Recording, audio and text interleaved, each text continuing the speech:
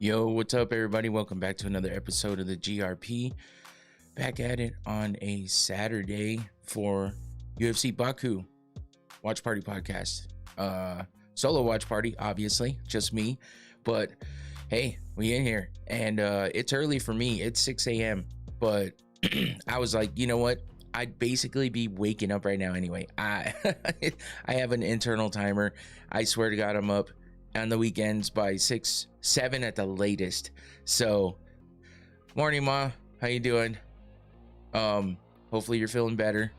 Yeah, so I mean, I'd usually be waking up anyway, so I just woke up a little bit earlier and I decided to jump on for the entire card this time. It's the first time I've done it. I usually only do the main card, but you know, this card has some decent fights, and it's just timing. You know what I'm saying? Timing is everything, and I don't have anything else going on this morning.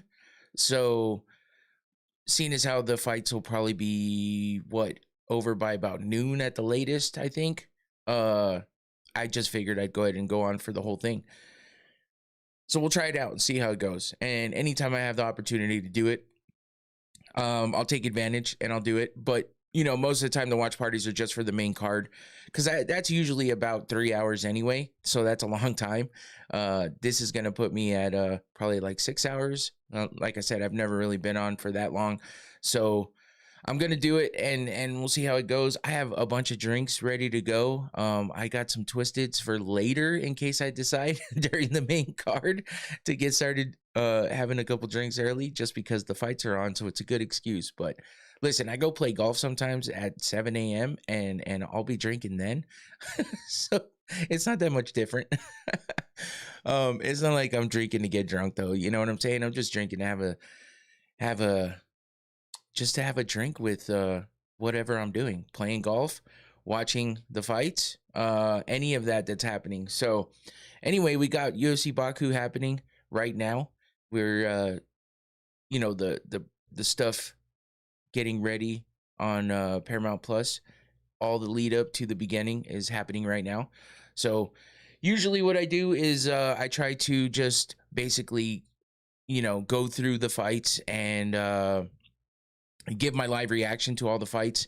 You know, when I'm by myself, I have the opportunity to, do a little bit of, I guess, not play by play, but you know what I'm saying? It's like, I'm going to keep you up to date on what's happening in the fight because I'm paying mostly attention to the fight. Obviously, the chat's open. Anything you want to ask, anything you want to discuss, any comments, your reactions to the fights as well as you watch along with me, throw it all in the chat. That's what the chat's there for. I do pay attention to the chat as well, and I'm reactive or interactive with the chat. So, if you have questions or want to talk about anything or comment on anything, I'll definitely acknowledge it, and we'll go from there.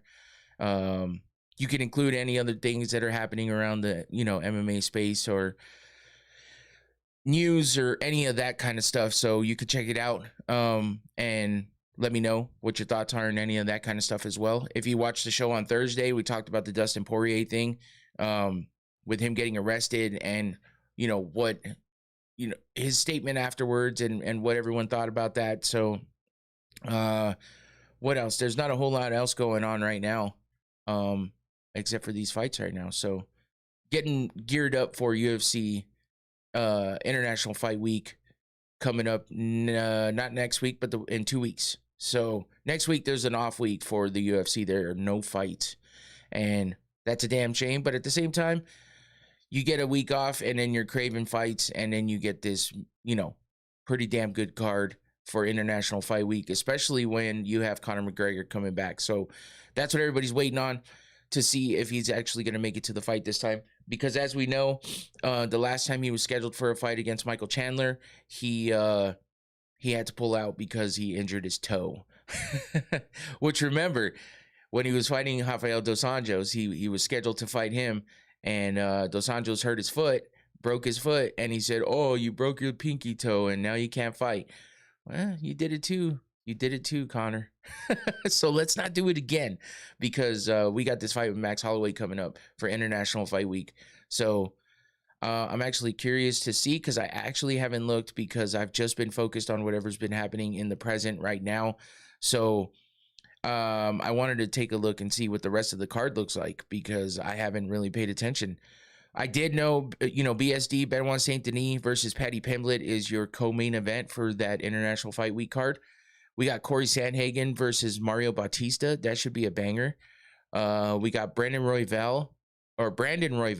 I always say Brendan. I don't know why. Brandon Royval versus Loner Kavanaugh.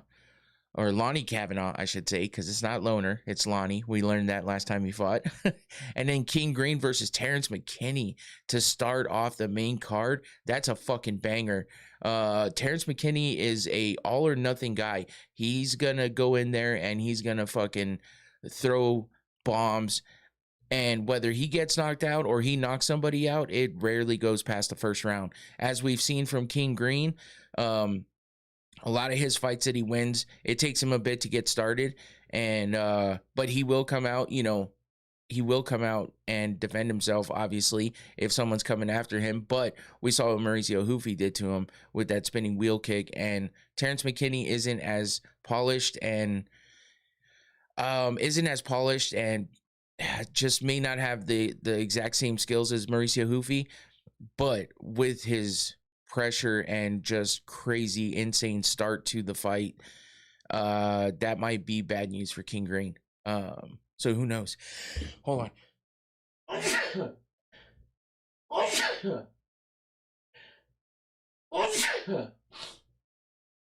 Woo, excuse me, sorry. I don't know where that came from, but damn, my nose has been bugging me all morning. I woke up with like a runny nose and I don't even know why. And then yeah, it was just like, yeah, there we go. All right, anyway, waiting for the fights to get started here, and we're just watching some whatever Paramount Plus has going on.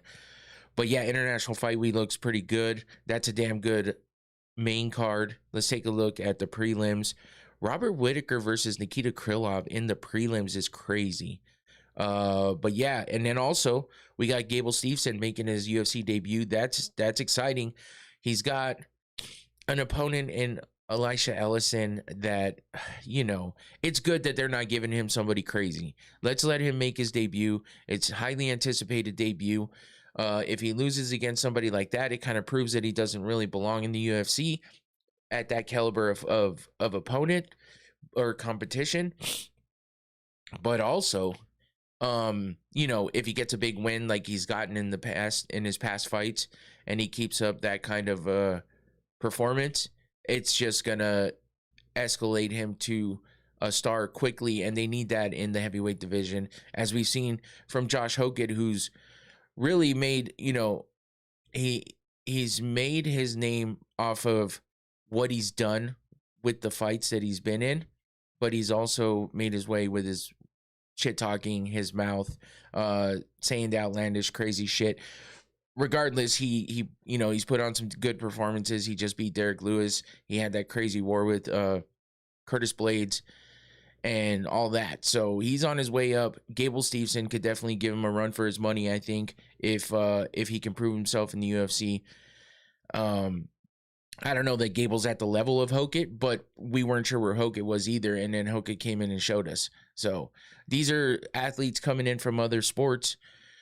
Hokett was a football player and a wrestler, just not at the caliber of Gable Steveson. Gable Stevenson's an Olympic wrestler, and high level. And we've seen what he can do in dirty boxing. We've seen what he can do in LFA. We've seen what he can do outside of the UFC.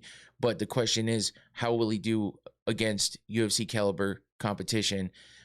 He's got John Jones training him and in his corner. He just looks like he's a star athlete outside of the UFC.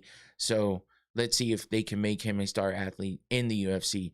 He's already got a big name and a big following, but he's got to prove himself. And the level of competition in the UFC is always different than what you see outside of it. Even high level organizations outside of the UFC, like One Championship and Bellator in the past, PFL now, some of these fighters that come over to the UFC just can't handle the environment, the level of competition, and maybe the pressure, who knows, but a lot of these guys coming from these other organizations or even lower level organizations, they make it to the UFC and they have problems, regardless of how big their name is or how well they've done outside of the UFC.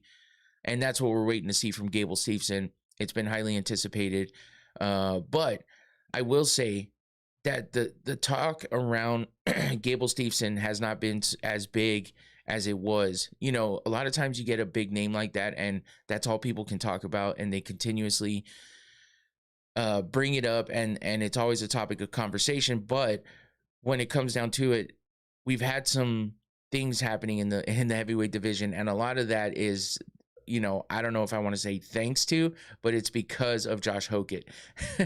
And that's and obviously with Cyril Gahn facing Alex Pereira at the White House card was so big that people are still, you know, people are still talking about it. So the prelims are about to get, oh geez, I didn't mean to press that.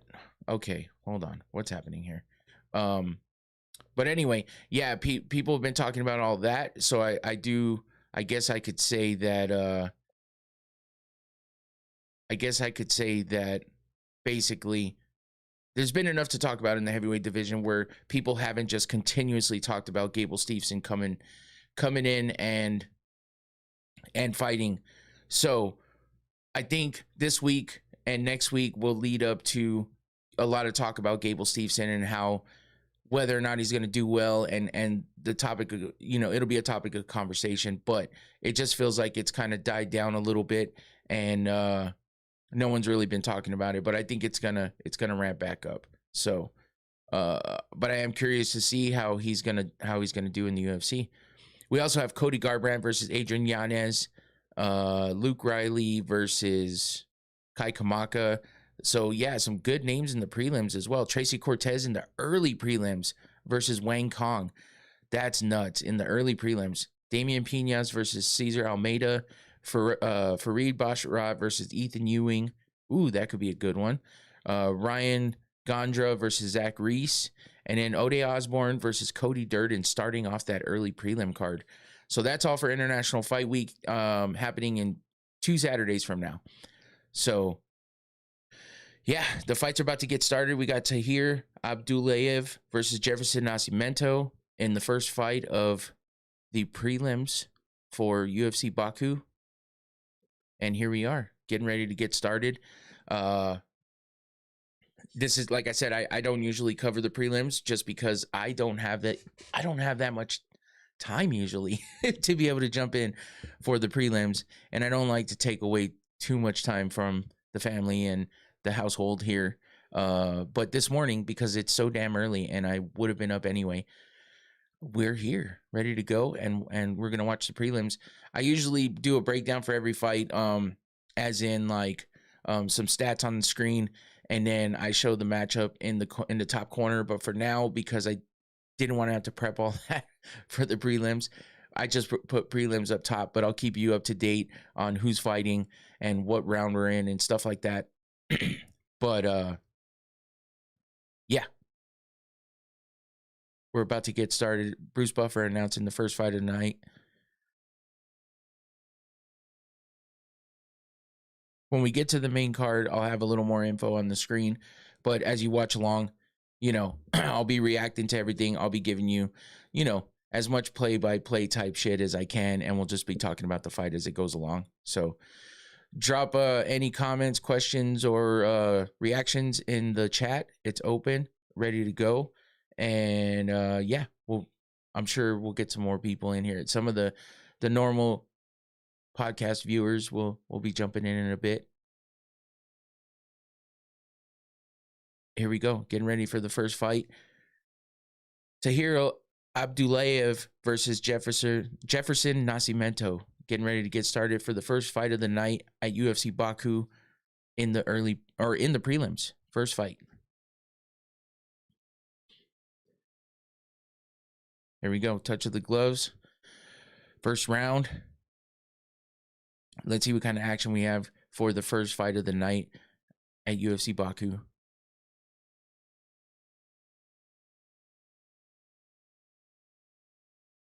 Nascimento, a lot of footwork, a lot of movement, Abdulayev is kind of pointing down like, hey, what are we doing? Are we going to fight?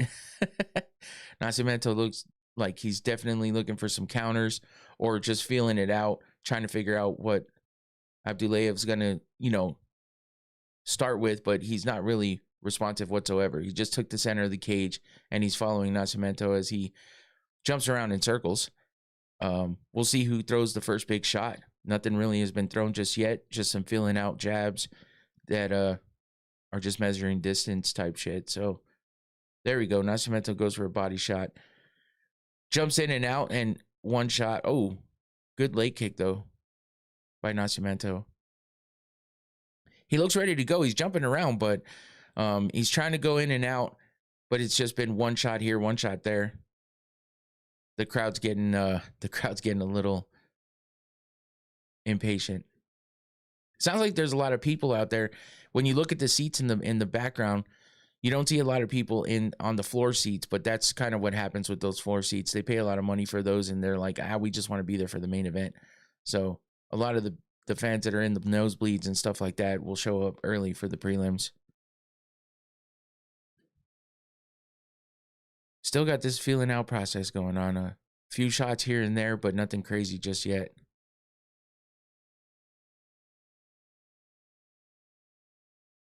Abdulayev tried to throw a big overhand right, but just missed. He looks like he's getting a little bit impatient now.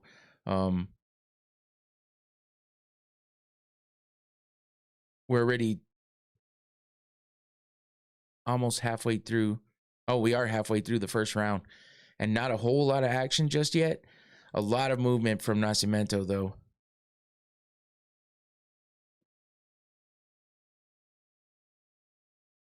Abdulayev throws a kick. Doesn't really land a whole lot.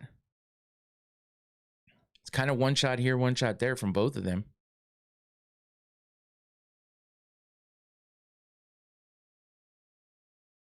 Abdulayev looks like he's trying to bounce around, and now it looks like he's just like, all right, I'm sick of this. He's talking shit, throwing up his hands, telling Nascimento, let's go.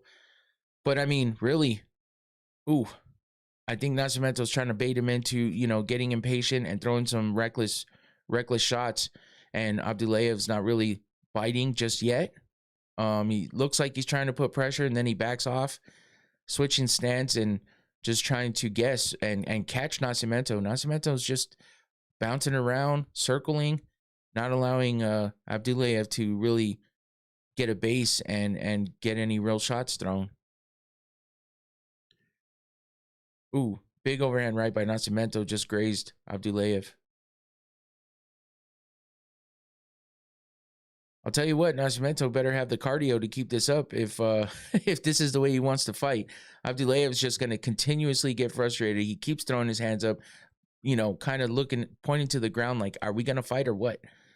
Nascimento, though, is just sticking to his game plan.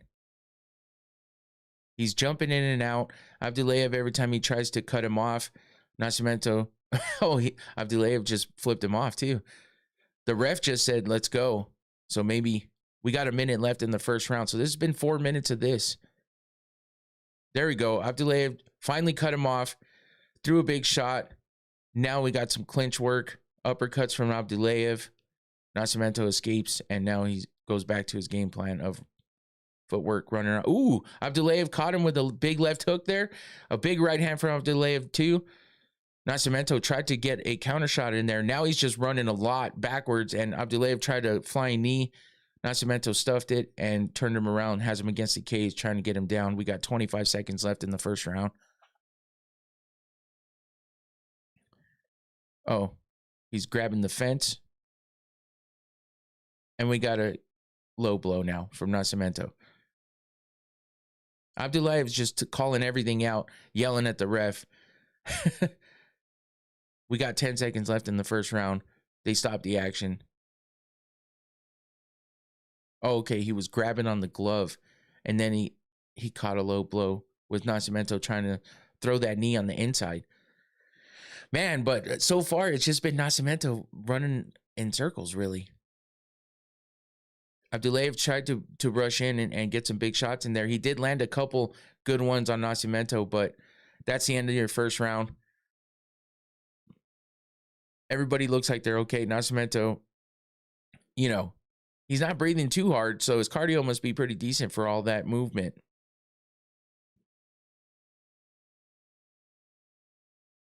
He's definitely, I mean, Abdulayev's definitely frustrated. You can see it all over his face. His body, his body language is saying it, and he's just pointing it out, as he flips off Nascimento, as he, just throws his hands up. I'm surprised at this point that he hasn't just stopped in the middle and and just stood there while Nascimento just circles him. I think we're going to see that if this continues in the second round.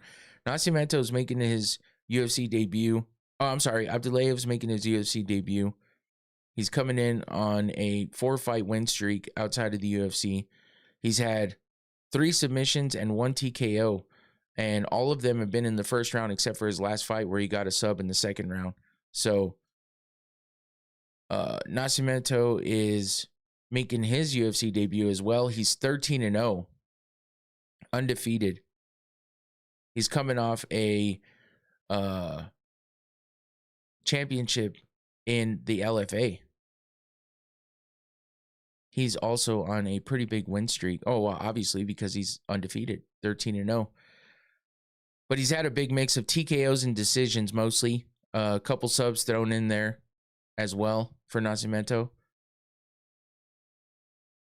So we'll see if he starts to engage with Abdulayev. I don't know if the UFC jitters have got Nascimento or this is his actual game plan after studying, anything from Abdulayev.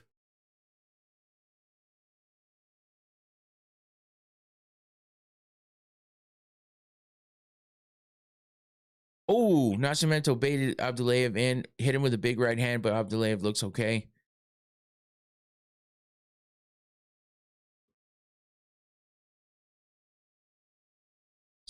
A lot of the same going on here. Nascimento, Abdulayev with a big left kick, but it got blocked. Abdulayev seems to be, kind of cutting off Nascimento a little more, having a little more success with cutting him off on the cage and being able to run in with some shots, but he's gotten hit with a couple from Nascimento as well. 3:30 left in the second round. Abdulayev with a big right hand lands a grazing shot on Nascimento. He keeps jumping in.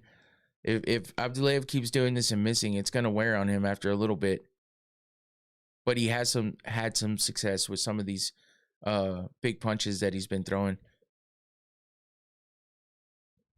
Good leg kick by Abdulayev. I don't know how I mean, Nascimento doing this, I feel like you have to engage at some point in time. You can't engage once every minute. You have to engage a little more than that. I feel like, now the ref's telling Abdulayev to keep his fingers in. Well, that's good. If he's noticing that it's happening too much, at least he's keeping it from happening, an eye poke from happening. Ooh, big right hand by Nascimento, but it barely grazes Abdulayev. I don't know how I feel about Nascimento's game plan. I feel like he needs to engage a little bit more. Obviously, Abdulayev's waiting for that, but if you can't play the cat and mouse game for too long, especially in your UFC debut. That's not some shit that the UFC wants to see. That's definitely not what Dana White wants to see.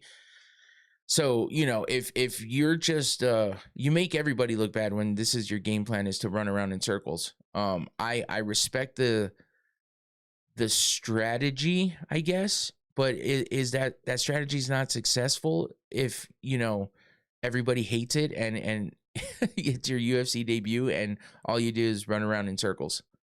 They are engaging a little more in this round, it feels like. But Nascimento is almost losing his footing as he's going around in circles and trying to dive in for some shots here and there. But I feel like I thought by this point maybe there would be a little more engagement, and the ref is now kind of telling them to get it going. But Abdulayev's a little bit to blame as well. I feel like him not jumping in No, I take that back because he has tried to jump in and Nascimento just backs off, either barely gets caught or makes him miss, and he just keeps running. So it's a little bit smarter for Abdulayev to kind of wait back because then he's going to wear his cardio down, and that might be, ooh, there we go. We got some engagement there. Oh, Nascimento throwing some good combinations. The prelims are on right now, ISC. So the prelims are on right now. If you go to Paramount Plus, you can watch the fights along with me and talk about the fights here. I'm just doing reactions right now. I can't show the fights. I wish I could, but I can't. So if you have Paramount Plus, you can check it out. Or if you have another way of getting the fights. But right now, the prelims are just on. The main card starts at 9 a.m. for me. But I don't know. I don't know if you have. It looks like, according to the chat, it looks like you are international. So I'm not sure exactly how you would be watching those fights. 23 seconds left in the second round. A little more engagement here. But yeah, so far, not a lot of action. It's kind of tough.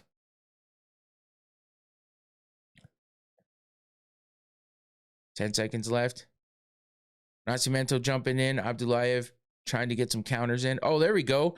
Big exchange here in the last few seconds of the second round. Ooh, Abdulayev lands a big right hand at the buzzer. It looked like he started that punch before the buzzer and, before the bell rang. So Nascimento threw his hands up as in like, hey, that was after the bell. But I think he started that punch before the bell rang. So that should be legal. They might take a look at it. I doubt it, though. They're looking for action in this fight. The ref is definitely telling them, let's go, let's go, let's go. So, yeah, not a very exciting couple of rounds. The end of that round at least had some action. We'll see if that bleeds over into the third round and we get some more action, maybe a finish, hopefully, because, yeah. Hey, I appreciate you. All is good. What's going on, man? How you doing? What's happening with you, man? What's happening with you, man? Thanks for jumping in. It's early. What time is it wherever you are? I don't even know where you're at. All is good. You might have told me in the past, but it's I talk to a lot of people in here, so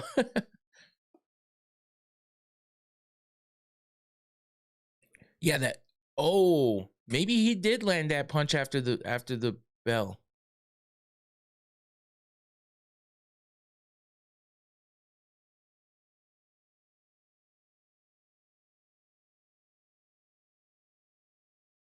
All right. Well, Abdulayev is pumped up. Seems like the end of that round got him a little hyped. He comes rushing in and pushes Nascimento against the cage. Throws a big right hand.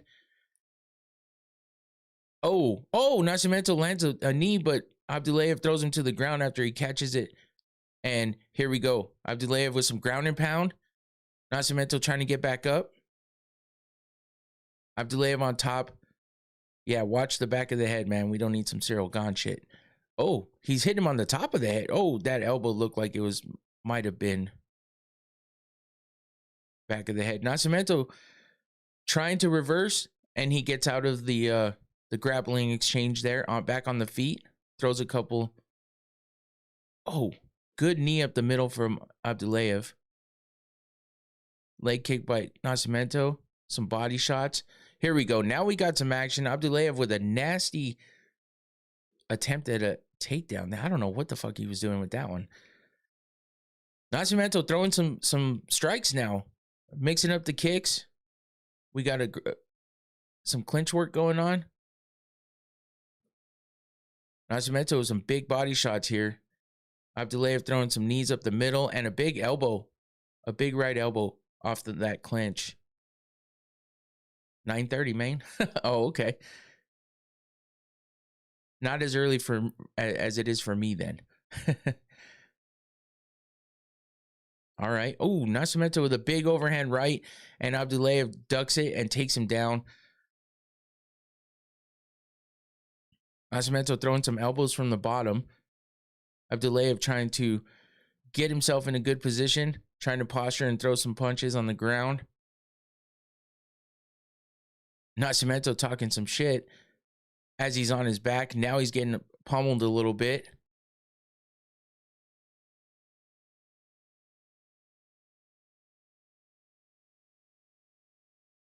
Abdulayev with some ground and pound. He's hitting the side of the head here, really trying to sneak those punches in as Nascimento tries to transition and get back up to his feet, but Abdulayev throws him back down to the ground. Ooh, Nascimento just said, hey, let's get back in the guard.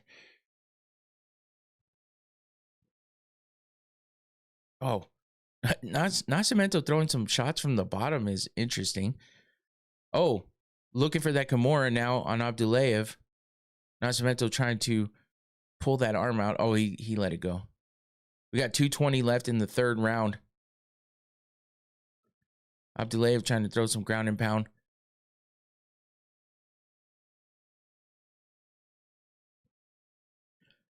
Abdulayev in side control.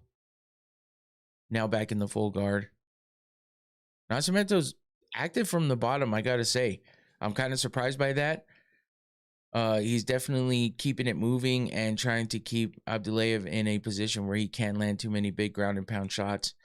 Abdulayev's not really going for any submission attempts, more just trying to get in position for some big heavy shots on the ground. 1:40 left in the third round. Nascimento just holding the posture of Abdulayev at the moment. And now he's trying to land some elbows from the bottom. He landed a couple too. Those were nasty. Yeah, Bisping just said if Nascimento wants to win this fight, he's got to get back to his feet. But I mean, it's just there was so little action in the beginning. It's hard to even tell. Abdulayev's talking shit now too. There we go. Some exchanges on the ground. Abdulayev tried to posture and throw a big shot, but Nascimento deflected.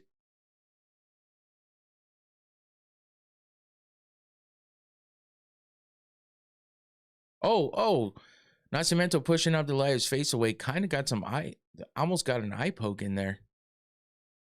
45 seconds left of the third round. Ooh, big left hand by Abdulayev as he jumps back in the guard of Nascimento. And I think he might have him wobbled here. He might be able to finish him. 34 seconds. Oh, it's over. Oh, that was a weird stoppage, bro.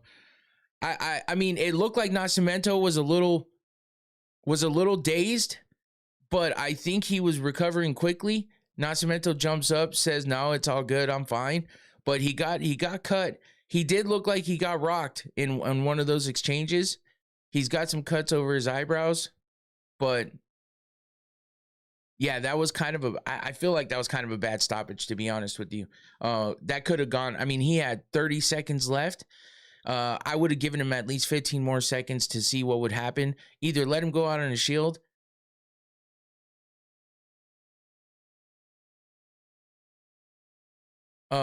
Yeah, he wasn't knocked out cold.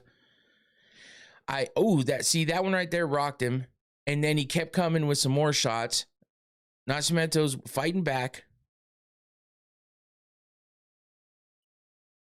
We can't even look at anything from anywhere.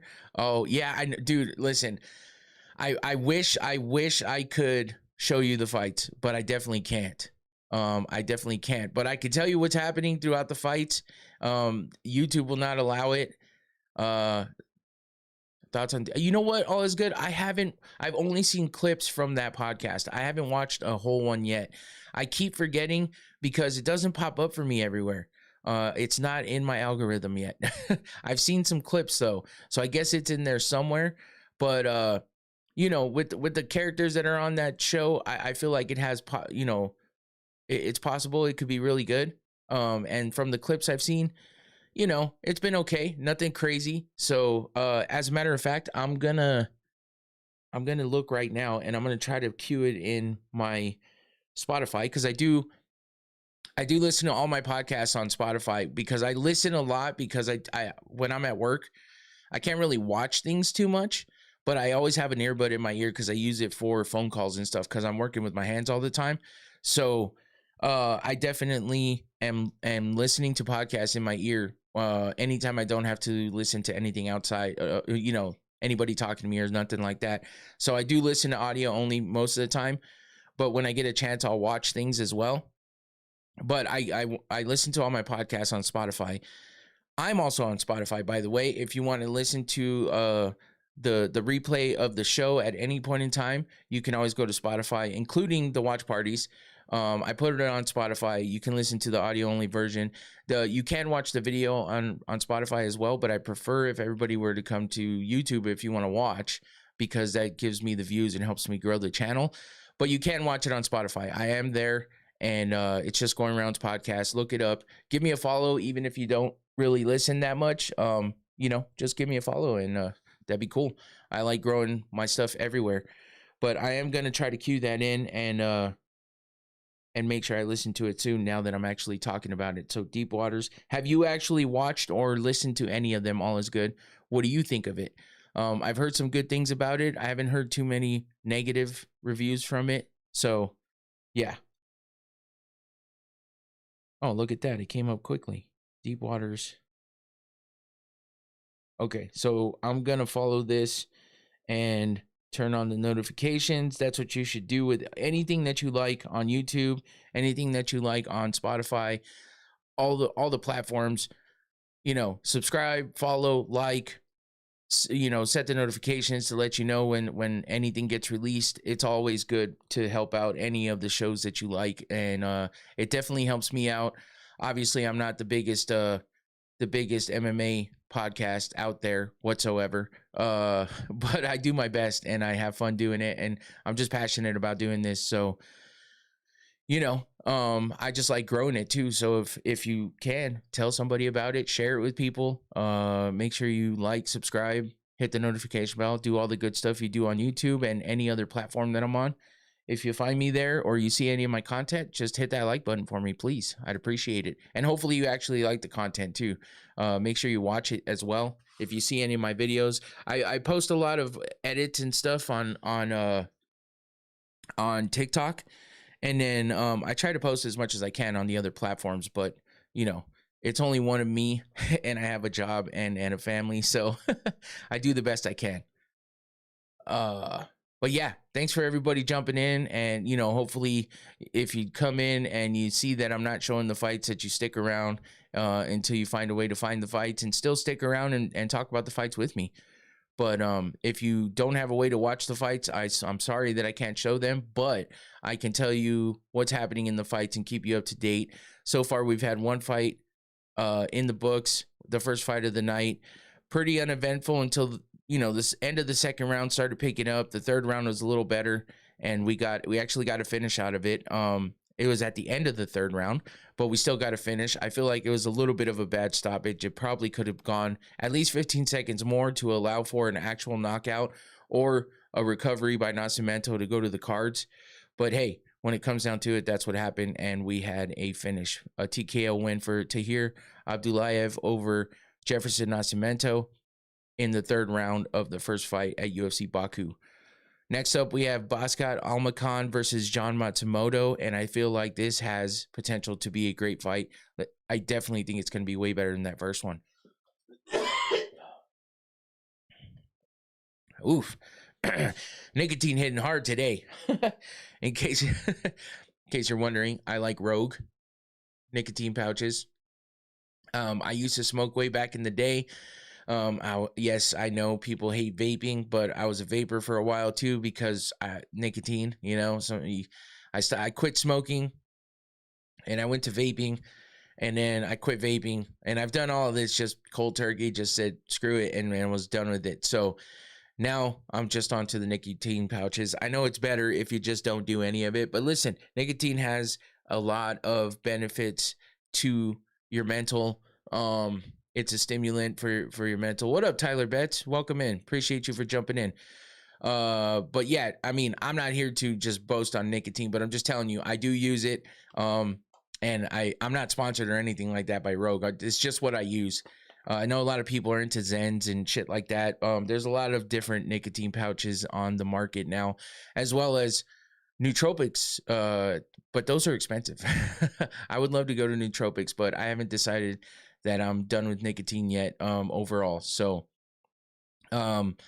nicotine has nootropic benefits as well, like for your mental state. It's not a nootropic, but it has similar benefits.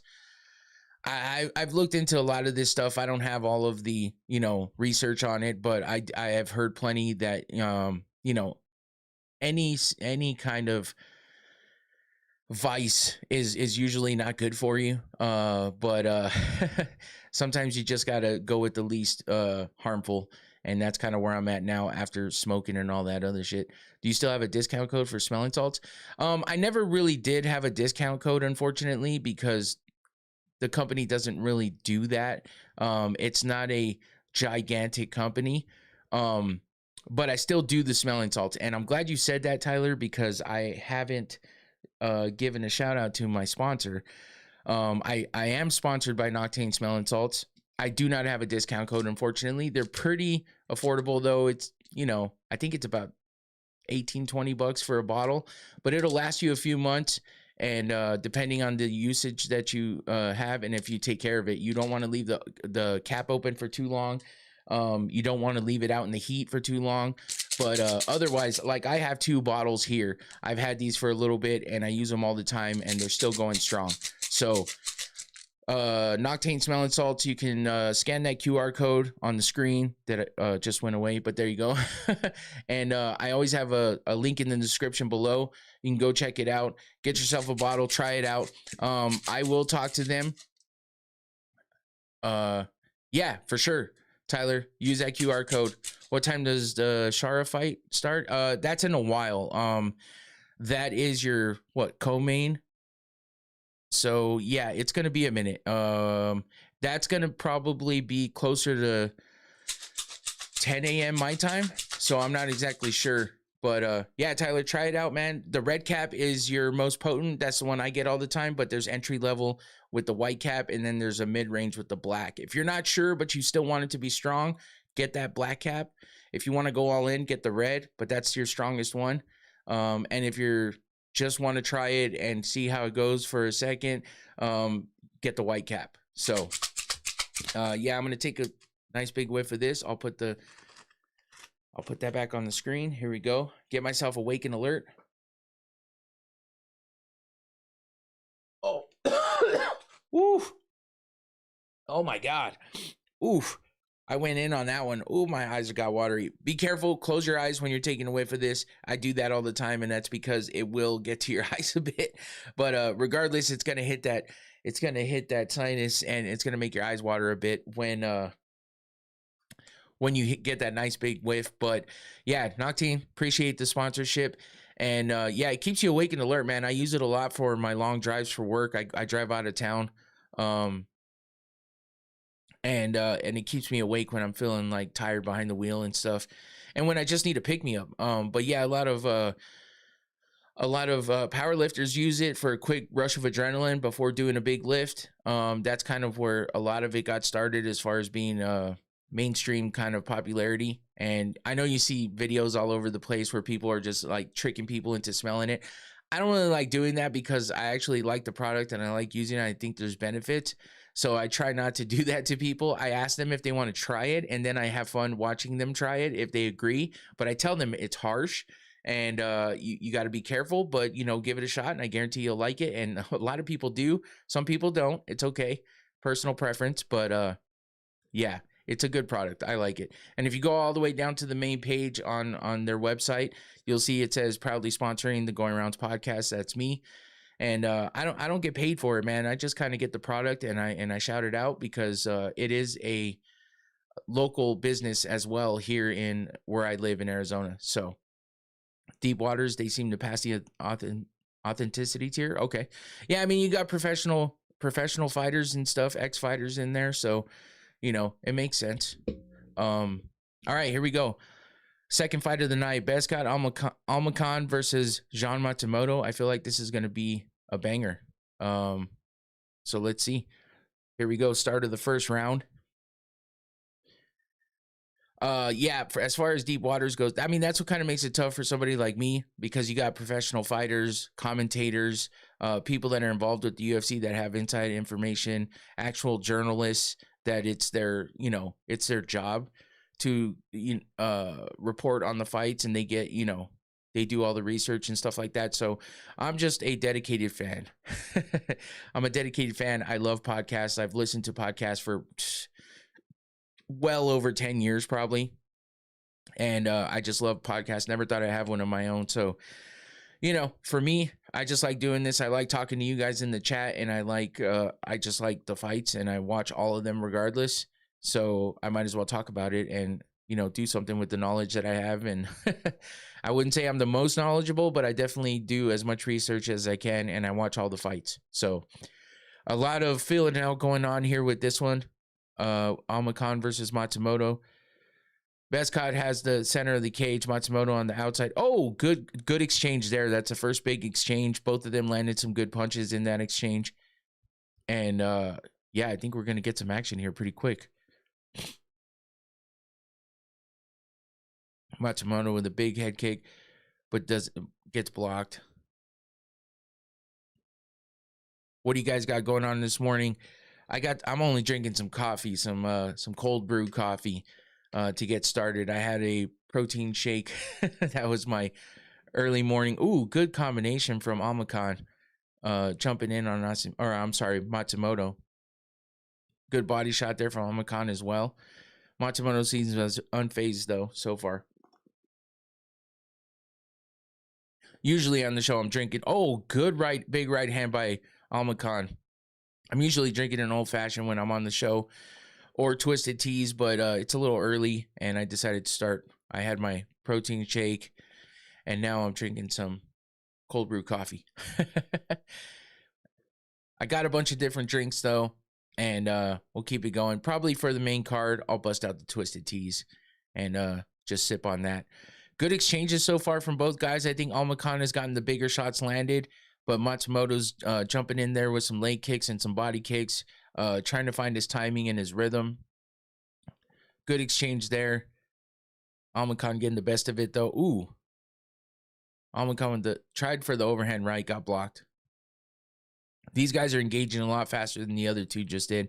I felt like this was a sleeper fight that being earlier on the card, not many people were paying attention, but I feel like both these guys have potential to make the fight pretty interesting.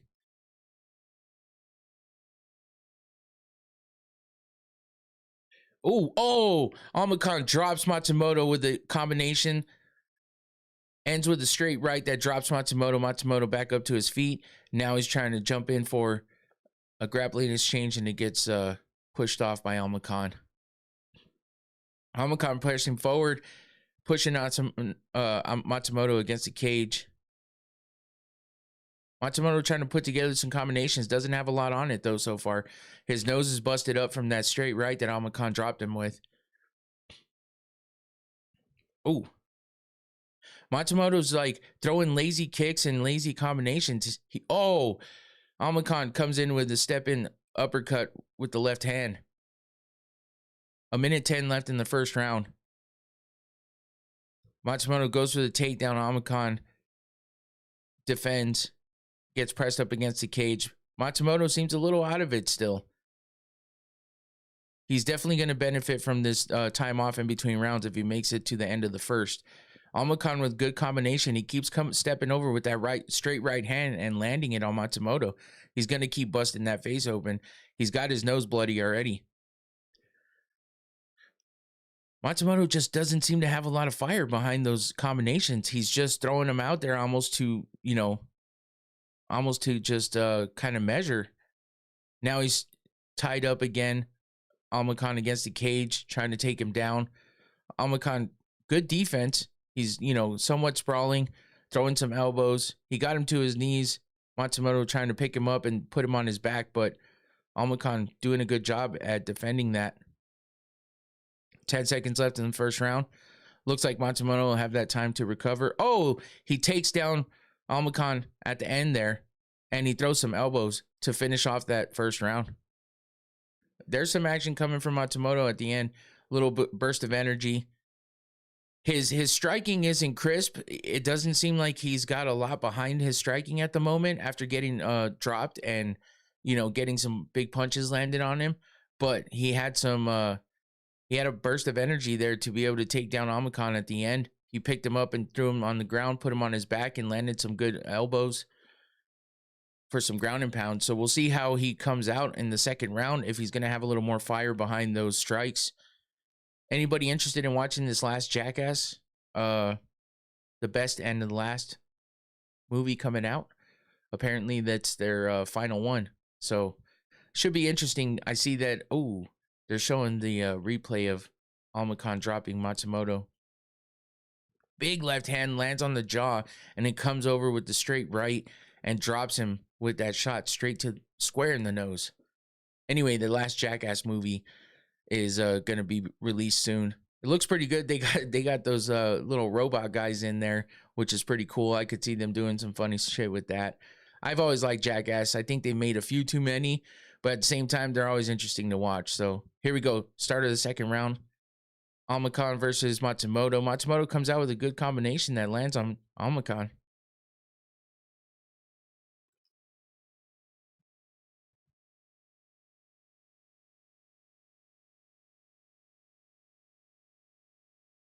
Hey, I appreciate that. All is good. I try my best, man. I try my best. A little bit slow go at the beginning after that combination from Matsumoto, and now Almacan jumping in, gets taken down by Matsumoto, but he gets back up quickly. Yeah, Matsumoto seems like he's a little more refreshed after getting dropped in that first round.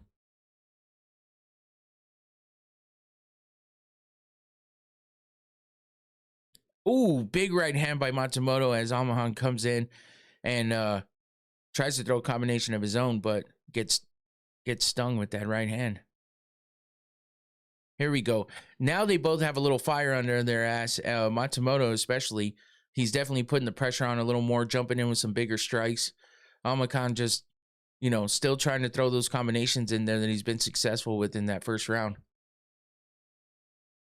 Matsumoto sneaks in those leg kicks, and Almacan's leg looks pretty red actually from those leg kicks on the outside. If you see that. Oh, big right hand by Almacan. Still throwing some good combinations that are landing somewhat on Matsumoto. Ooh, that was a good left hand by Almacan.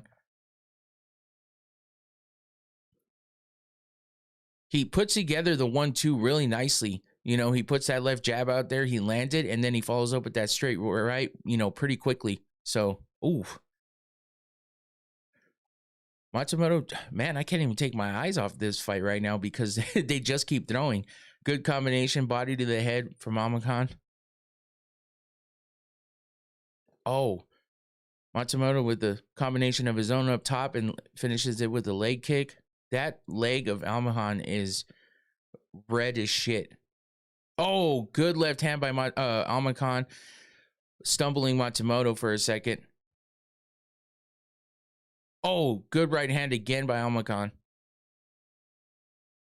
Matsumoto just keeps pressing forward with his head down, but he's getting caught as he's coming in. Ooh, a little bit of a head clash there. Man, these guys are nonstop right now. Nonstop action. Oh, Matsumoto, good combination there, landing with a big right hand. And there he goes for the takedown again, but Almacan is defending well, getting pressed up against the cage. The bells and whistles and shows don't mean much because many programs are filled with biased and authentic takes, etc. Yeah, I get what you're saying. All is good. I try to see it from both sides, and I try to understand where people's arguments are coming from. We've seen Antoine was pretty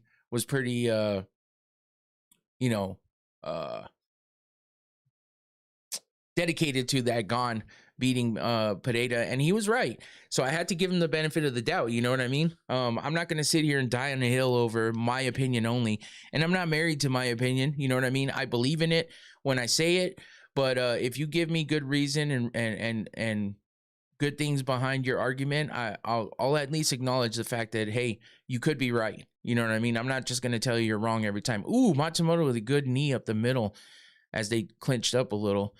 Matsumoto's eye is now busted up too. His left eye, bleeding down that eye. Almacan, every time he's landing big shots. But Matsumoto's definitely got a fire in his ass in the second round. This is a lot closer of a second round than the first round was. Matsumoto trying for that takedown, but Almacan, good defense, gets the underhooks and thwarts that takedown. Oh, Matsumoto with the kicks to the body, then to the head.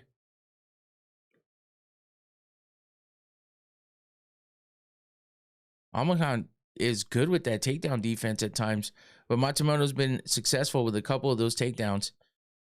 Matsumoto's face is busted up, but so is that front leg of Amakan. Oh, good exchange there. Uppercut landed with the right hand by Amakan. Oh, good straight left by Amakan as Matsumoto tried to throw a high kick. 10 seconds left in the second round.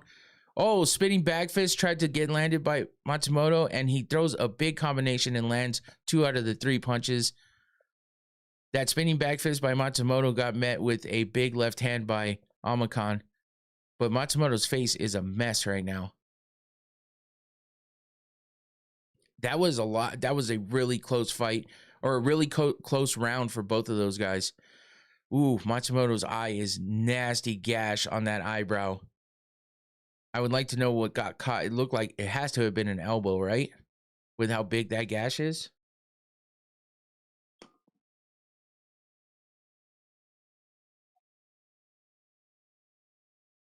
So far, a pretty damn good fight here. That's a nasty gash. It is a nasty gash on Matsumoto's eyebrow. Holy shit. But that second round was filled with action. Filled. This fight's definitely 100 times better than that first one. And I mean, we still have the third round left, and this is where guys seem to turn it up. So Matsumoto's doing great with that lead leg, beating up that lead leg of Amakan. If he keeps kicking that thing out, he's gonna wear on him, and that might help him with those takedowns. Amakan's not gonna be able to defend those takedowns as well with that lead leg being battered. But Matsumoto's got the cuts on his face showing the damage. His nose is bleeding, his eyebrows bleeding. Amakan landing big shots. So we'll see how this third round starts. Here we go. Matsumoto just rushing in with some crazy shots early. There's that lead leg kick again. Oh, good straight right by Matsumoto, landing on Amakan.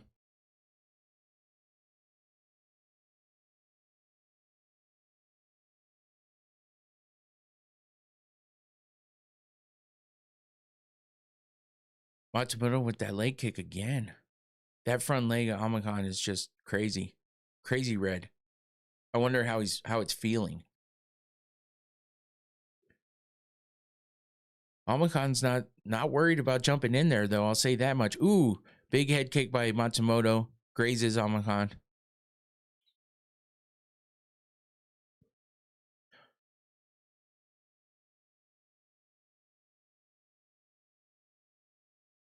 Oh, good uppercut. Good lead uppercut by Amakan. Matsumoto's never been finished? Damn. I mean, he is tough. He's taking a lot of these big shots. He's been dropped.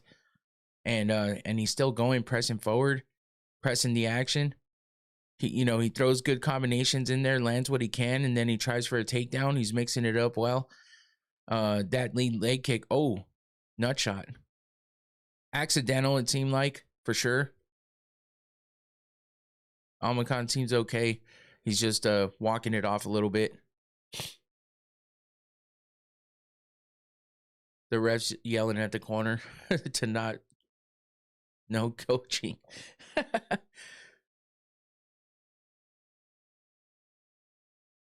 Big warning for Matsumoto. Amakan says he's ready. Let's go. Here we go. Back to the action. Yeah, it's a really close fight. That's what Bisbee just said. It's dead even right now.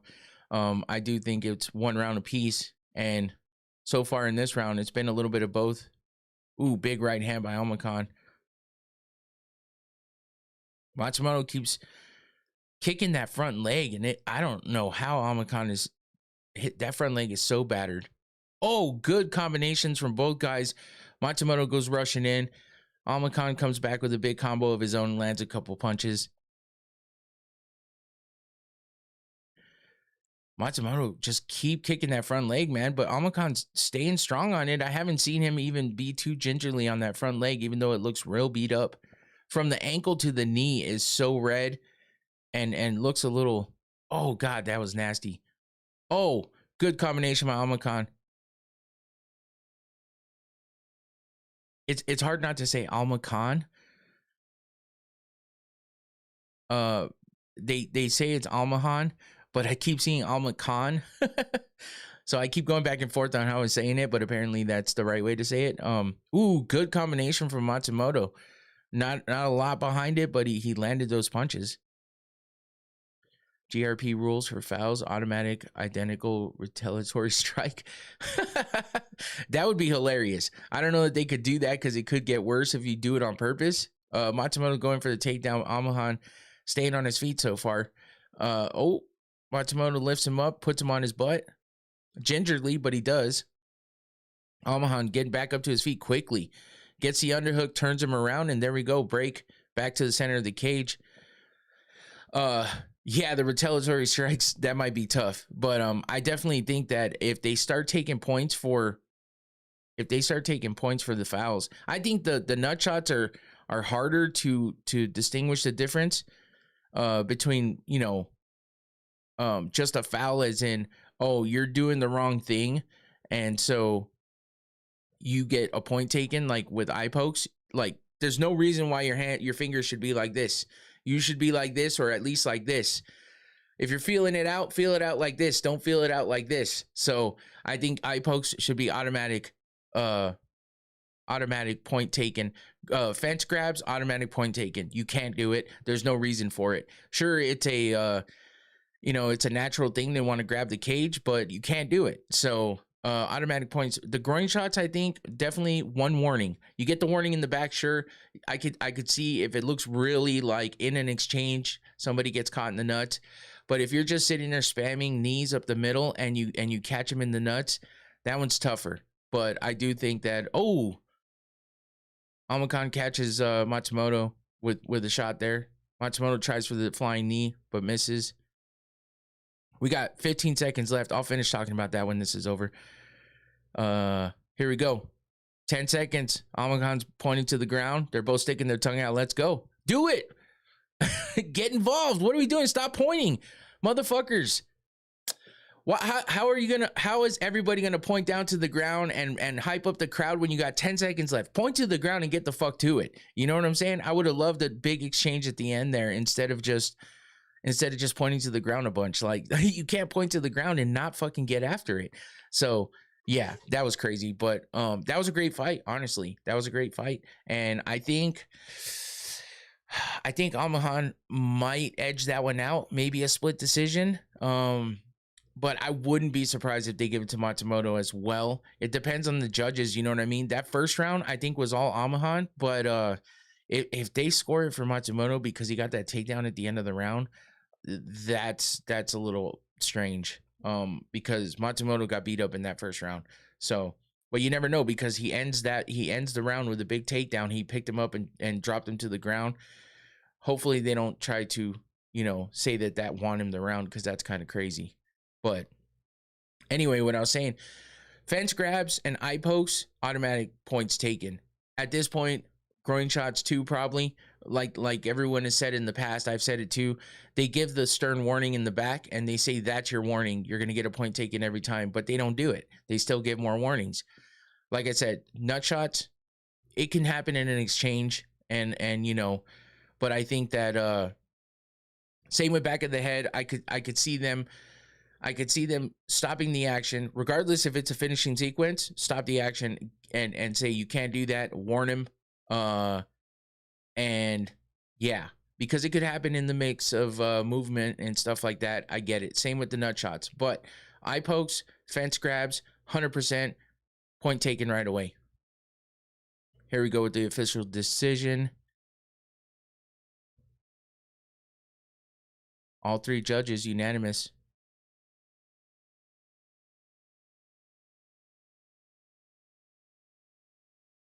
Holy shit.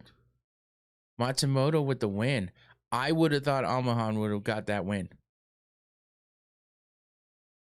I would have thought if Matsumoto got the win, it would be a split decision.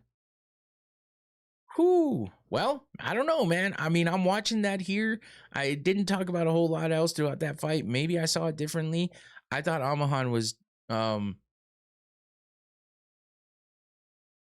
GRP rules for fouls. Need to listen to classic GRP rant rules explanation. I don't know about that. I don't know, man. Was I seeing that wrong? Or did you guys just watch that fight? To me, I thought Almahan got that win. Like I could see split decision at the least. Yeah, it's tough, man. It was a tough fight though. Matsumoto beat up that front leg really, really, really badly. But Almahan didn't seem that phased by it. And I thought with the damage that Almahan put on Matsumoto's face between busting up his nose, he dropped him a couple times, and then he busted open that eyebrow too. Like the damage and control, I don't know, man. That one felt a little weird. And then that stoppage in the first one. So now we have a ref stoppage that was questionable, and now I feel like we had a questionable outcome on the judges' cards. So any interest in Boots versus Xander Zayas? Yeah, I think that's an interesting fight, man. I don't get that big into boxing, but Boots is a great fighter. Xander seems to be a great fighter as well. I haven't seen a whole lot from him, but I've watched Boots a couple times. So yeah, I mean, that's happening tonight, right? If I remember correctly, because today is Saturday, right? Yeah, today's Saturday. I think that the fight's happening later. I might have to check it out. I usually just watch highlights from the boxing matches, but I listen to both of them on Ariel Hawani's show. So that's how I keep up with stuff. I'll just listen to them when they're on people's shows and stuff like that. But Xander seems like an interesting dude, but Boots is a great boxer for sure. So I think it's a pretty hyped fight, it seems like, and feels like it could be a good one. The transgressor needs to listen to a full GRP rant in the middle of the Octagon main. Yeah, I got to be in a special mode to get into those rants, or I got to be in the middle of talking about something and then I'll get into it. Sometimes I feel stronger about some things than I do about others. Holy fuck, they're getting these fights just going for these prelims, man. Because as soon as that first fight was finished, all of a sudden we got the second fight walking out. We just got the decision for that second fight, and now the first fighter's coming out, who is Theodore Bergeron, walking out. He's fighting Daniil Donchenko. If you remember him from the Contender Series, I think he's 1-0 in the UFC now. But yeah, we got that fight coming up here. This one has potential as well. I don't know much about Bergeron. I think he's making his UFC debut at the moment. Let me take a look. Yeah, he's definitely making his UFC debut. He's coming in on a 2-fight win streak. Both TKO wins, one in the second round, one in the third.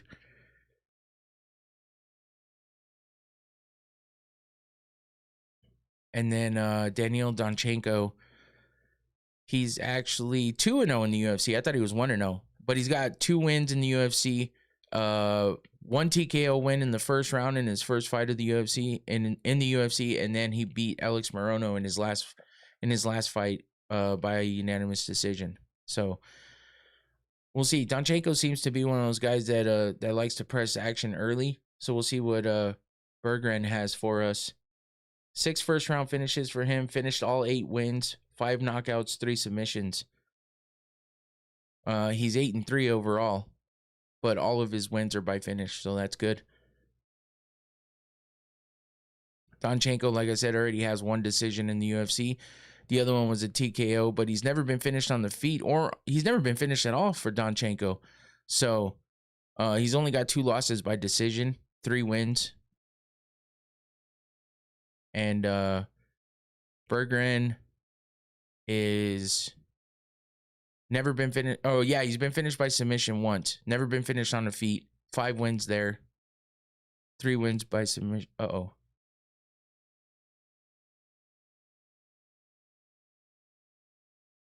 We got some buffering going on. What the hell's happening here?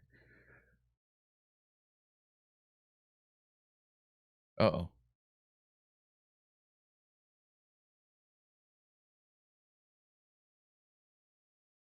Okay, I think we're good. I don't know why that happened. We had some buffering going on. Okay, cool. I think we're okay now. Hopefully.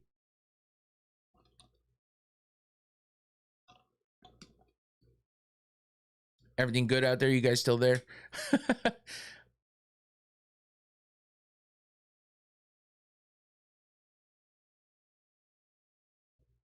Donchenko, what is that hair?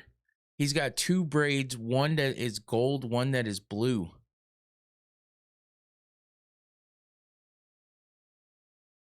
That's an interesting hairstyle.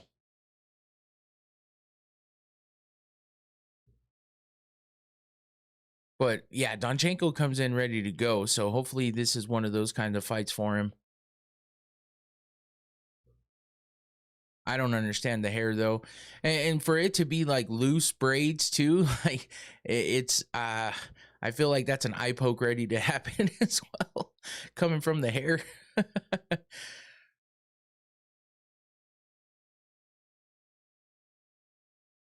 And then he also has like, I mean, naturally, I think like a reddish tint to his beard.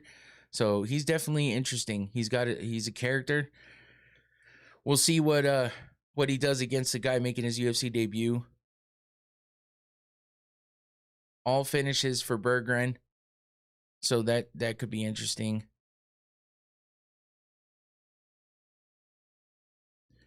Damn, Donchenko's a minus 500 favorite. Berggren plus 350 underdog.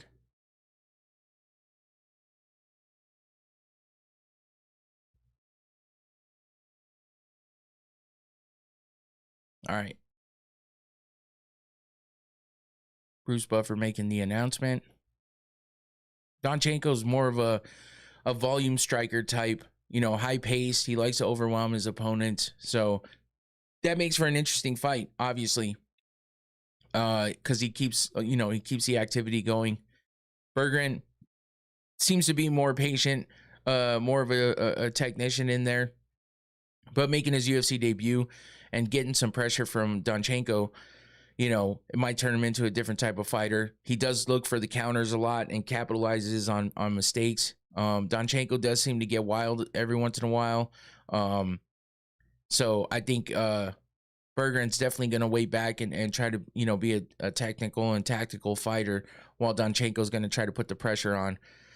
So, yeah, Berggren might be more precision and Donchenko's going to be more volume. So hopefully that makes for an interesting fight, and we're about to get started.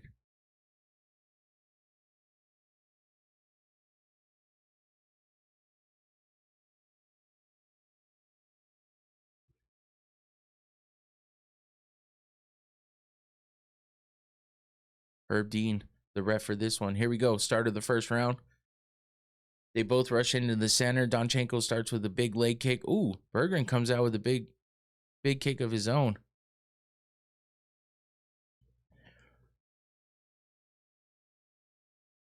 That left kick for Berggren, he's just releasing that thing, man.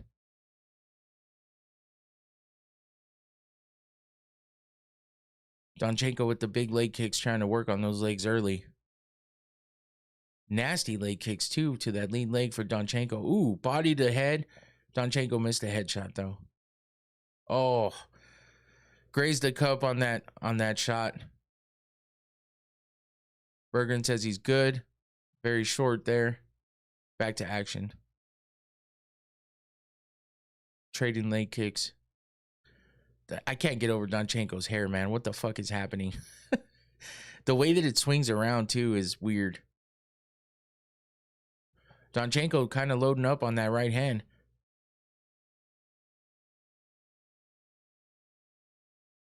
Yeah, Berggren, he looks composed. He looks like he's ready to be in there. Both these guys pretty big. I mean, for welterweights.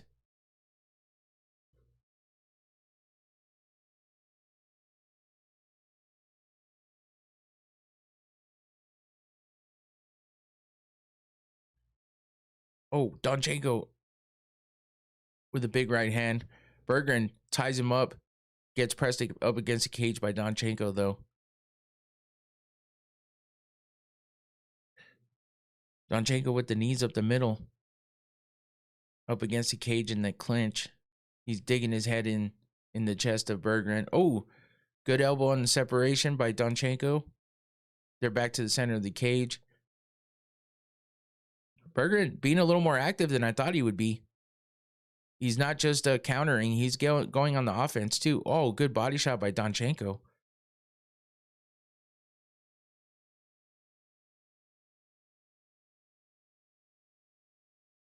Berggren with the teep kick. Oh, good straight left by Berggren. Donchenko just keeps pressing him though. Puts him up. Oh, good right hand by Donchenko. Oh, good left uppercut by Donchenko as well. Really caught Berggren on that one. He's feeling it. He's a little wobbled. He keeps touching his mouth. I think he got hit pretty good in the jaw. Donchenko with those kicks are nasty, man. Oh, good body shot by Donchenko. Berggren just sticking that jab out there. Keeps touching his mouth after getting hit with that left hook. Might have busted his lip.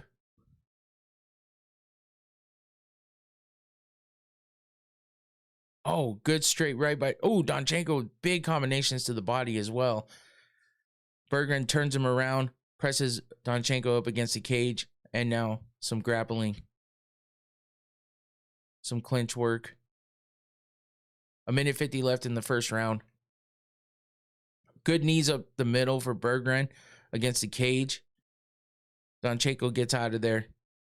Breaks the clinch. Here we go back to the center of the cage. Berggren presses back on Donchenko. Donchenko lands a big combination, though. He's landing some big shots on Berggren. Good leg kicks as well. Those leg kicks are nasty by Donchenko.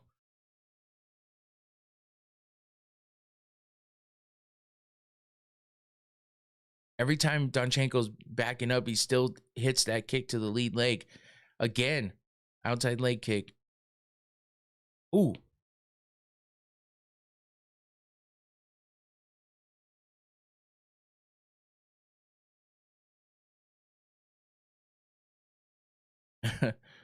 They're talking about Berggren landing a good shot on Donchenko and Donchenko making a crazy looking face.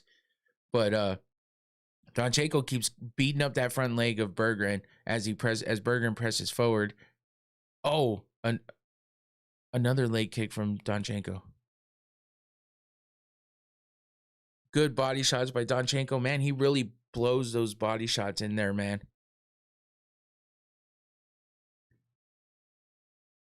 Sounds good, Tyler. Appreciate you. Oh, kicks the leg of Berggren. Kind of stumbles him a little bit. Donchenko looking at the time. We got 15 seconds left of the first round. Those leg kicks are really landing well for Donchenko. 10 seconds left in the first round. Good body shots. Good head shot for Donchenko. Body to head combinations. Outside leg kick to end the round for Donchenko. Donchenko, I feel like, definitely had that first round. Berggren's looking good, though, man. I thought he was going to be a little more timid, a little more hesitant, and a little more, only reacting to, counter shots and stuff. But instead, he's been on the offense a little bit. He's landed a few good shots on Donchenko. He's the big underdog, so Donchenko's definitely got the upper hand as far as what people think are going to happen in this fight. Big favorite at -500, but Berggren's putting up a good fight so far. Donchenko has a little bit of damage showing under the eyes.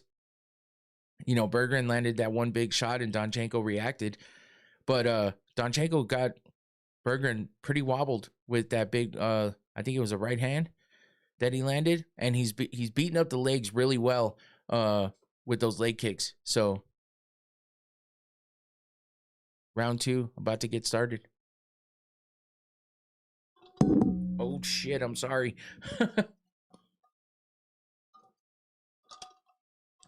All right, here we go. Start of round 2. Donchenko looking good. Ooh, just kicking those legs, man. He keeps beating up those legs of Berggren. He's going to be sore tomorrow. Oh, good right hand by Donchenko as Berggren is backing up. Everything ends in a leg kick for Donchenko, which is nasty. DDP defended the belt and did not get title shot. Maybe he didn't want one. Interesting dynamic now that Strickland is champ.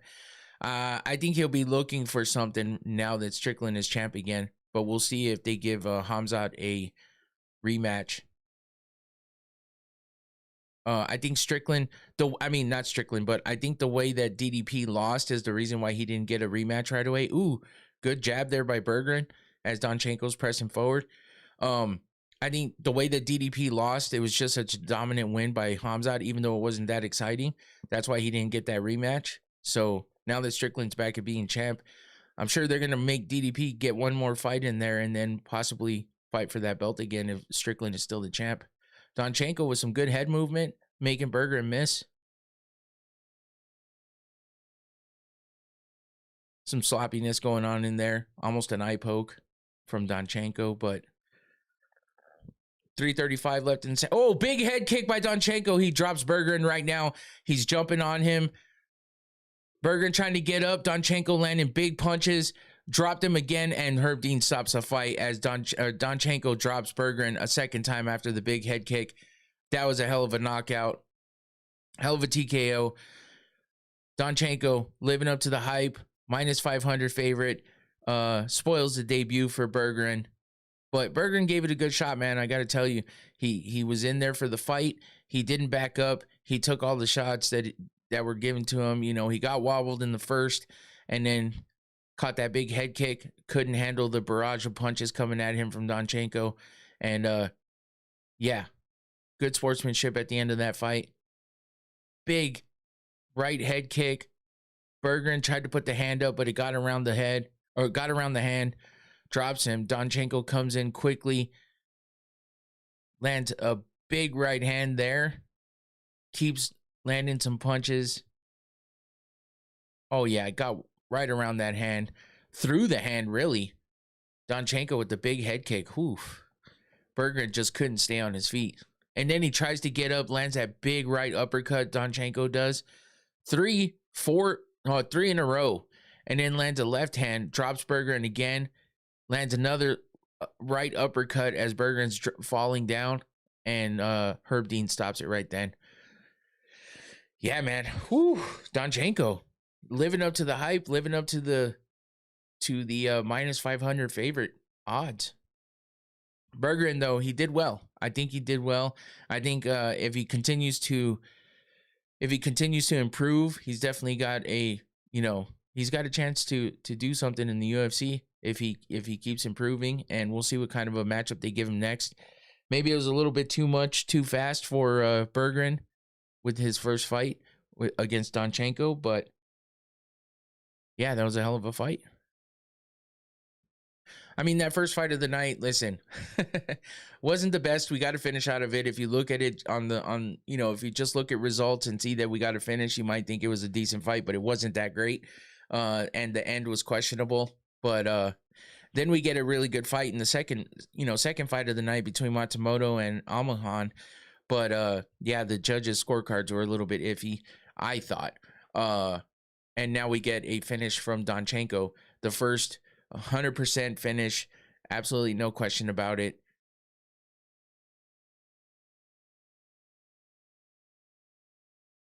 Donchenko pumped up with his win.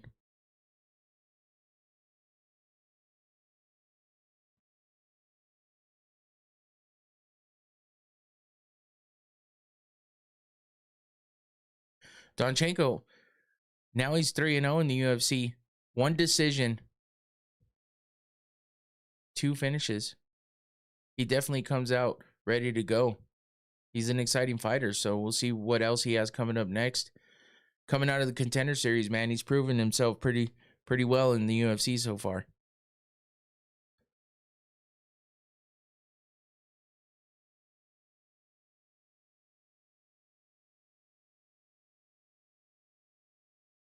They're just going over with the translator, so it takes a minute to get the post-fight stuff out of the way, but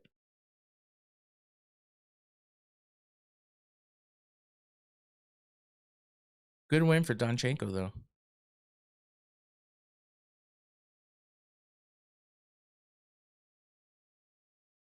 Let's see. Next up, we have Con Ofley versus Javier Reyes. That could be a good fight. Con Ofley's a fun guy to watch fight for sure.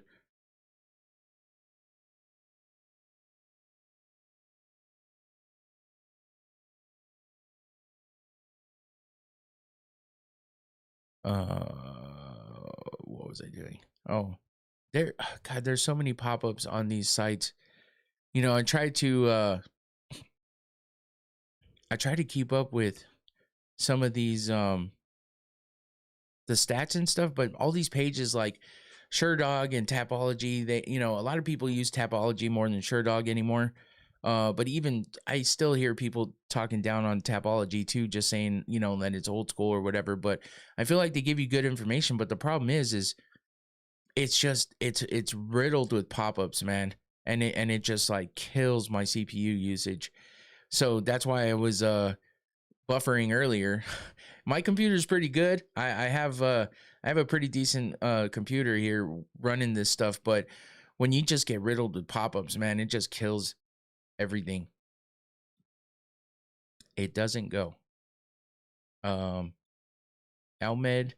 I'm not sure what you're saying. That might be a lost in translation thing, because it looks like in the chat it said something I don't understand, but it translated it for me in my other chat. It just says it doesn't go. So I'm not sure what you're saying. Elaborate a little if you could. Otherwise, thanks for jumping in. Appreciate you. Yeah, so I need to find maybe I like the way that Tapology and SureDog kind of break things down for you, because they kind of give you the stats that you're really looking for. But when it comes down to it, I might just have to start, you know, go back to using or just go back to UFC.com and just use whatever they have there, because it doesn't seem to tax the computer as much, as it's not riddled with pop-ups. See Donchenko, 9 wins by knockout, 2 wins by submission, 5 first round finishes. Yeah, those are good stats to look at too. But see, I can't see like who his last wins were against, stuff like that. I kind of want the all-in-one, and that's what I like. Okay, view fight history, so I have to go somewhere else. Yeah, that's what sucks. I mean, Alex Morono was his last win. Morono's hard to finish too, depending on who you are. And he got a decision win there. But yeah, it just Tapology is just so riddled with shit, man. It sucks. Because I do like using it, but yeah, now we got Con Ofley versus Javier Reyes coming up. Reyes, 11 wins by knockout, 8 wins by submission, 9 first round finishes for Reyes.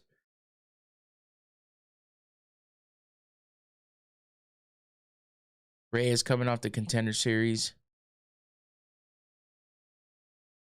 Con Ofley, he's a tough opponent, man. This is going to be a tough one for Javier. Ofley, 2 wins by knockout, 7 wins by submission, 7 first round finishes. Ofley's coming off a win over Yiza by decision. Before that, he beat Ricardo Ramos by submission in the first round. So he's on a 2-fight win streak.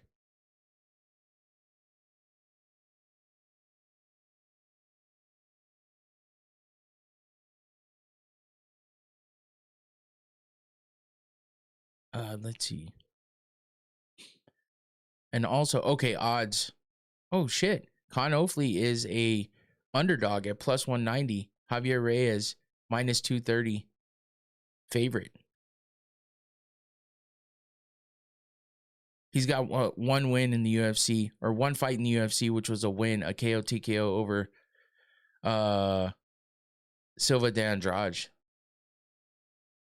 Douglas Silva de Andrade. It was 4 minutes and 59 seconds of the first round. So, yeah, Reyes coming in with 1 win, finish, and Con Ofley. And now he is the favorite against Con Ofley. So, that's interesting. Ofley on a 2-fight win streak. We'll see what this fight gives us. Oh man. It's definitely early still for me. It's only 7:30, but I'm like we've had some pretty exciting fights so far. The last two have been good. The first one was questionable at best. Either way though, fun to have fights early on. UFC 6. Is that what this is?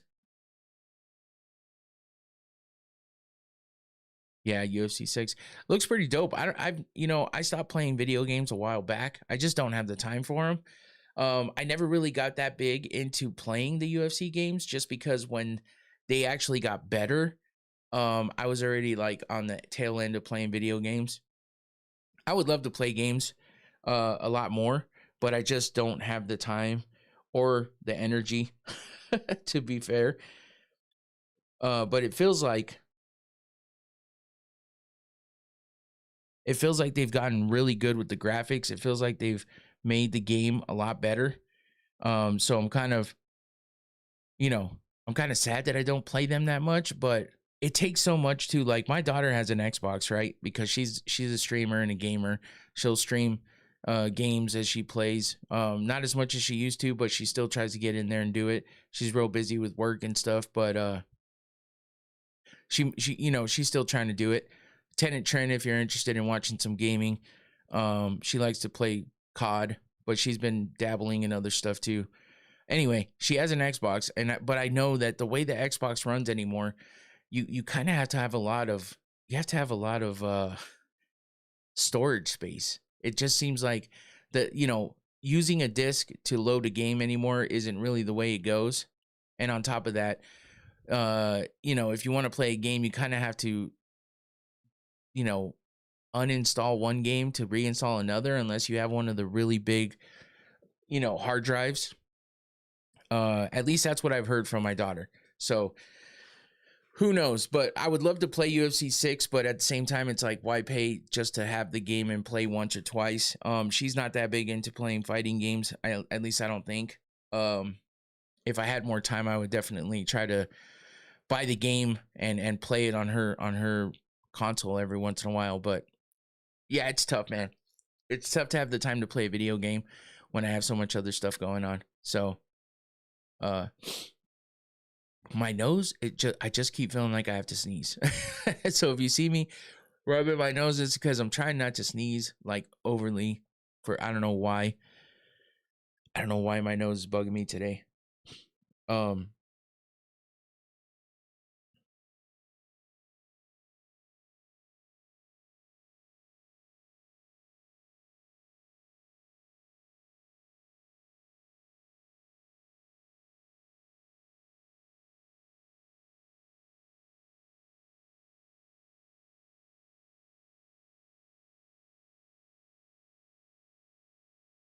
Reyes, he's actually a minus 225 favorite. Hopefully he's a plus 165. Yeah, the odds on UFC.com are plus 190 and minus 230. So they've changed a little bit, but Reyes is still the favorite, which is surprising. I thought Hopefully would come in as the favorite.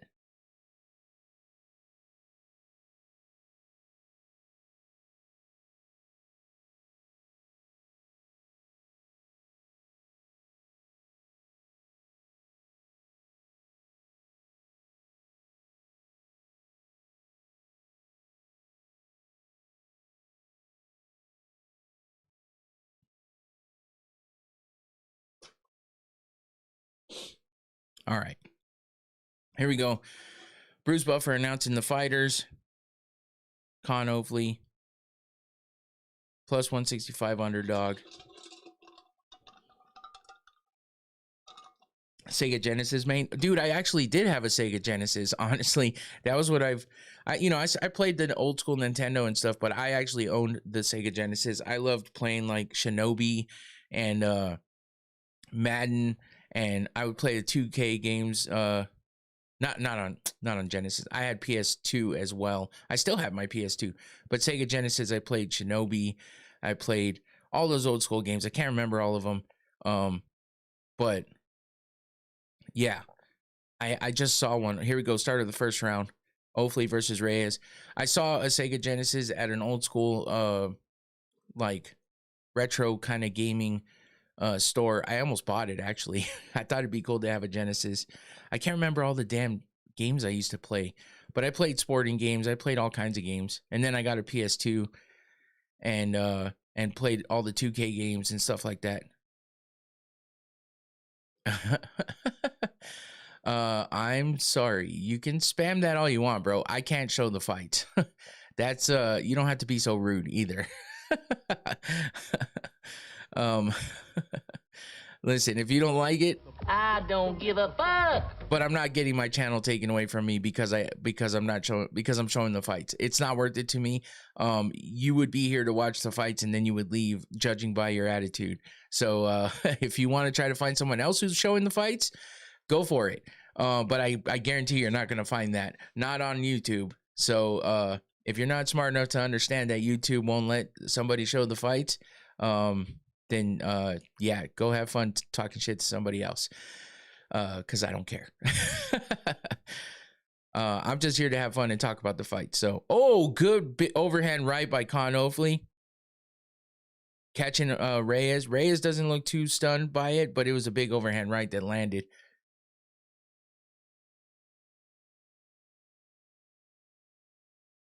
Hopefully with a good combination there.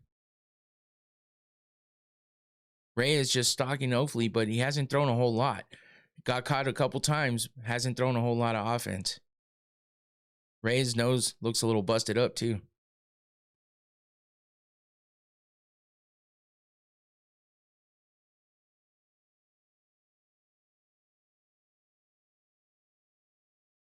Ooh, okay, Reyes throwing the big right hand, but a little out of range. Hopefully looking to try to find a rhythm again. There we go. Comes in with the big right hand. Nothing much coming from it, though.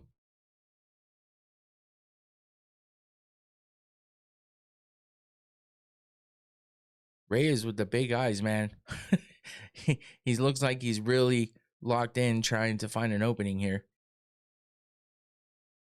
Hopefully keeping the movement going. Not really running, but keeping the footwork going. Moving around. Reyes engages there, but doesn't. Oh, hopefully with a big left hand. Follows it up with a good uppercut right. There's a good jab by Reyes. Good jab by Oakley. Reyes definitely looks like the bigger fighter, but Oakley's gotten in on him a few times now.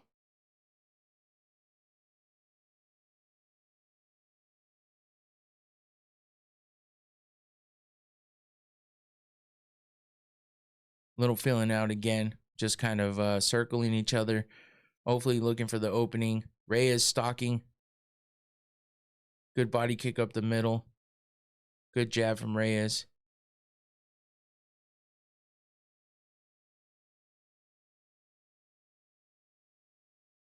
A minute 30 left in the first round. Hopefully so far with the bigger shots, landing the more damage.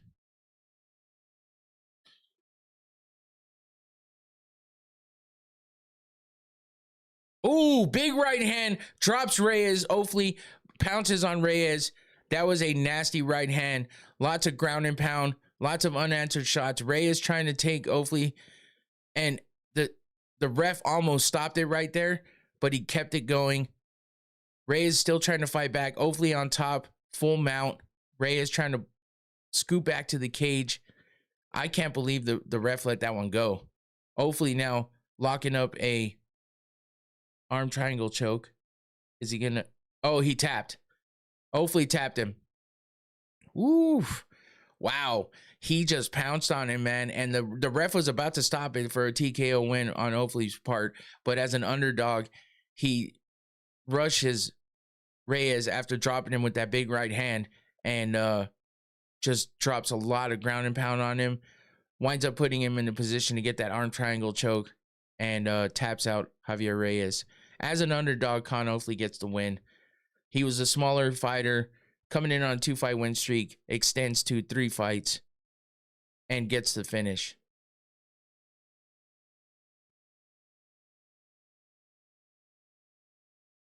Hell yeah, not a bad fight. First round finish, first one of the night. Big right hand just drops Javier Reyes.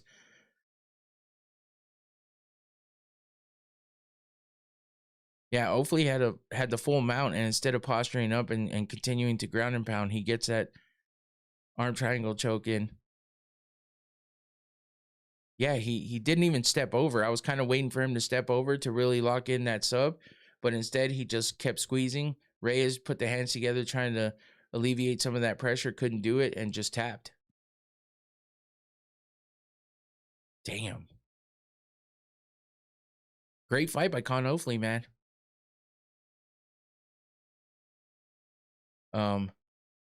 Yeah, so coincidentally we got somebody's with the name I'm Sorry but talk shit. I wonder if that's why his name's I'm Sorry, because he likes to talk shit. So he's like, read my name. I'm sorry, but I have to say it.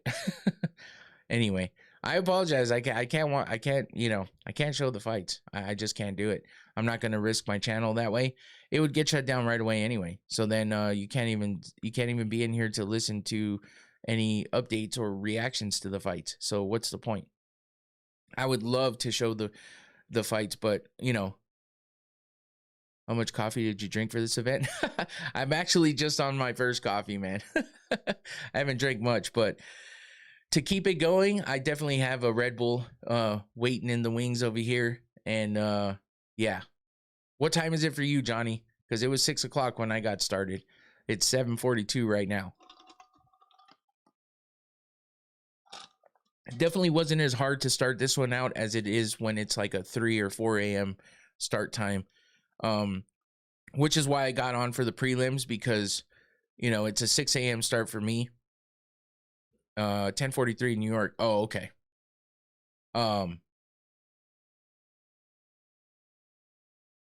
Yeah, AM.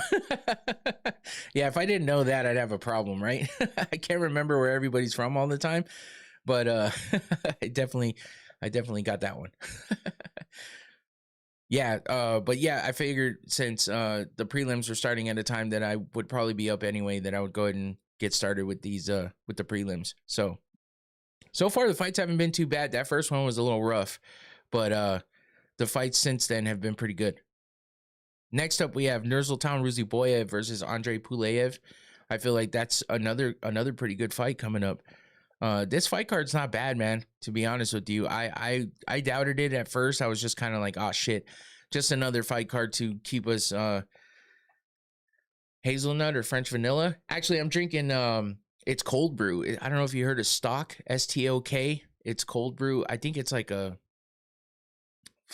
like a salted caramel low sugar cold brew, and I dropped some like mocha creamer in it a little bit just to give it a little extra flavor, kill some of the bitterness a little bit that you get from the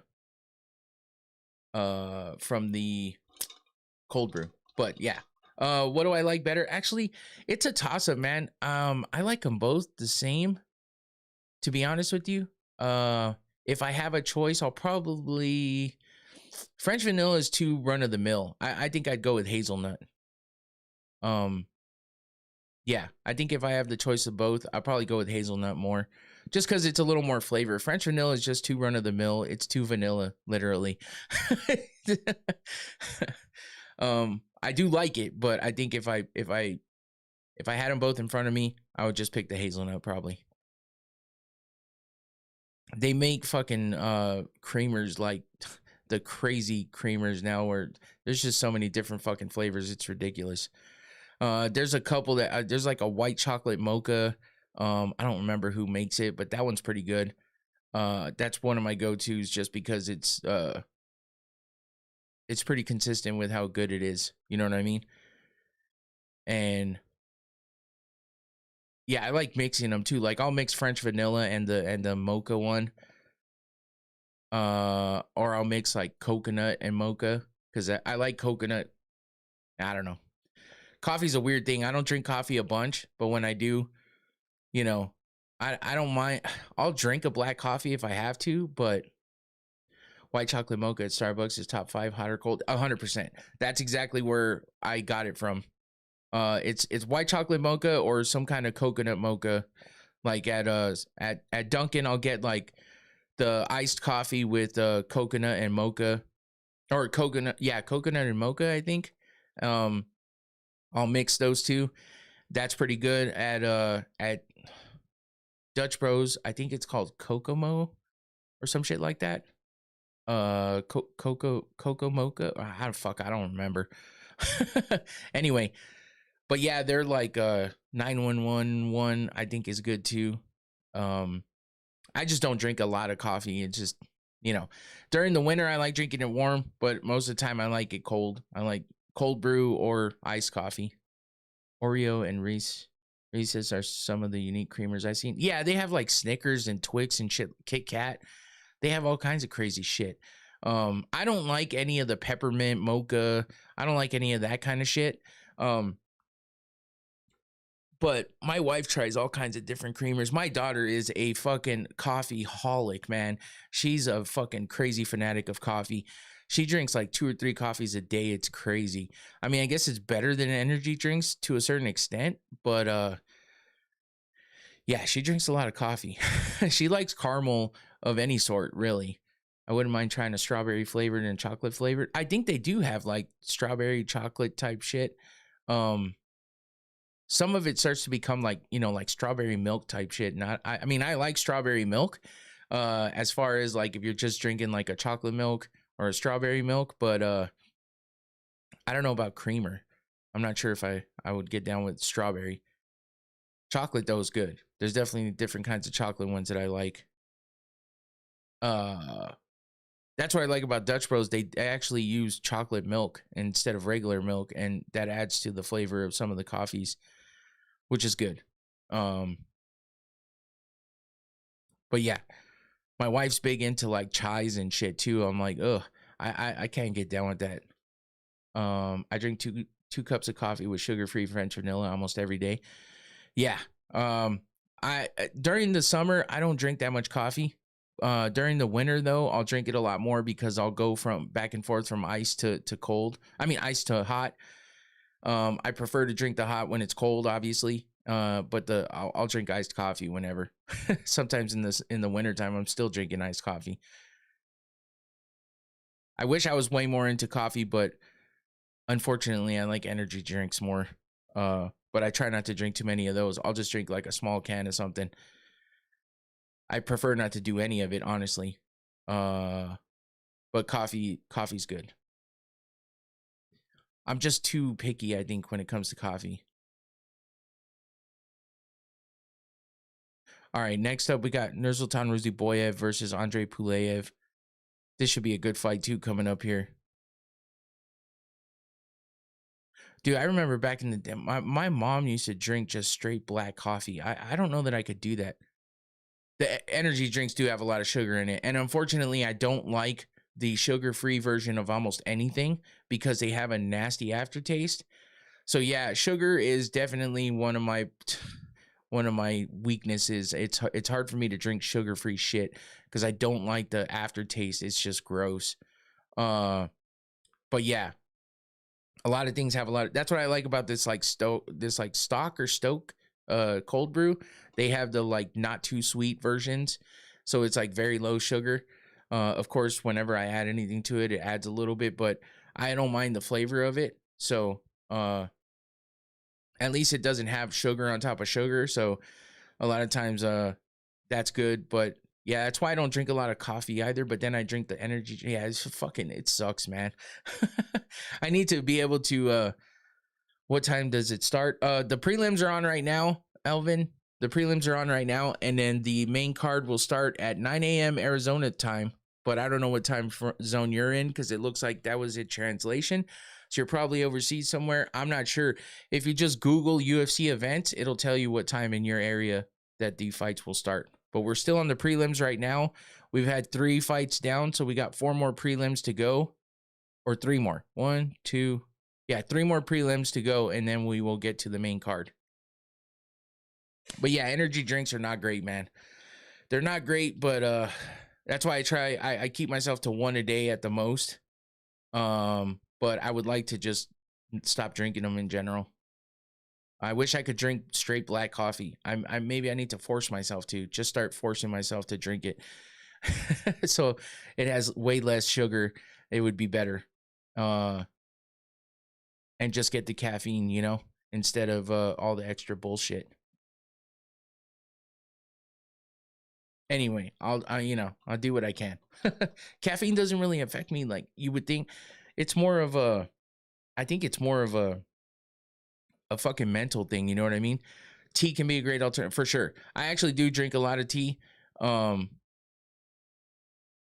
do like tea a lot. I don't really like hot tea, but I like, you know, iced tea and stuff like that. But yeah, then you get into the sugar portion of that too. So it's like I can deal with unsweetened tea more than I can deal with unsweetened coffee. But yeah, caffeine, I think Brisk or Lipton, isn't that the same thing? Isn't it Lipton Brisk iced tea? But yeah, I use both, honestly. The I like the can of Brisks, those like lemon ones, those are good. But yeah, I actually boil my own tea with the tea bags here, and then I just make my own iced tea. I just throw some sugar in it and some water to water it down a little bit, and then I have jugs. Actually, that's what this is. This is full of iced tea right now. But it's kind of my in between drink because I try not to drink too many sodas either. So like obviously, like I said, I try to keep it to like one energy drink a day. Sucrose. Yeah, I try to keep it to one energy drink a day. Nothing gives me that boost though. You know what I'm saying? Like I don't feel it. I'm just I've killed all of my receptors for caffeine and stuff. I just do. It's more of a mental thing at this point. But whatever makes it work. You know what I'm saying? But yeah, on a normal, if I'm not just drinking water, I'll drink like tea. I have some of those Arizona drinks as well, like some juices and stuff. I try to mix it up so that I'm not drinking a bunch of soda or something like that. Drinks are tough though, man, because I'm thirsty all the time. I like beverages. So I always also have this huge thing of water because that it forces me to drink water. But I like my water cold and I like it to stay cold. So when you get a bottle of water, you know, just like one of those little bottles, it gets warm too fast and I'll still drink it, but it's like I'm either chugging it so it's cold the whole time, or I let it sit, it gets warm, and then I'm not interested anymore. So I keep a bottle like this with me so that it holds ice most of the day, and I refill it as much as I can. It just reminds me to drink water. But then I have my tea that I drink at home as well. When I'm out and about, I'll drink soda here and there, or else I'll get something else. But it's tough, man. It's tough because if you're trying to stay away from a lot of sugar, it's like every fucking thing has sugar in it. It's annoying. But it also makes it taste better, and the taste is what gets everybody. So,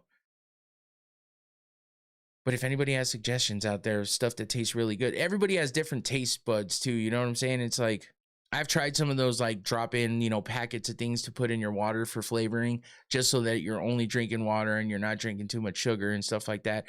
But those things just don't do it for me. I don't know. I like flavor. I like flavor.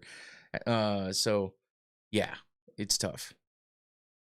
I do the best I can. I'm trying to get better with things and maybe not eat and drink so much of the bullshit. Sugar-free coffee, mate. Yeah, you know, I haven't really tried too many of those, so maybe I need to try that a little more. Because I've never really had too much of the sugar-free type. So maybe I need to give that a shot.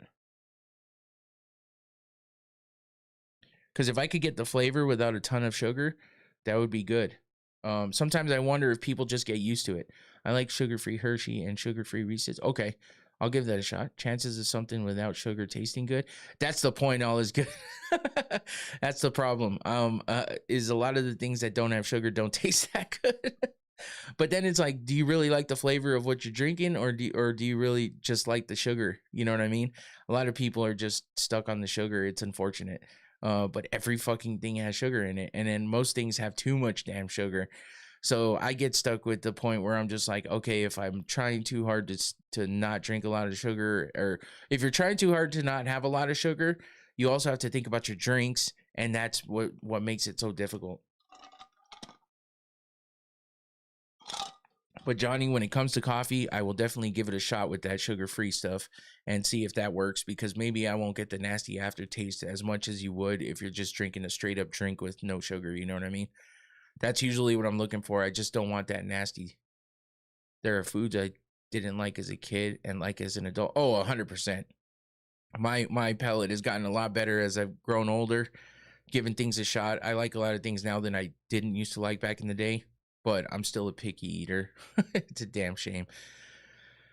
But nothing beats a good steak and potato, some ribs, you know. But I've definitely extended my palate a little further than it used to be.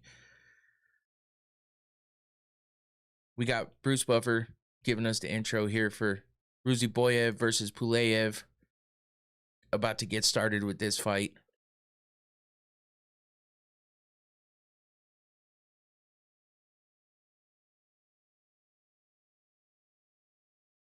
Ruziboyev's hair is horrible. It's like it's like a botched bowl cut. I don't think I ever ate a salad as a child, but eat it a lot nowadays. Yeah, I like a good salad. I wish I wanted it more, but like if it doesn't have protein like chicken or steak or something in it, it's tough. But a good salad is just good in general, you know, especially in the summertime when it's hot. All right, here we go. Start of the first round. Salad, though, too, you got to worry about the dressing. A lot of sugar in that. That's what I'm saying. There's so many things to worry about. It's fucking annoying. That's what makes it so tough, because everything just has so much fucking bullshit in it. And then you get to the point where, you know, they talk about the salads at McDonald's being worse for you than like a Big Mac. I don't know how that's possible, but I guess sometimes it is. Moderation for sure. Slow start here for Ruziboyev and Pulev. Barely anything thrown so far. Pulev being the guy to move around, keeping the footwork going. Ruziboyev trying to cut him off, but, you know, nothing too crazy just yet. Almost a minute down. Not any action so far. Oh, there we go. Ruziboyev with a big right hand up the middle.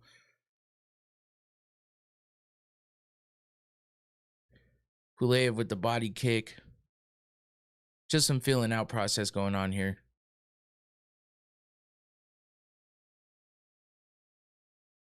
Another right hand for Ruziboyev. He's really trying to find a home for that big right hand. that could be true, Johnny, honestly. Ruziboyev gets Pulev down as he catches one of his leg kicks.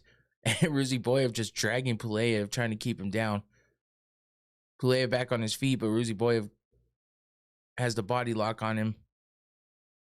Pulev fighting the hands, trying to break free.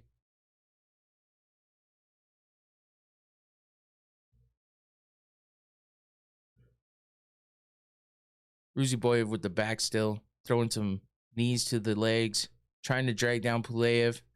Gets him down to one knee. Now he's trying to wrap up the legs.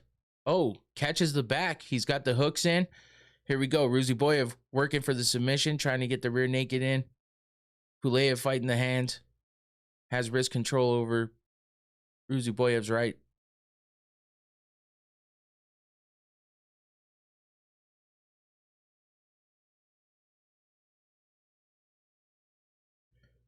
Ruziboyev really trying to work it, you know, work the punches in there, trying to soften up Pulev. He's got the hooks in on the back. Pulev fighting everything off, though, so far. Doing well. Ruziboyev throwing the small punches from the back. Not doing a whole lot of damage. Pulev fighting the hands pretty well.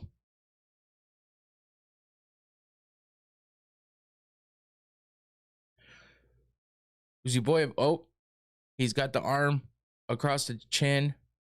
Pulev pulls it down quickly. Doesn't look like Pulev's gonna really get up from this point. We got 1:50 left in the first round. Pulev just stuck in this half body lock, half hooks in from Ruziboyev. Ooh, Pulev throwing some shots from the front. But yeah, they're not going to do a whole lot because he just opened himself up. Ruziboyev gets the arm across the chin again. Pulev fights it off. Ruziboyev puts it back, though. He's got 1:20 to work still. Pulev keeps fighting that arm. Oh, here we go. Ruziboyev gets it in.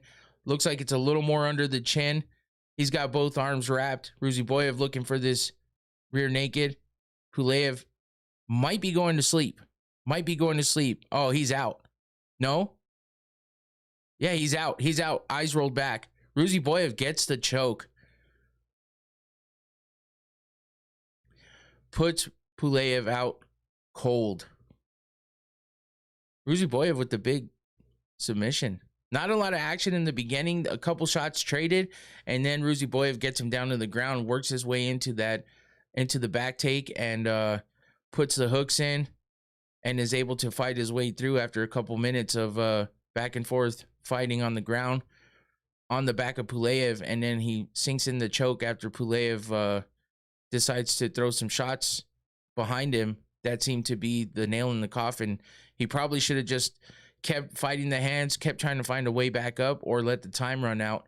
Instead, he tried to throw some shots backwards and catch Ruziboyev with some shots, and that allowed Ruziboyev to get the choke in. And Pulev was fighting the hands well, keeping wrist control, and he started throwing those shots, man, and that was the end of it for him.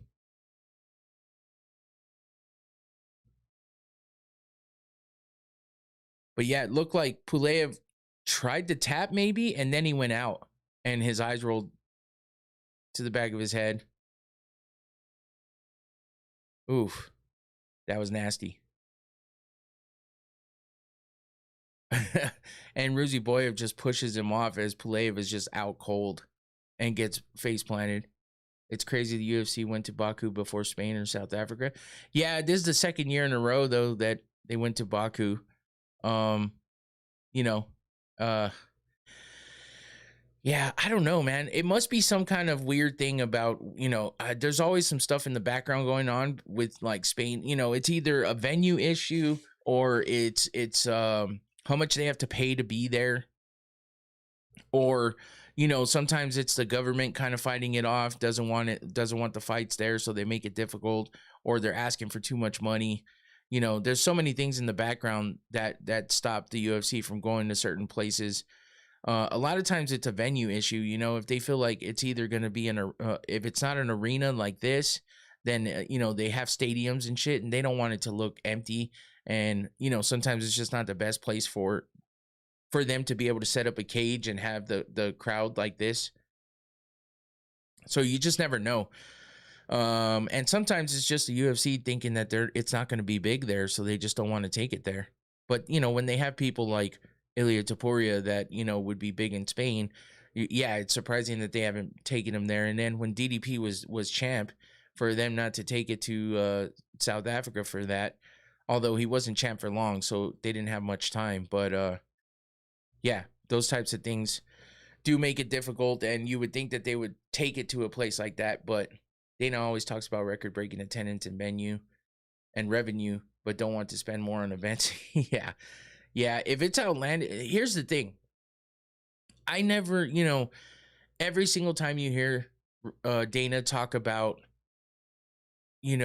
record-breaking gate, you got to think about the ticket prices, because of course you're going to break records when the ticket prices keep going up and up and up and up and up, because the amount of money it takes for the same amount of people to go to an event as in the last time that they were there, you're going to keep breaking records if you keep upping the prices. You know what I mean? It's like I can say I can have 300 people in a venue and charge them $50 a ticket and say I got the biggest, and I sold out, right? Sold out of all 300 tickets, okay, at $50 a ticket. Then the next year or the next event I have, same 300, available tickets, and I charge $75 a ticket. Well, yeah, of course it's going to be record breaking because the fucking tickets went up. And sure, you sold out again. Cool. but the tickets were priced higher, so of course it's going to break the record. It doesn't really make sense, man. It doesn't really make sense. So record breaking attendance relies on, if you sold out the last time you were in that, it can't be record breaking because you still have the same amount of seats. So how is that sold? You know what I mean? How is that record breaking?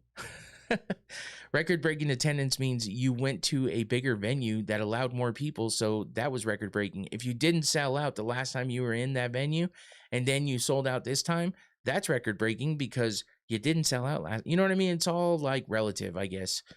It's just kind of, it's just marketing shit. It just makes it sound better. You get all these events where they block off certain sections. I don't know that the UFC does that a lot, but other venues and other events do that, where they block off all the empty seats and make it look like it's packed on TV, even though when you're there in person, it's not.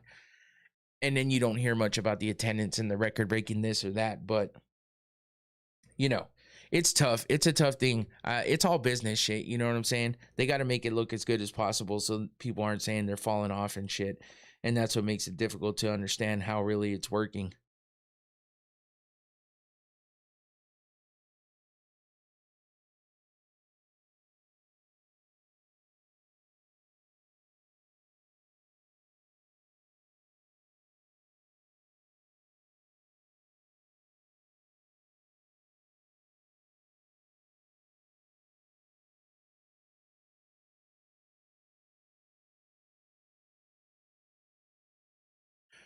We just got the post-fight speech going on or whatever.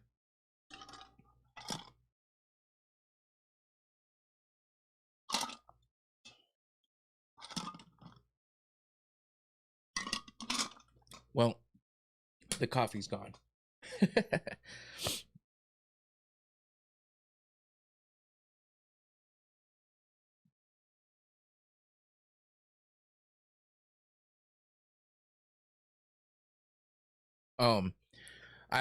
My wife just woke up, so she's just telling me good morning. Who do we got next? Abdul Rahman Yakayev versus Julius Walker. That has potential to be a good fight. So far, we've got all finishes except for the Almakan Sean Matsumoto. Where's the bacon, egg, and cheese sandwich? I'm not gonna lie. I think before the main card starts, I'm gonna get up and go make myself some food real fast. So I might do that because I am feeling a little bit hungry.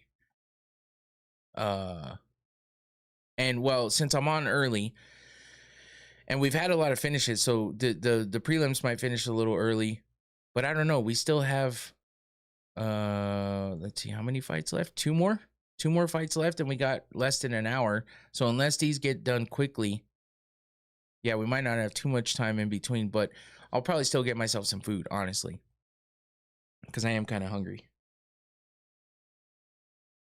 I don't really like eating on stream very often, especially like a full-on meal. The snacks we have in here during the watch parties and stuff is cool, but yeah, today might be the day that I actually have a somewhat of a meal, because yeah, it's early and I haven't really had full-on food yet. I had a protein shake this morning just to hold me over. Yeah, just to boost things up with some protein right away.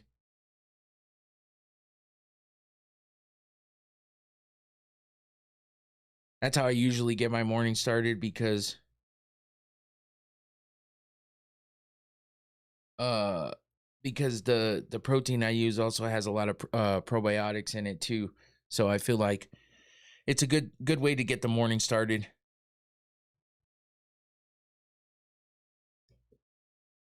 Let's see. Abdul Rahman Nikayev is he has 3 wins by knockout, 5 wins by submission, 7 first round finishes. He's coming off a 2-fight win streak. He beat Karkaria by submission in 33 seconds of the first round in his first fight, and then second fight he beat Brenton Ribeiro by submission. So Yakayev's got the submission skills for sure, and He's got 5 wins by submission. He's 9-0 coming into this fight on that 2-fight win streak in the UFC. He's fighting Julius Walker. Uh-oh, what happened here?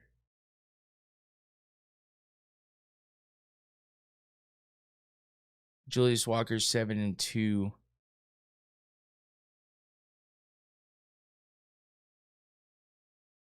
Uh-oh. I got. There we go. Okay. Julius Walker, 4 wins by knockout, 2 wins by submission, 5 first-round finishes for him. 7-2, like I said, in the UFC.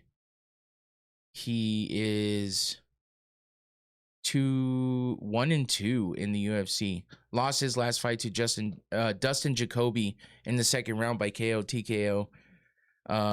Beat Carcaria as well by unanimous decision, and then lost to Alonzo Menefield. So yeah, man, this might be tough for Julius Walker unless he can keep it on the feet and beat Carcaria.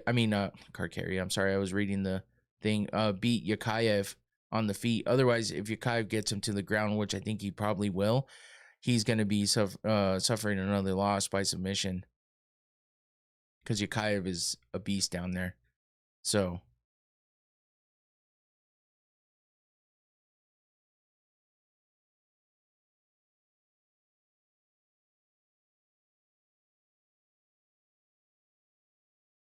yeah, Walker, I mean, he's got some good striking skills. I mean, that's how he beat Carcaria. He landed some good shots on Alonzo Menefield, but yeah, he's it's going to be tough, especially with Yakayev being minus 650 favorite to Julius Walker's plus 425 as an underdog. That's a big difference. So we'll see if he can keep it on the feet, because if he gets taken to the ground, Yakayev's going to be all over him, and he'll probably finish it quickly with a submission if he gets it down to the ground.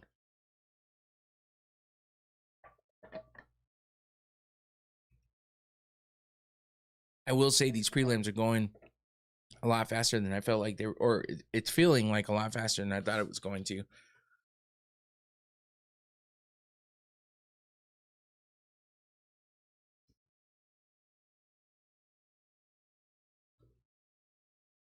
These damn commercials, man.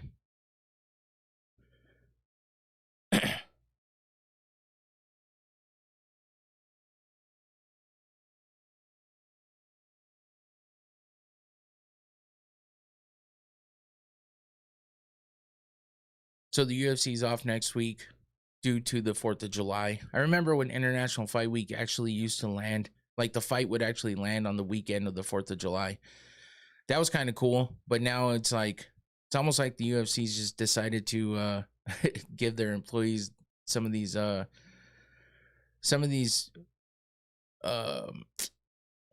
do you call them, holidays off. Because remember, we used to get like New Year's Eve cards, we used to get 4th of July cards, stuff like that. But why is soccer on? What the hell's happening here?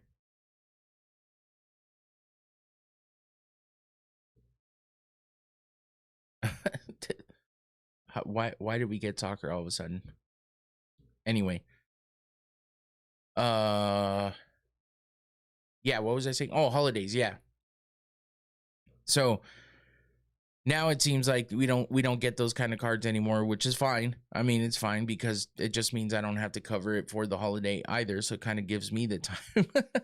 So I'm not missing any big events, but International Fight Week's always fun. I wish I could go to Vegas for that because it's going to be nuts with Connor out there for International Fight Week. It's been a couple years since I went out there for International Fight Week. I was there for the ex Messi as a Fight Corner impression. I don't know much about Messi, man. I don't really have an impression of that one. But yeah, I would love to be in Vegas for International Fight Week this year with Connor being out there, but it's going to be insane. And there's going to be crazy prices on things because they're going to expect a lot of Irish people coming, a lot of people in general with Connor being there. It's going to bring a lot of eyes, put a lot of butts in the seats. So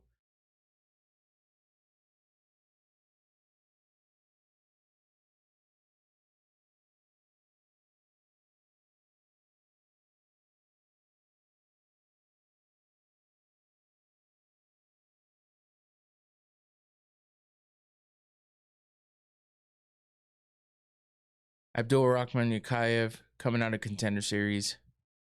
He's walking in first. Or no, second. Yeah, Julius Walker's already in. That's what sucks about the commercials on Paramount sometimes. You don't really get to see the walkouts. A lot of people have had problems with that. It's tough, man. It's tough, but the prelims, I don't pay attention to the walkouts too much on the prelims, but sometimes you miss some good shit.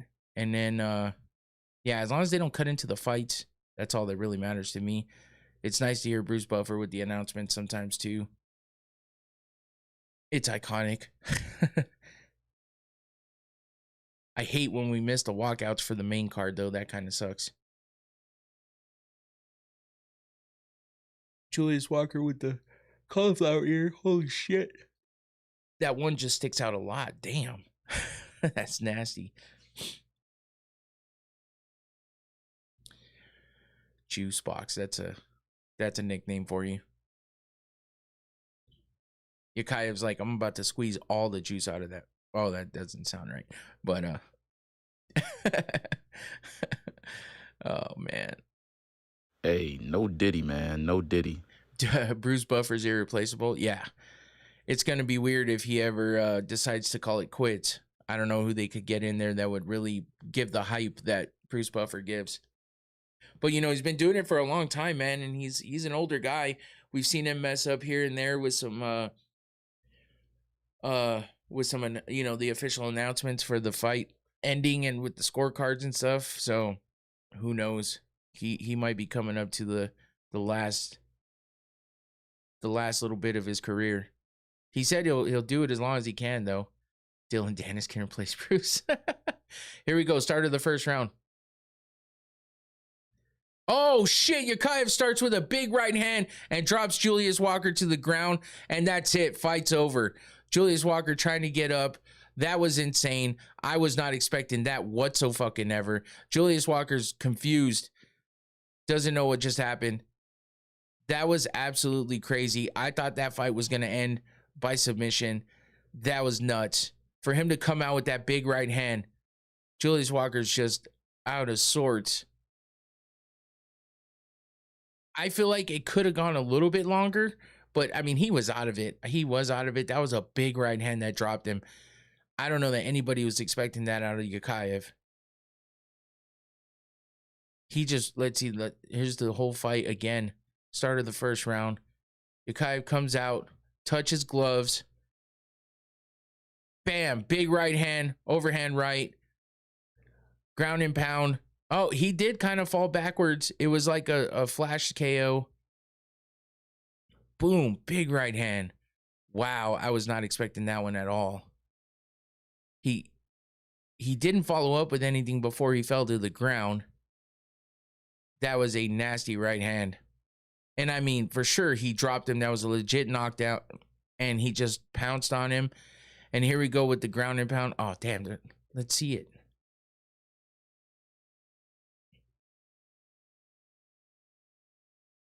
I wanted to see. 10-0 for Yakayev. Wow. Showing that he can do everything, not just submissions. Because, damn, that was a big overhand right. Showing some big power. I mean, Julius Walker, I don't know if he's the most durable guy, but he definitely, he's definitely been hit before, and that was just a quick knockout. Yakayev was a -750 favorite. Wow. That changed from the last time I saw it. That was a hell of a way to start that fight and to end that fight. It was so quick. Oh, man.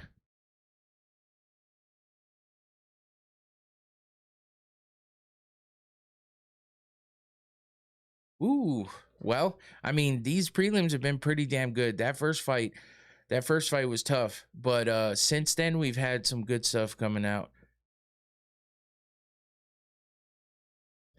That's a hell of a lower third there with Connor with his arms spread, looking up like that. UFC on Paramount Plus. Oof, that's pretty good. I mean, Julius Walker looks fine now, so that was definitely more of a flash KO, but he was out of sorts, man. He didn't even know what was going on.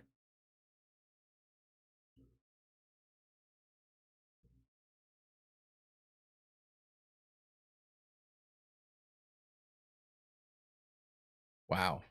That was a way to end that fight. That's for damn sure.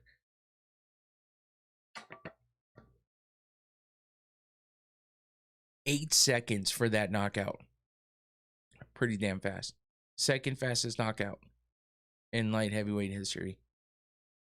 Finished 9 out of 10 wins, 4 knockouts, 5 submissions. Wow. He's definitely got to get a bigger opponent next time out.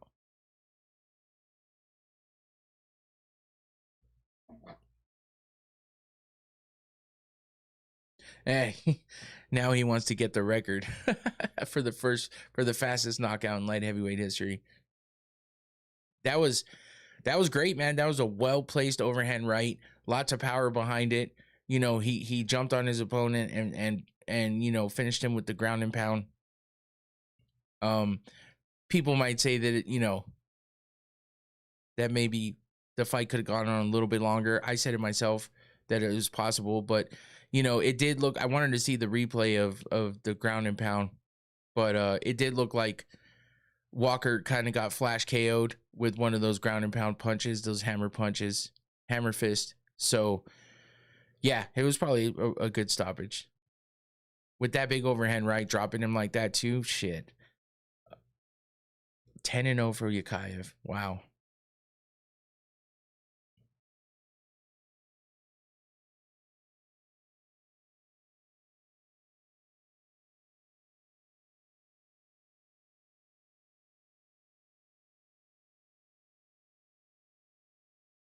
Yakayev just looks uncomfortable.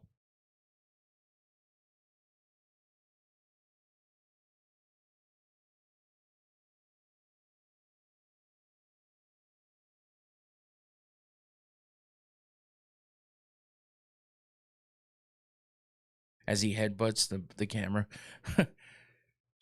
Man, Yakayev, 8-second KO over Julius Walker. Definitely show and prove why he was such a big favorite. Super fast knockout. And that's not even what we expected out of him. So yeah, some great fights in the prelims, man. I thought this card initially wasn't going to be great, and then I looked into it a little more, and it's been pretty fucking good so far. Some big knockouts, some big wins, a lot of finishes.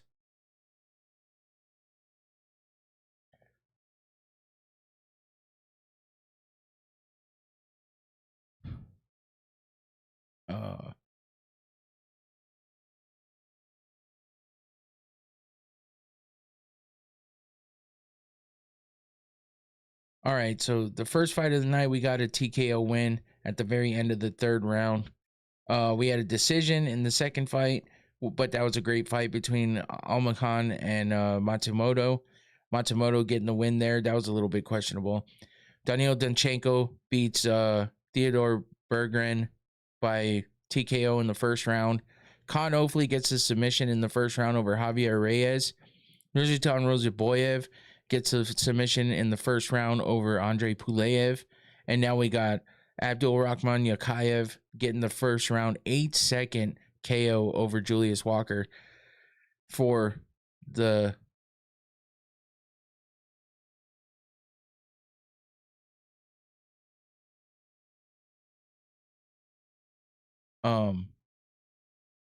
second to the last fight in the prelim. Sorry, I was reading a text. And then now we have Farman Hassanov versus Eric Nolan for the last fight in the prelims.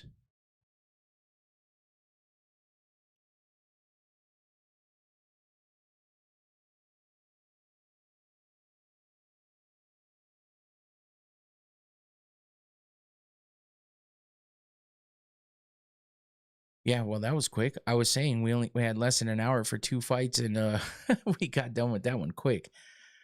Let's see. Farman Hassanov -170. Eric Nolan +140 underdog. Hassanov making his UFC debut, I believe.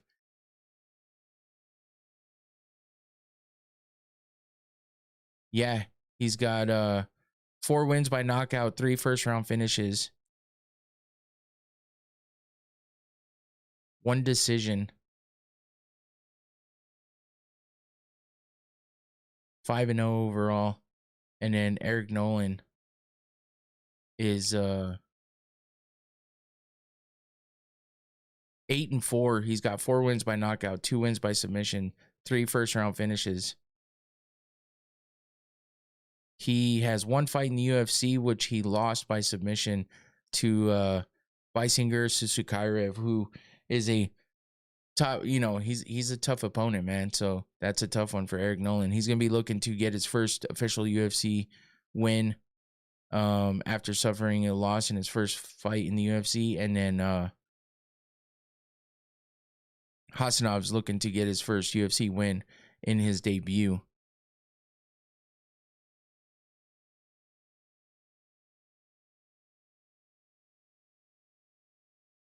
So far, so good, man. Not too bad of fights. But you know what? Since that fight was quick, I have to take a quick break. Please don't go anywhere. I will be right back for the last fight on the prelims, and then we will be rolling right into the main card. Wait a minute. How fast are they going to start this fight? Because they just came back from commercial and promo stuff. So let me see.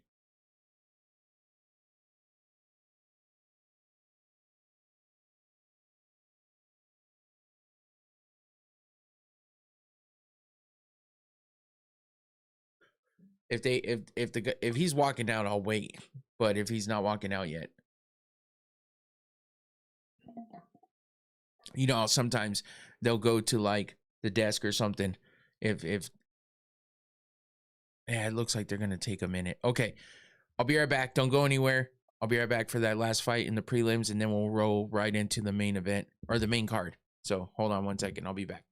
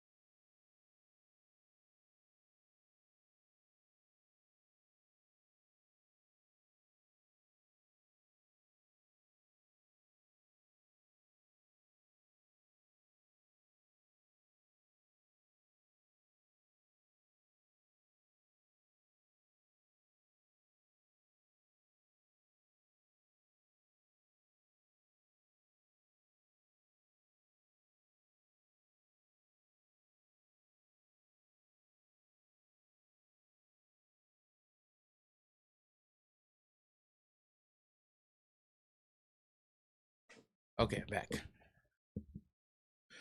Man, this guy again.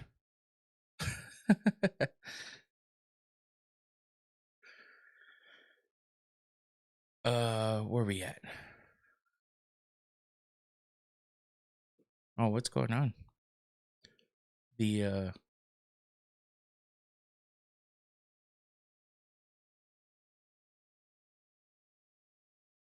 okay, there we go. I don't know, that was weird.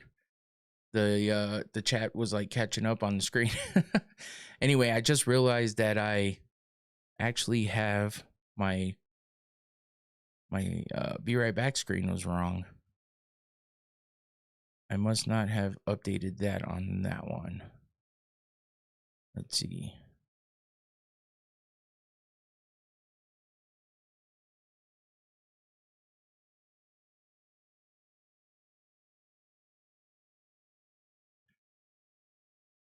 Nope, that's the wrong one too. Sorry. I'm just double checking. What is it? I thought I had a different type of screen. Maybe I'm seeing, oh, maybe I messed it up. That's okay. It is what it is. Anyway, about to get started with that last fight of the prelims.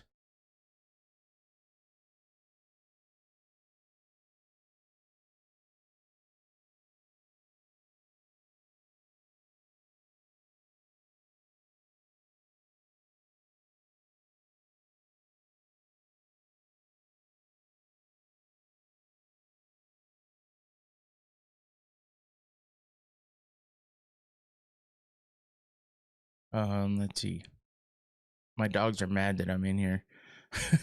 My wife woke up and took the dogs out, and they keep running up to the door and whining because they know I'm in here, but they're not in here with me. So I'm like, I'd have them in here, but they like to bark every once in a while, and it's pretty loud.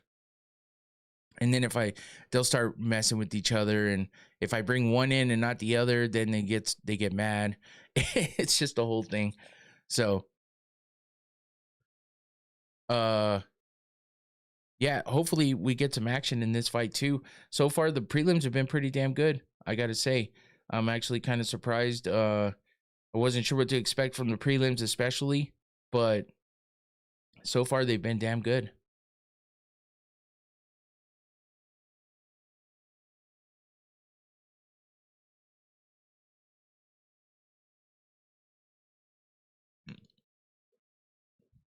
Hasanov making a run for the cage, DC style.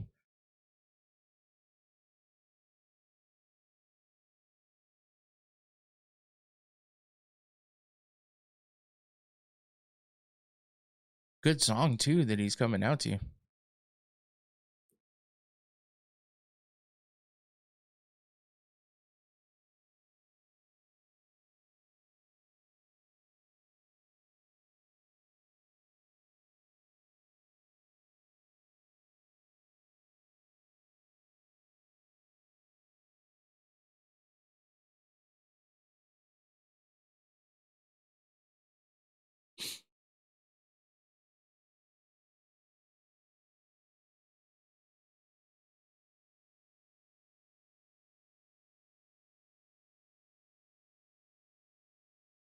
All right. I'm just checking something. I'm not going anywhere.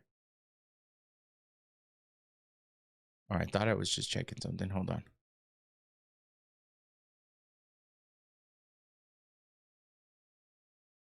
What's happening here?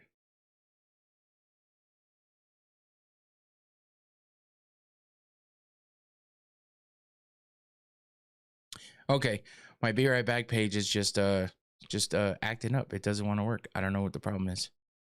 That's all right. We got oh,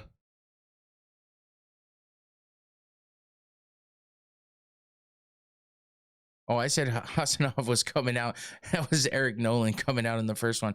I'm sidetracked here. Just trying to fix this, but now Hasanov's coming out, walking out slow. Eric Nolan with the run out, DC style, like I was saying. A great song he had playing in the background too. You know, representing US. But now we got Hasanov, Azerbaijani coming out. Definitely the home crowd favorite, but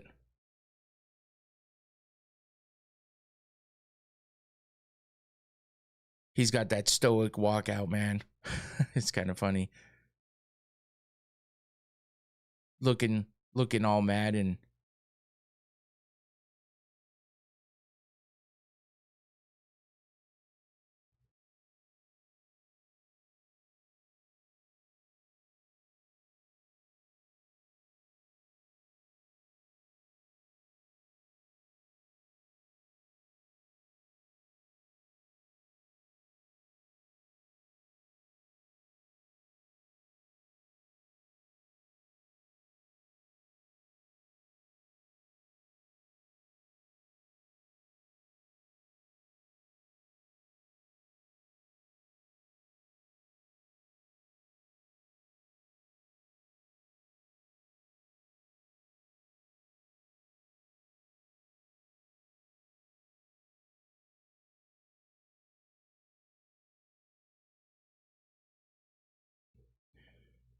they're talking about Hasanov shooting early on Eric Nolan.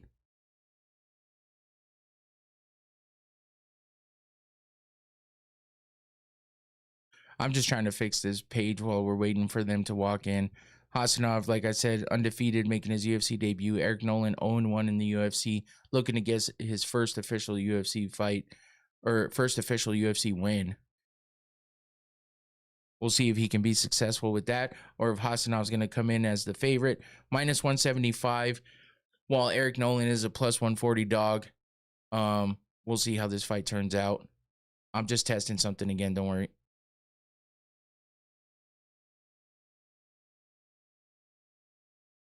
There we go. I got it. That's the Be Right Back page I was looking for. Greetings from Azerbaijan. Hey, what's going on? Azerbaijanis, welcome in. Appreciate you for jumping in. Appreciate you for checking out the stream. We're finally getting started with the last fight of the prelims here, and then we will be rolling right into that main card. The main card hopefully is as good as these prelims have been. It's been some exciting fights, you know, some quick knockouts, some submissions, a lot of finishes. Bro, what time does the game start? It's we got the last prelim right now, so the main card will be starting here soon. But I have been live since the prelims started, and it's been some good prelims. So we got our last fight here in the prelims, and then we will roll into the main card. And yeah, so it should be, we probably got about 20 minutes before the main card starts. This is the last fight on the prelims.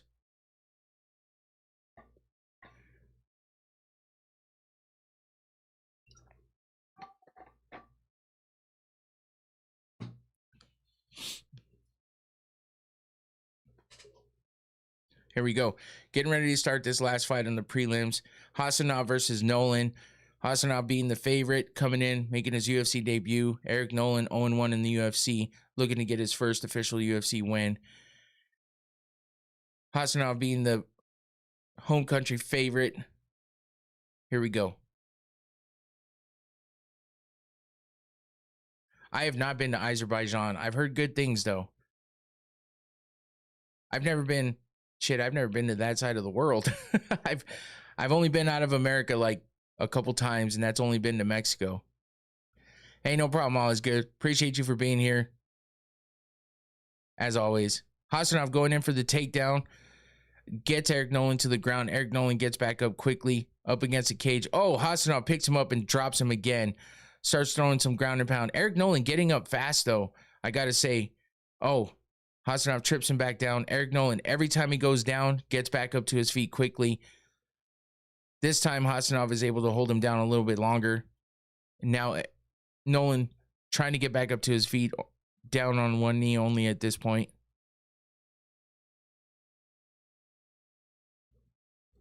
Hasanov just keeps dragging him down to the ground. He's got the body lock around his arms locked around the waist. Eric Nolan trying to fight the hands now.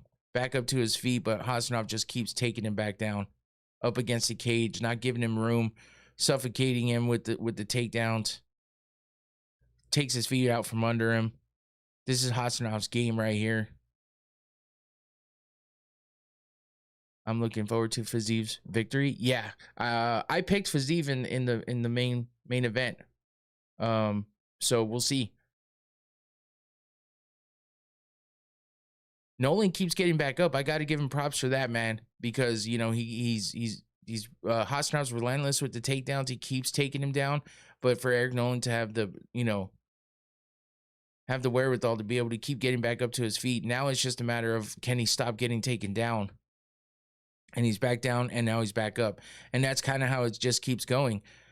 Gets taken down, gets back up, and Hassanov's just relentless and keeps it going. Nolan tried for some elbows to the side of the head there, and Hassanov just turns him around, takes him back down to the ground. I wish Hassanov would do a little more with these,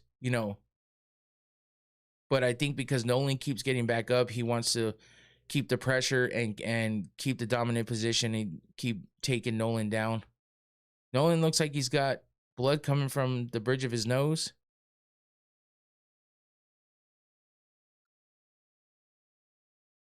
Hassanov trying to take the back now, transitioning over. Nolan just taking it back over to the cage. Gets back up to his feet, but he's going to get drugged right back down. Yep, gets taken right back down, back up to his feet.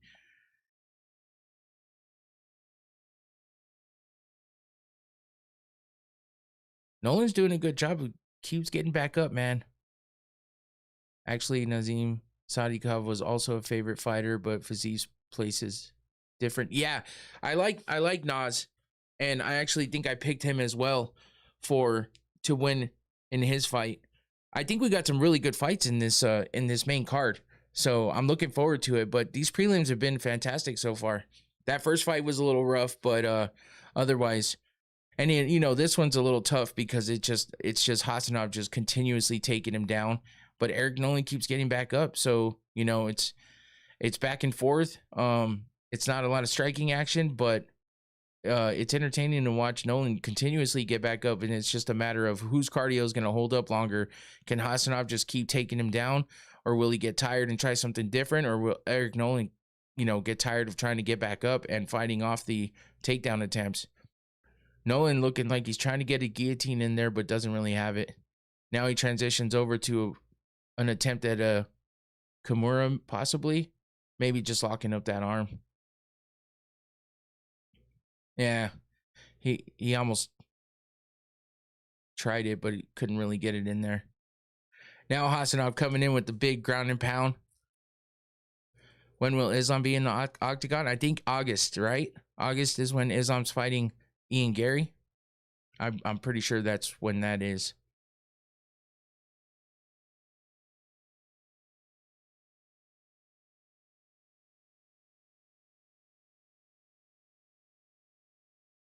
Yeah, UFC 230, August 15th, Islam versus Ian Machado Gary, confirmed.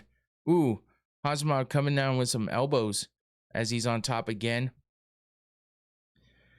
Eric Nolan with the good job of trying to fight off the takedowns. He kept getting taken down over and over again, but kept getting back up, relentless with the defense.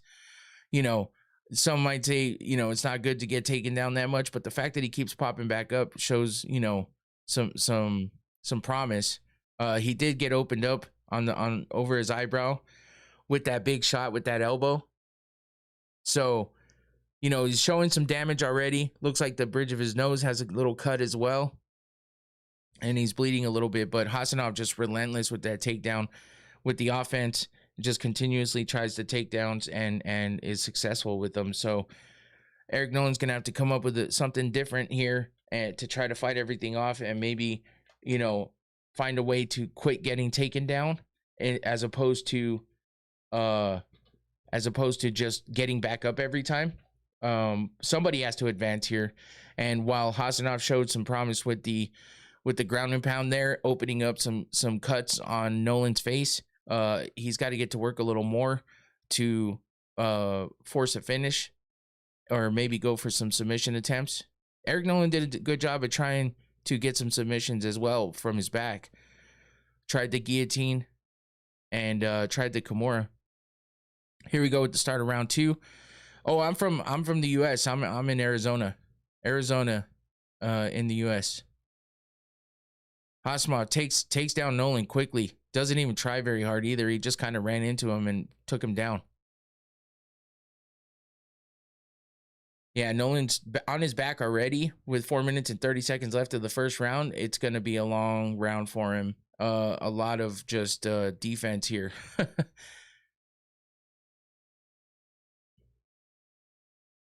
How's it over in Azerbaijan right now? What's it like over there? Anything crazy going on over there? I don't even know what time it is over there right now. Oh, Nolan looking for the Kimura. Oh, wow. That was a great transition to get out of that from Hasanov. From Karab. Okay. I'm not sure how to say that, honestly, but yeah, what time is it over there right now? Nolan is just fighting hard to stay alive during this scramble, you know, as he keeps getting taken down. Hasanov just wraps his hands around his waist and just holds him there. Oh, Eric Nolan trying for a guillotine, but it's not working for him. That's a good question. All is good. How's it become normalized for fighters to only compete once a year? Well, a lot of times, like Shara Bullet. Oh, finally some striking coming from Hasanov, and then he shoots him for the takedown, and he's got Eric Nolan on his back again. You know, for Shara Bullet and stuff, like they can't fight in the U.S., and so you know the overseas cards are the only ones he can really get on, and it's only if they have room for him or they have a good matchup for him.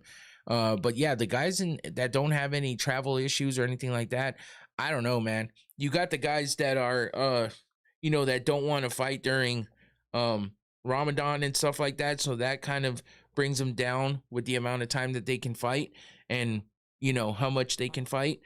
So it is a problem, man. And, you know, you can say that it might be smarter to not fight as much throughout the year to keep the wear and tear down on your brain and your head from getting, you know, shots to the head and stuff like that, and to keep the wear and tear on your body down.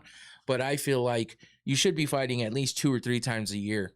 One time a year is tough unless you have injuries and shit, and that's, you know, but if you're choosing to fight only once a year, unless you're at the tail end of your career where you're just, you know, want to keep fighting but don't have it in you to fight more than once a year, I understand that part. You've already done what you could. You went on your runs. You maybe were a champ at some point, and now you're just wanting to keep fighting and not retire yet. So you're, you know, that's fine. But anyone else who's fully capable, oh, here we go, some shots.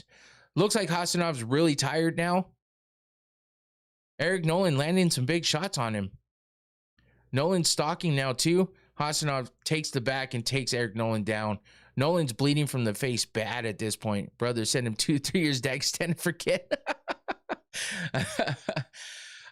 Shit. Kurbanovs.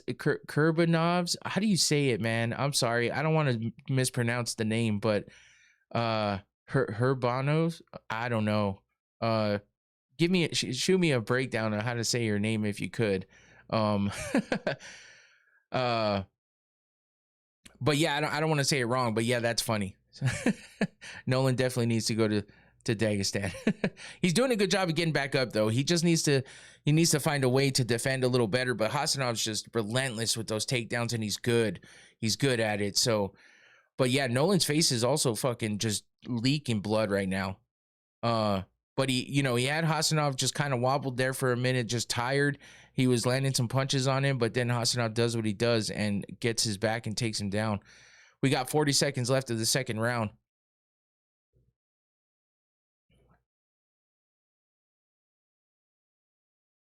Oh, that's your last name. Oh, got you. Yeah, I don't know how to say it. I always try to shorten people's names because, you know, a lot of times there's some crazy names like All Is Good, you know, that's easy to say, but so sometimes people have some crazy names for YouTube, and I try to shorten it down. So, you know, I try to find the easiest way to say it so that I can, you know, respond to you quickly, but by name of some sort. Hasanov winds up on top, you know, throwing some ground and pound in the end there. Eric Nolan looking tired, but Hasanov looks tired too. So now we move into the third round.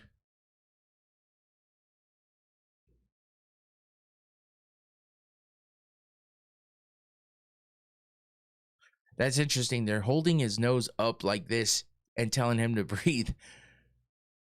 I wonder if that's helpful, actually. That's what Hasanov's corner is doing. Man, he's breathing hard. Those striking exchanges and all the takedowns got to him. Eric Nolan's corner is telling him that too, that he's exhausted. He's got to take advantage of that now. That's a nasty gash over his eyebrow, though, for sure. Nolan's got to do something here. I think he needs a finish in order to get this win. I don't think I know. There's no way he won either one of those rounds.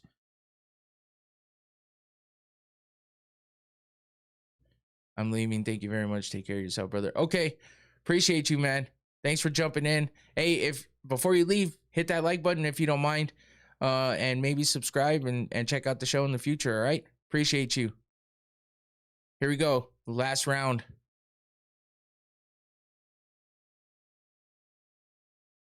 Eric Nolan trying to find a way to keep it on the feet. Hasanov throwing some punches too.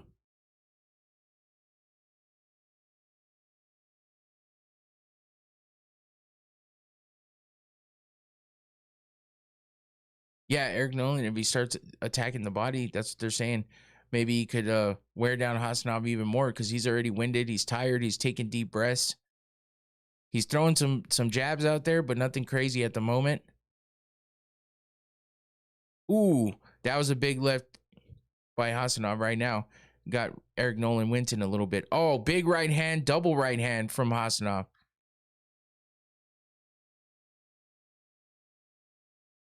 Nolan needs to find a way in, man. He needs to get some offense put together.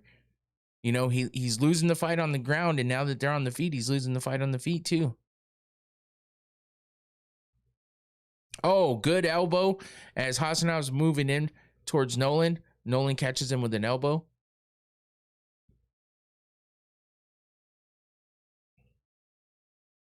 Good jabs. They're just trading jabs right now. Nolan with the big overhand right, but comes up short. Hasanov looked like he was going to go in for the takedown there, but did not get it. Now he's pushing forward, pressing Nolan up against the cage. Nolan lands a good knee inside, though.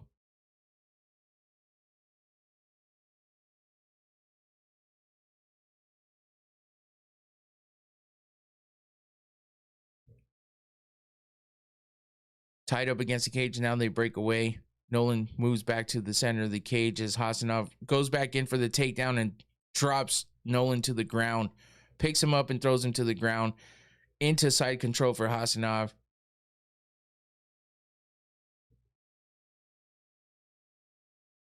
Nolan leaking from his eyebrows still from that big gash. Hasanov in side control, just controlling Nolan on the ground.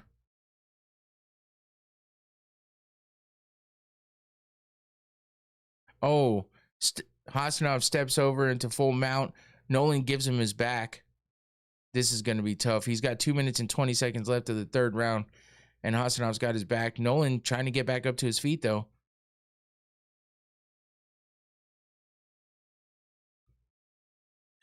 Rico, I'm not sure what that says, man. No translation on that one. I'm sorry. Hopefully, if you say something else, it actually translates for me. Appreciate you for jumping in, though.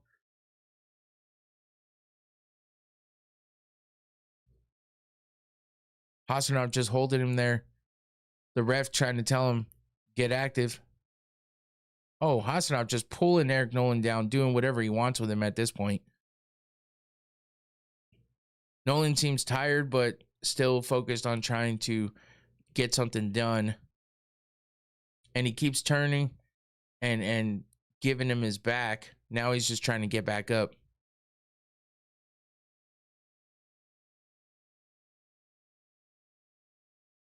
A minute 20 left of the third round.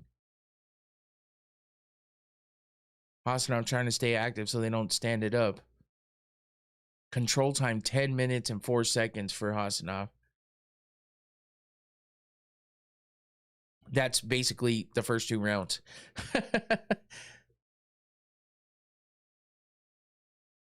All right, under a minute left of this third round.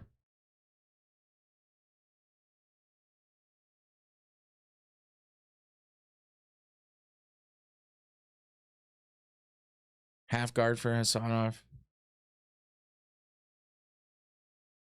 And now he's just kind of resting. Nolan's not really moving much.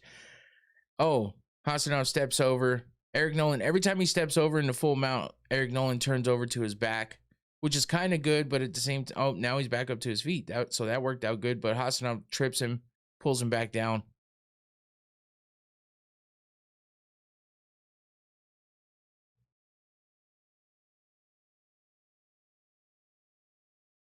Ten seconds left.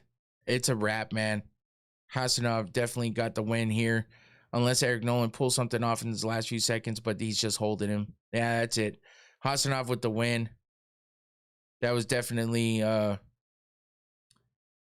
pretty decisive, man. There's not much to it.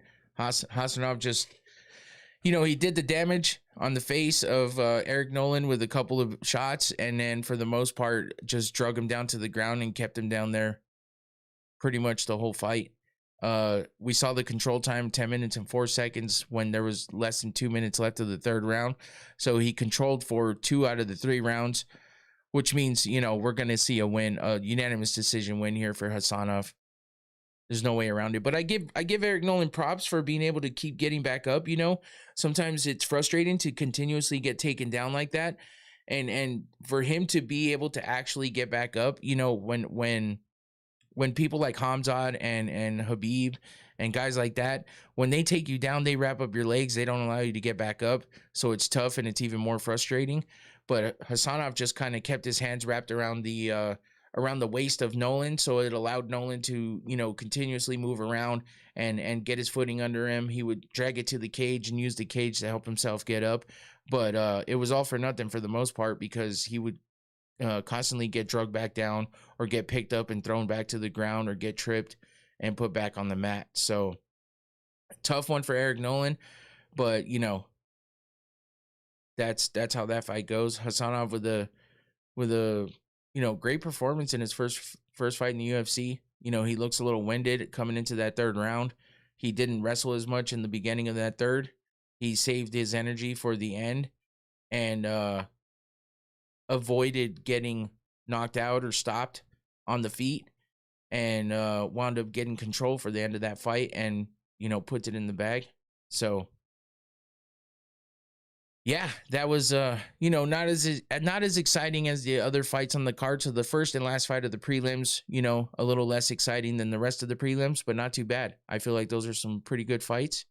And I think I'm going to take a quick break before we get started with the main card.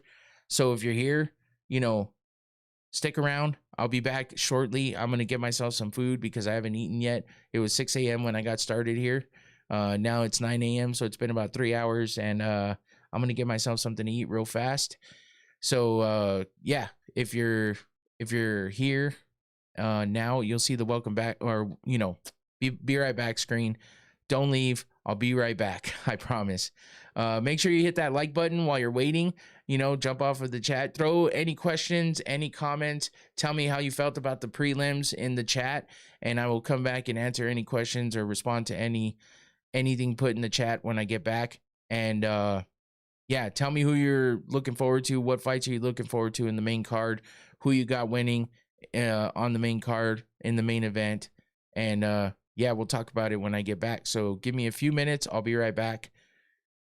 Yeah.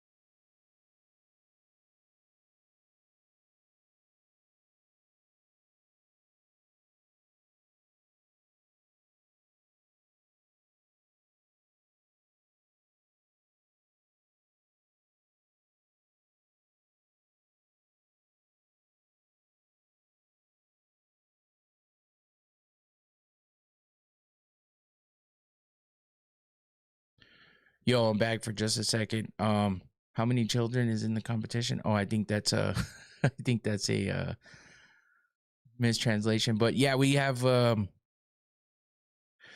on one second. What do we got?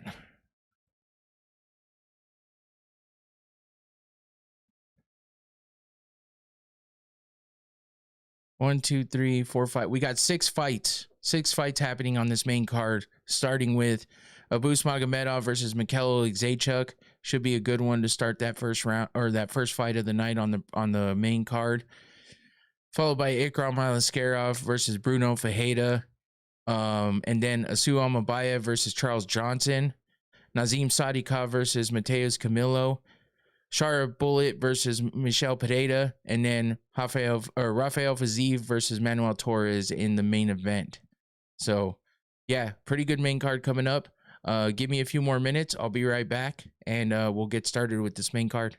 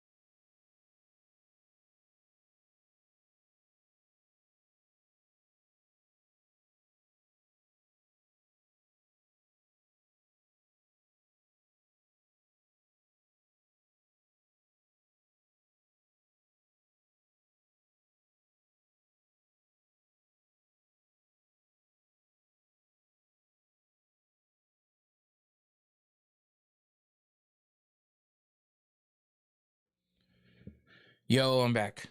All right. I wish my chat on the screen would stop going back to the point where the guy said, "Fuck you for not watching the showing us the fights."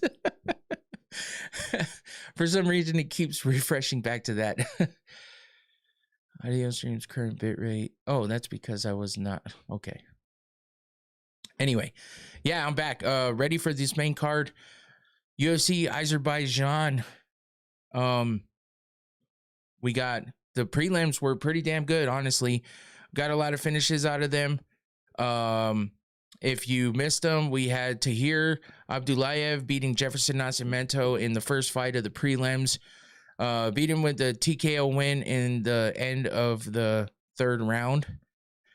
Hold on one second. That was an not as entertaining of a fight for a little while there, but we got a finish out of it regardless. So we started off the night with a finish, and then Bezkat Almakhan versus John Matsumoto. Pretty fun fight there. Matsumoto comes out with the unanimous decision win, which I wasn't sure was the right way to score that one, but that's how it wound up. Almakhan did some good work in there. We had Daniil Danchenko with a second round TKO win over Theodore Berggren. Good fight there. Con Ovely gets a submission over Javier Reyes in the first round. Nursultan Ruziboyev gets a submission in the first round over Andrei Puleyev. Abdul Rahman Yakayev with the most exciting finish of the night. 8 seconds into the first round, he TKOs Julius Walker, and then Farman Hassanov in his UFC debut continues his undefeated record and gets a unanimous decision win over Eric Nolan. And those are your prelims. And now we're moving into the main card. Don't mind me. I'm going to eat some breakfast here while we wait for this main card to start. But I'm here. The chat's open. Jump in.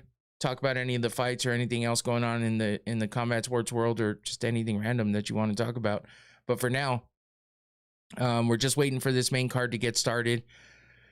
Please make sure you like the video while you're here. Like the stream and subscribe if you like what you see so far. But just liking the video will help me out and, help the channel out. So always trying to grow the channel as much as I can. But yeah, I've been up since 6 a.m. and I'm going to eat some breakfast. Just going to have like a run-of-the-mill sausage McMuffin type thing. I made it myself here at home, though, instead. It's not McDonald's. So sausage muffin, basically.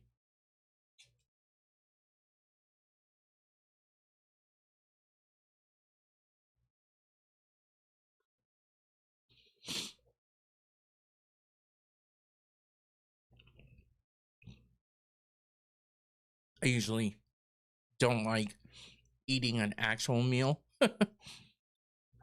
Although I might not call this an actual meal. It's just something to hold me over. But when it comes down to it, a man's got to eat. And I woke up with enough time to get everything started. Put some drinks in here for myself, so I'm not having to leave the room too often. And yeah.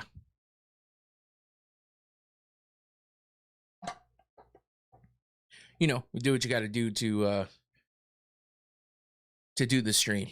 It's tough when you're live, but you know what? That's why I have the be right back screen, so people know that I'm not gone. It's not over. Just taking a break, to a bathroom break or a food break or something. I see we got a lot of international people in here. My chat will translate sometimes, but sometimes it doesn't. So if I don't respond to you, I apologize. It's just tough to get the translation sometimes. So yeah, maybe comment as much as you can, and I'll answer anything I can see or understand. But I know we're in Azerbaijan. A lot of people from overseas are definitely trying to watch the fights or keep updated on them. So I'll update you as much as I can as we go, and I try to do as much play-by-play as possible. I'm not really a commentator or anything like that, but I am here by myself, so I'm talking about what's happening throughout the fights and all that. So I'll keep you up to date.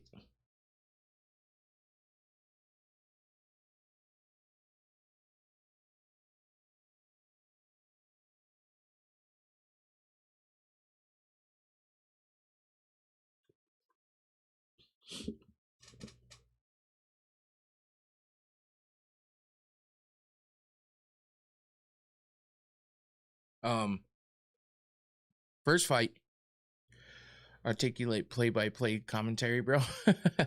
Well, thanks. I try my best, man.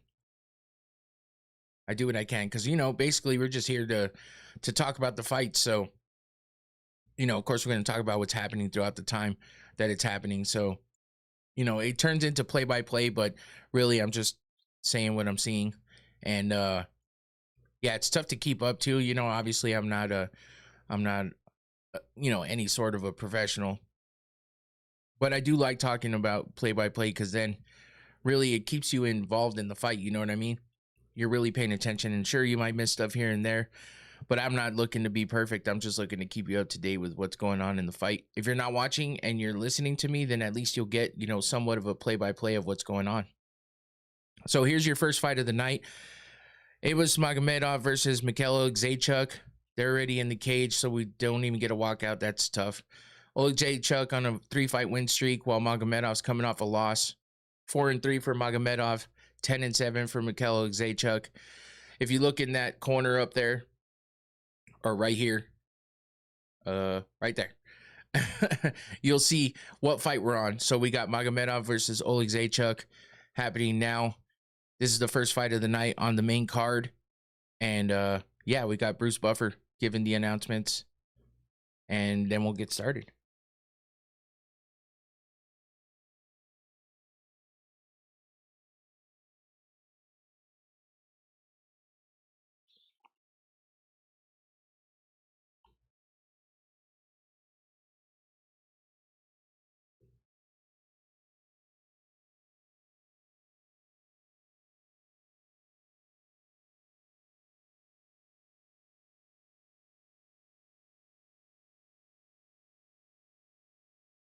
Kind of a pick'em fight in the for the odds.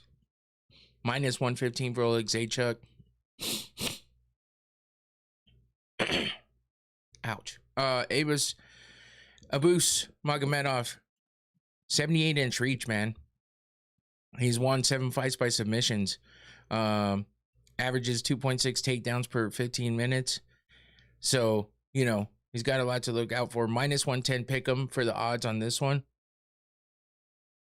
Oleg Zaitchuk has 8 UFC knockout wins. He's on a 3-fight win streak. And, he joined the Fighting Nerds, so he's been doing pretty well since then. This is kind of one of those, if Oleg Zaitchuk can keep it on the feet, he has a good chance of getting a finish on the feet. But if Magomedov can fend off that and get it to the mats, he might be able to take out Oleg Zaitchuk on the ground. But this should be an interesting fight. Here's the beginning of the first round. For the first fight of the night on UFC Baku main card, Abus Magomedov versus Mikhail Zaitchuk. Oleg Zaitchuk definitely bouncing around a lot on his feet. Abus, not so much, but not standing still either. So both of them just feeling out the process here. Abus coming in with some shots to the body.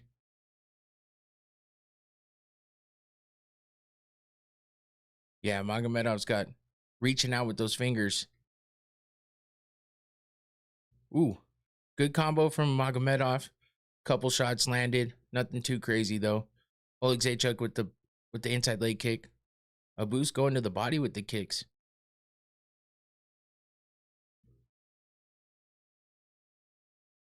Oh, head kick for Abus.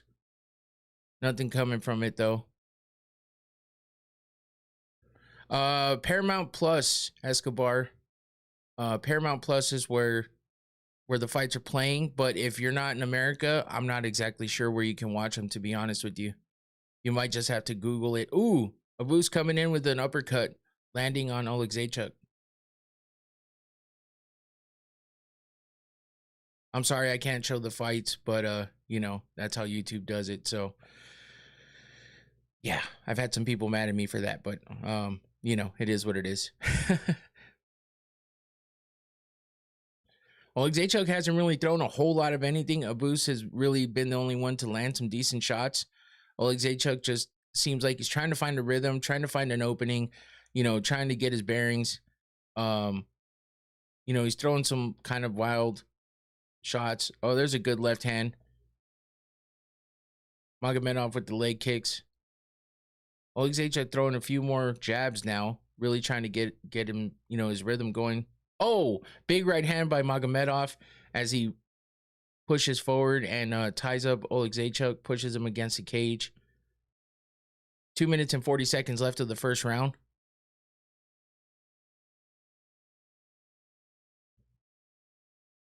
Oh, knee to the head of Zaychuk as Abus has him pressed up against the cage. Zaychuk just looks like he hasn't been able to really figure anything out yet. He gets away from the cage, though, and breaks that clinch, so that's good for him. Now he might try to start putting together something. I think he needs to really get on the gas here in the last 2 minutes of the first round and put together some combinations and start landing some strikes. He's trying for that inside leg kick, but missed.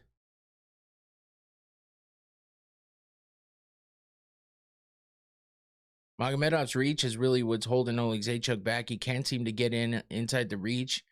Oh, body shot by Zaychuk, but Abus dropped him to his knee, and now he's pouncing on him. Wraps him up in a guillotine. Oh, shit. It might be over here for Zaychuk. Yup, he tapped. Zaychuk gets tapped out. Oh, he got put to sleep by Abus Magomedov. Magomedov held that a little bit longer than he probably should have, but he put Zaychuk to sleep with it. Wow. First fight of the night on the main card, and it ends in a finish. Magomedov just took advantage right away and didn't really give Zaychuk any openings or any chance to really get anything going in that fight. Zaychuk just looked like he was, stifled. Couldn't get inside from the reach. And, that elbow. Zaychuk hit him to the body, and Magomedov caught him with the elbow as he was coming in. Then he jumps on him, keeps throwing some punches, lands a few, and drops Zaychuk. Man, that reach really helped him out. Zaychuk just couldn't do anything with it. And he wraps up that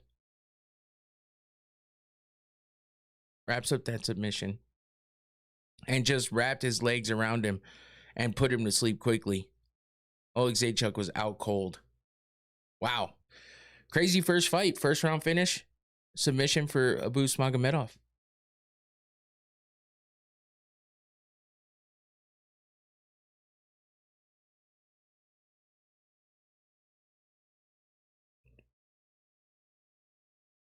A lot of finishes on this card, which is good.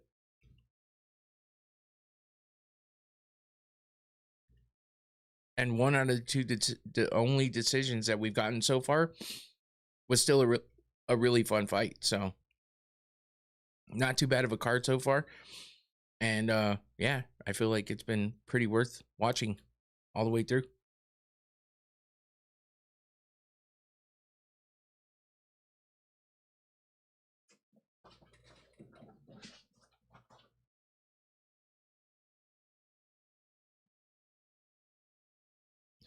I guess I'm gonna get going with the the energy drink to keep the energy going. But Red Bull, watermelon, I like it. It's good. Watermelon's probably the best one if you're looking for flavor, but not the best to be drinking energy drinks all the time. But I'm a hypocrite and I'm doing it anyway.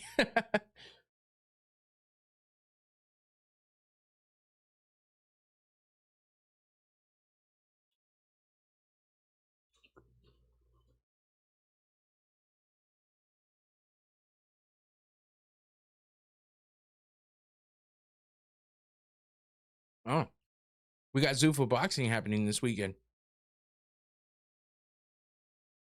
Happening tomorrow. I didn't even realize it. Zuffa 8.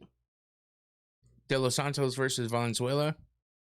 If you're into boxing and you like Zuffa boxing, you got a card to watch tomorrow.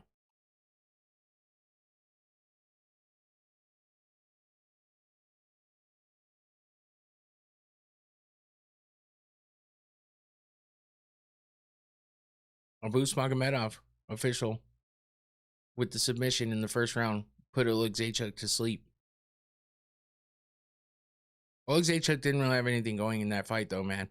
I gotta say, I really thought that he'd come out there with a lot more to give to Abus, but yeah, he just couldn't do anything with it. Gets caught with that elbow, and that starts the finishing sequence to getting dropped and put to sleep by submission, though. 22 of 29 fights finished for Magomedov. 14 knockouts, 8 submissions. Pretty impressive.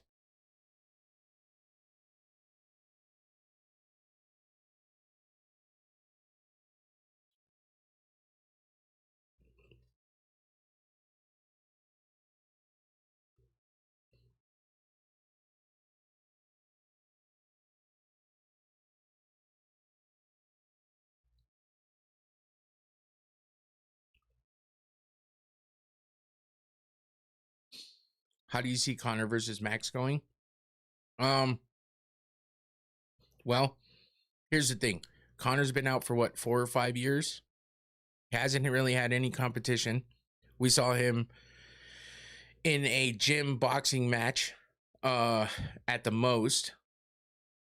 You know, he's back to training. He seems locked in. And, you know, for him to be doing the rounds with media and also not talking shit to people on Twitter like normally he would be, all over Dustin Poirier talking mad shit after, you know, the incident with him getting arrested and being drunk in the airport and all that stuff, you know, it just kind of shows that he's locked in, I think. So I feel like Conor is definitely locked in and trying to make his comeback special and make it a great performance. But here's the thing. He's fighting Max Holloway. Is he overconfident because he beat Max Holloway already once? He seemed like it in that back and forth between him and Max that Joe Rogan was in the middle of during the White House card. But, you know, that's just talk from Conor. That's how he talks all the time anyway. So it's the Conor of old, just, you know, doing what he does. Max was actually talking shit back and clapping back at him. So, you know, that's entertaining. I feel like Max is a whole different fighter than he was when Conor first fought him, 100%. And with all of the things that Max has done, claiming to be the best boxer in the UFC, we saw him prove that a few times where, you know, his boxing looked phenomenal. He's only really been finished by Ilia Topuria. And, you know, that fight against Oliveira was just tough and horrible. But I don't think we're going to see Conor coming after him, trying to take him down or any of that shit. It's going to be a stand-up war. And I think with all the wars that Max has been in, I don't know if Conor can keep up with that. Unless Conor's landing a lot on Max and really hurting him, I don't know that Conor's going to be able to keep up with the cardio and stamina that Max has. We've seen Conor gas plenty of times in the past, especially against Nate Diaz, against Khabib.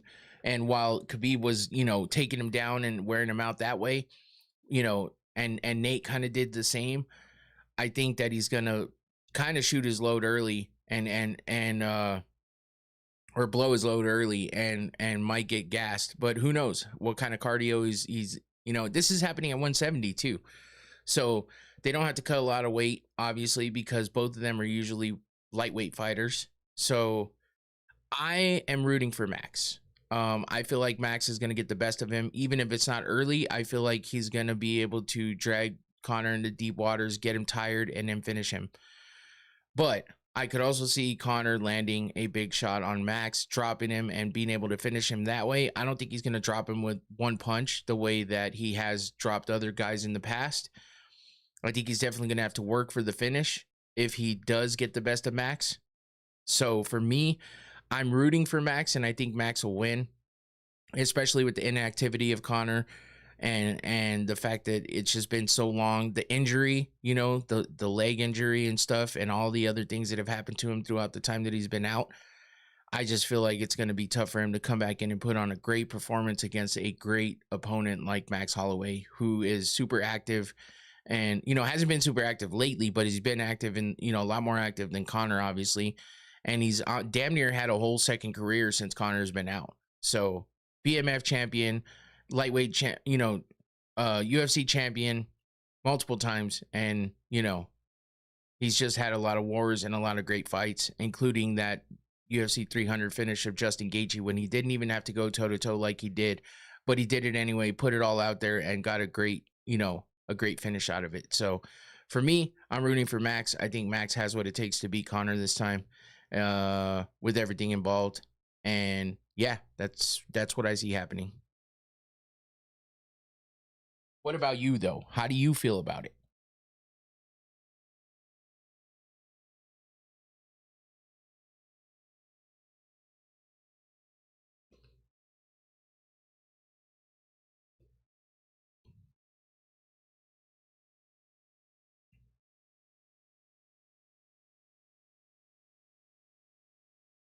I don't know, like Conor, I feel like Conor's going to be overzealous like early. I think he's going to try to come out and get a big, crazy win early.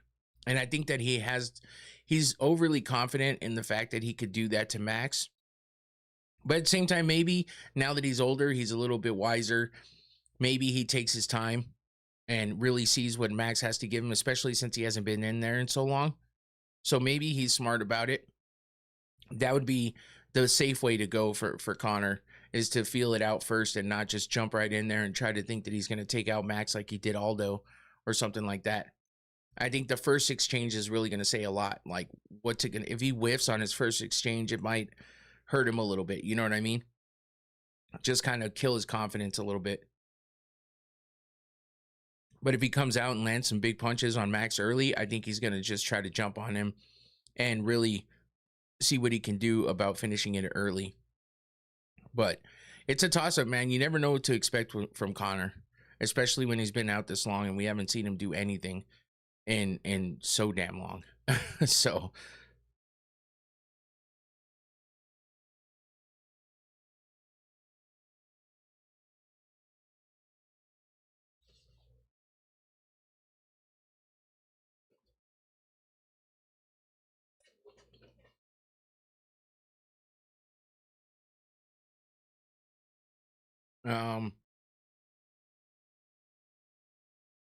where can I see it? Okay, so in America, it's on Paramount Plus. Everywhere else, I'm not sure. Judging by the fact that this had to be translated, you must be international. I don't know exactly where you can go watch it, to be honest with you. I would just Google it and see what's available for you. But I can't show it here, so I apologize for that. Conor's chances are more likely early on. The Max from the Justin fight was very skillful. Yeah. Yeah, I think it very well could be that Conor comes out, has supreme confidence, and and drops Max early if he can catch him. But I think Max is way too smart for that, and I think he's too savvy. I feel like basically at this point, Max has done so much in the cage and has fought so many different types of fights. I feel like he's going to be way too smart, and I don't think he's going to allow Conor to get something like that off right away. But, everybody can get caught. So, and Max is not the type to back down. He's not going to run from Conor. He's going to meet him in the middle, and if he does a crazy exchange with him right away, it could be bad, because Conor does have power. If he still has the power, you know what I mean? It's just been so long. Like it's tough. It's tough to know for sure.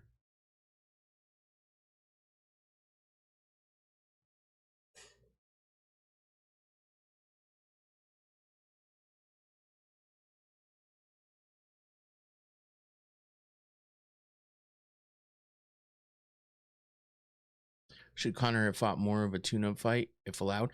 I don't think they would have. I don't think they would have allowed that, to be honest with you. But I feel like that probably would have been good for him to get somebody. I can't show the screen. I'm sorry. I can't show it.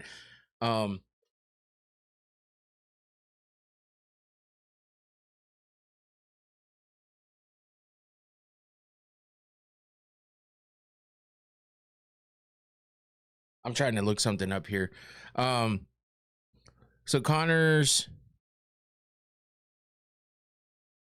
last fight was in 2021. Yeah. Holy shit. I thought it was after that, 2021. So it's going to be 5 years almost to the day. that Connor was in there. That is crazy. Think about all the things that have happened in MMA since 2021.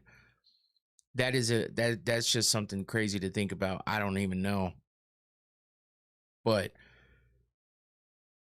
oof. Yeah, sorry guys. I can't show the screen. I wish I could, but you'll just have to find somewhere to watch it. And if you don't have any way to watch it, you could just stay here and I'll tell you play by play as much as I can.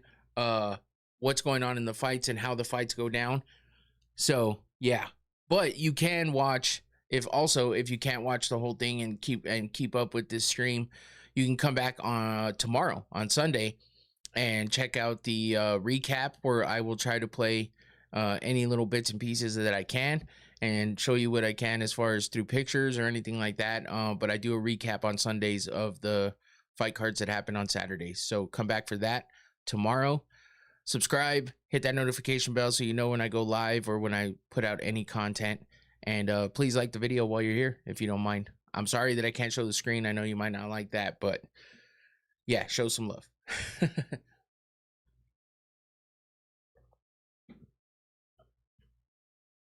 So we got Ikram Aliskerov.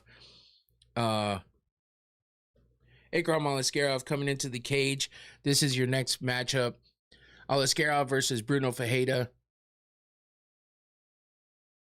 We got Aliskerov on a 2-fight win streak. Bruno Ferreira coming off a loss. Jim Miller versus Connor would have been a solid first fight. I think it would have actually. That actually would have been a good one because Jim Miller would have put up a great fight. I'm not sure that he could have beat Connor.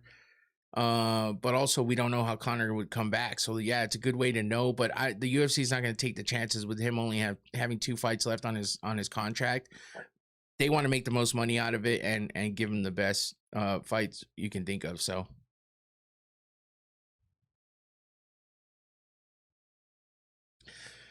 oh my God. What is happening in the chat? Yeah. Oh man. Hey, oh my God, I'm losing my headphones. That's a great attempt. That's a great attempt. But I can't do it. Never had that happen before.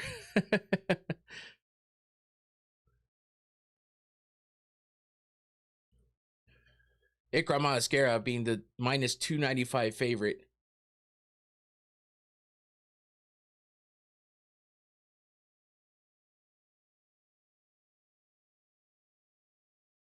Aliskerov 7 wins by knockout, 5 wins by submission, 8 first-round finishes, 17-2 overall, and he's coming off a win over the Iron Turtle.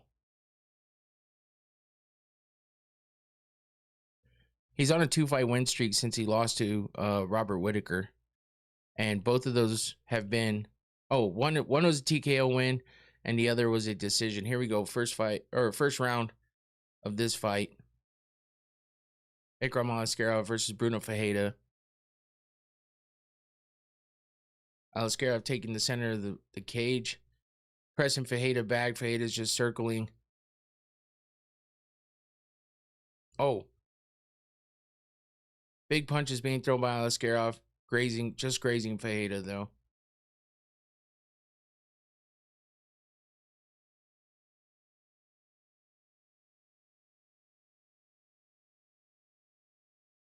Bruno Ferreira has 9 wins by knockout, 5 wins by submission, 11 first-round finishes. He's 15-3 overall. He's coming off a loss to RoboCop. Before that, he beat Marvin Vettori by decision. He lost to RoboCop in the first round by TKO.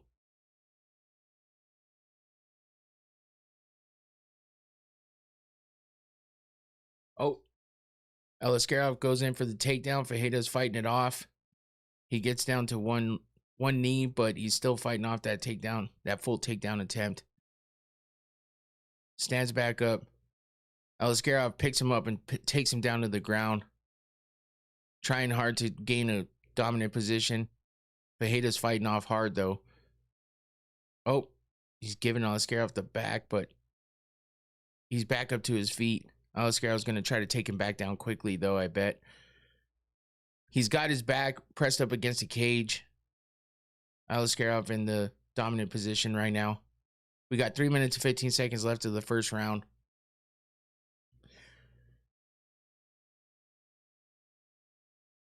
There we go. They broke. Back to the center of the cage. Alaskarov just like over kind of, nasty. Ugh. Groin strike as he's trying to throw a kick, walking away from Fajeda. Alaskarov tries over exaggerating, turning over the punch with his jabs. It's kind of weird. Oh, he kind of just grazed the cup as he tried to kick him in the stomach.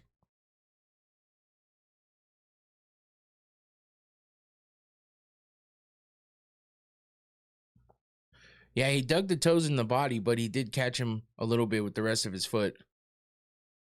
Back to the action. 2:45 left in the first round.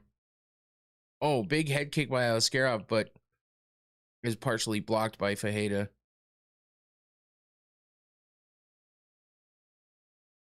Leg kicks by Bruno. Alaskarov definitely the one putting the pressure on, stalking Fajeda at this point.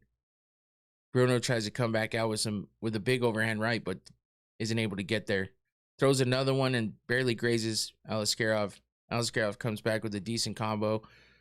He's really just working on breaking down Fajeda at this point.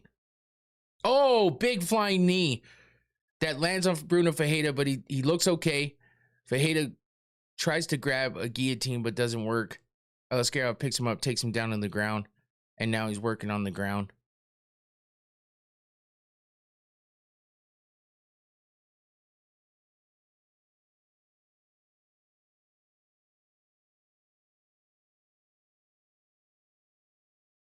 Alaskarov in half guard.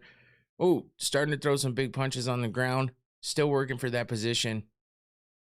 Fajeda trying to gain control of Alaskarov, but he's not able to get him out of half guard at the moment.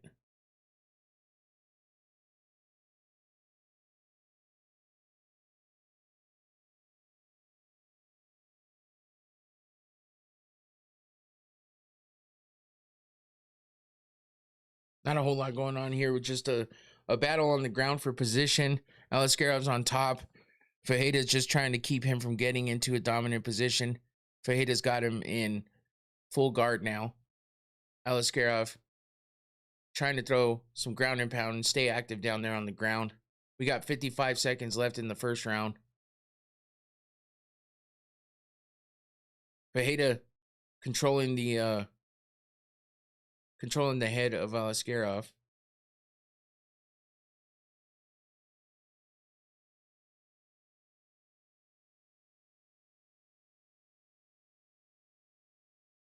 Ooh, good elbow from Fajeda there, but a couple follow-up shots coming from Alaskarov.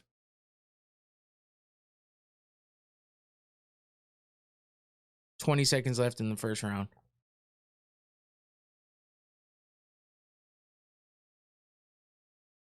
Ooh, big shots coming from Alaskarov as he stands up.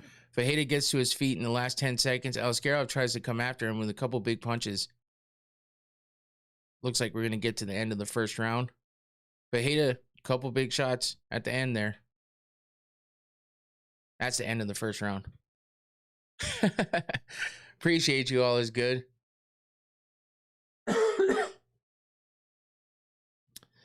Yeah, man, I was hoping for a bit more action in that first round, but so far so good. I mean, it's not too bad.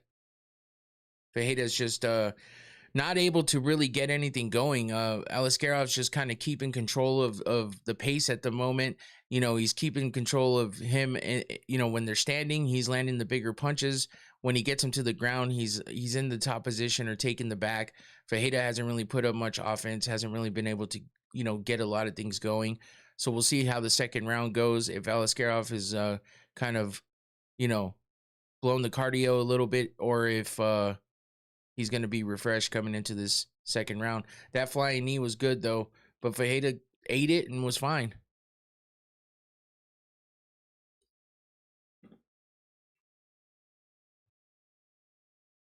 Aliskerov definitely got that first round for sure.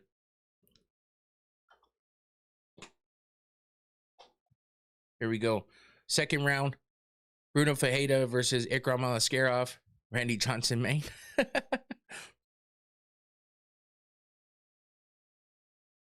Oh, good exchanges going on there.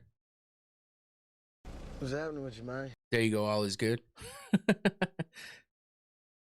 Aliskerov, he's trying to throw hard punches. They're kind of awkward, but he's been landing. Ferreira lands a punch here and there, but hasn't really been able to. Ooh, he caught him with that right hand on that one though. And now Ferreira goes for a takedown of his own, trying to sweep the leg as he's holding the left leg of Aliskerov, but he let it go. Oh, Aliskerov caught him there.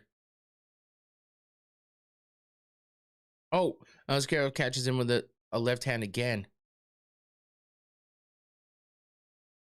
Aliskerov's mixing it up well. When he gets him to the ground, though, it gets a little bit slow. But when he's on the feet, he's trying to put together some good combinations and really keeping the action going on the feet.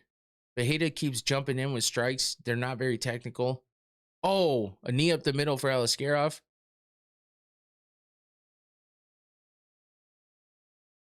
Aliskerov throwing some leg kicks. He's calling for the low kick, but the ref told him to keep going.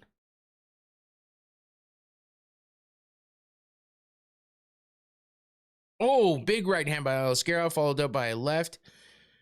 He feinted the flying knee and goes in for the takedown.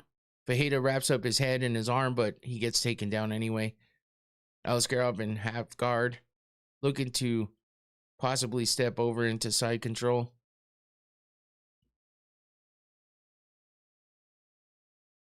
Aliskerov pulls out, tries to posture up. Ooh, Ferreira trying to get the triangle in there, but Aliskerov's moving too much.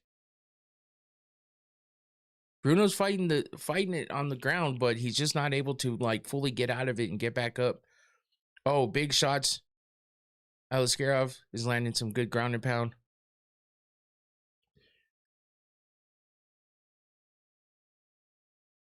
Action slowing down a little bit as Aliskerov's in the north-south, kind of tying up Ferreira.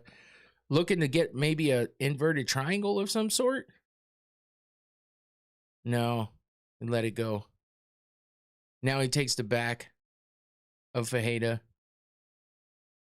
Oh, he's got one hook. Oh, he's got both hooks in. Looking for that body triangle. Ferreira gets one of the hooks out. Battling on the ground. We got 2 minutes and 10 seconds left of the second round.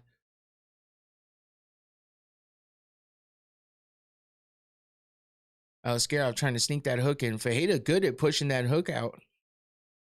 Keeping him from being able to get the hooks in. 2-on-1 wrist control for Ferreira right now. And he stands back up. Aliskerov still controlling him though. There we go. They break. Back to the striking. Ooh, good jab by Aliskerov, followed by a good right hand. Puts together a combination, tries for the flying knee again. Hasn't been able to fully land it, besides that first one, which landed but didn't do a whole lot of damage.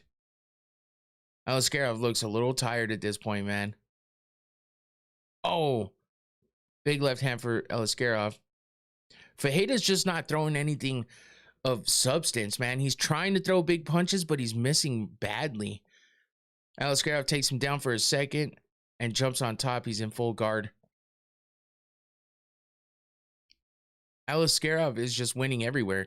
He's winning on the feet with the strikes. He's winning on the ground with the control and the takedowns. Landing ground and pound while he's down there as well. But Ferreira's just not able to do anything right now.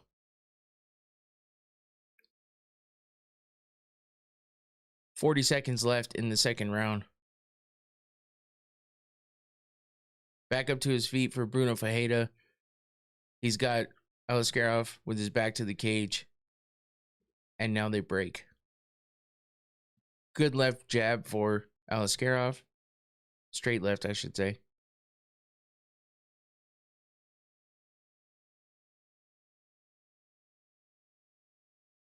Oh, good shot by Aliskerov as Bruno Ferreira was coming in and he drops him Fajeda trying to wrap up the leg, but he lets it go. And that's it. End of the second round. Alaskarov, man, just being dominant in this fight. There's nothing Bruno Fajeda can do. He hasn't been able to really put anything together. He hasn't landed any real big shots. I think Alaskarov's more beating himself with the cardio right now. He seems very tired. He just hasn't been able to, wrap up any submissions or land anything that's gonna be fight ending. But he's definitely getting the best of Fajeda. He's landed the bigger shots, the better shots. He's gotten all the takedowns, and he's been able to control on the ground as well. So it's 2-0 Alaskarov at the moment. And Fajeda's going to have to get a finish in order for him to get a win here.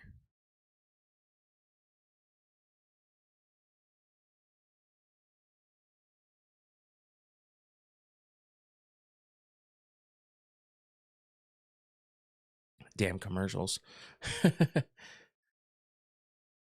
All right, here we go. Start of the third round.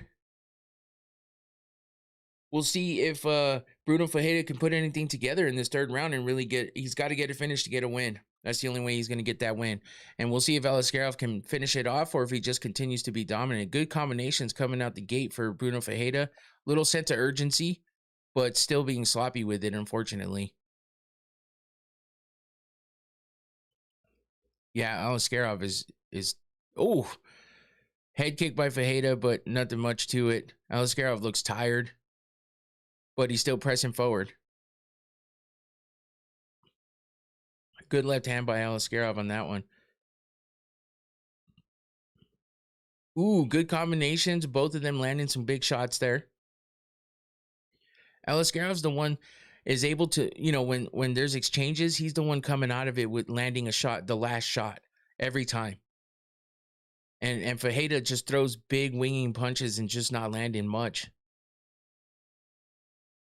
He's got to put together some combinations, work the body, work the head, work in the leg kicks, do something other than just throwing looping right hands.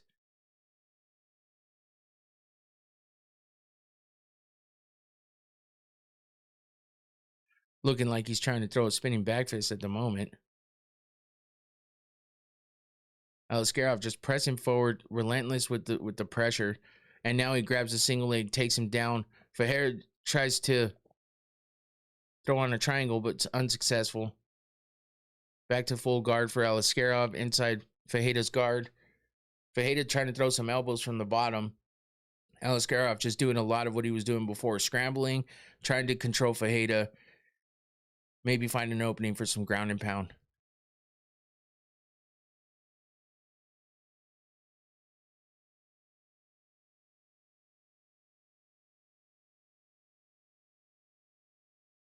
I noticed Alaskarov doesn't really go for any submissions or anything. He just looks to control and get some ground and pound here and there while he's on the ground on top.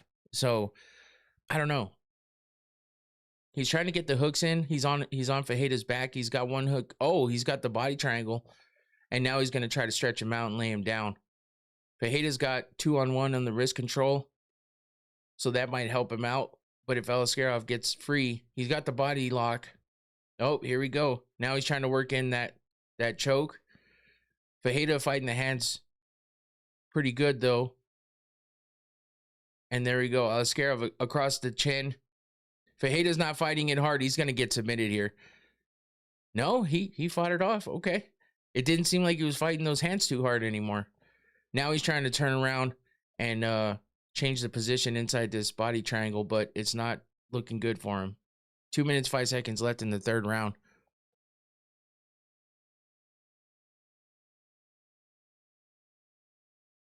Alaskarov looking like he's trying to get an arm triangle.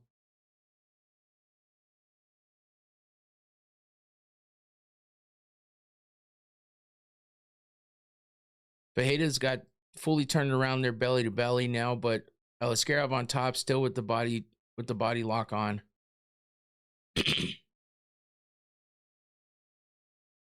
Looks like he's going to try to coast for the rest of his time on top and just, Bruno Fajeda's got 7 seconds of control time throughout the entire fight. which is insane. Over 2 minutes for every single round for Alaskarov.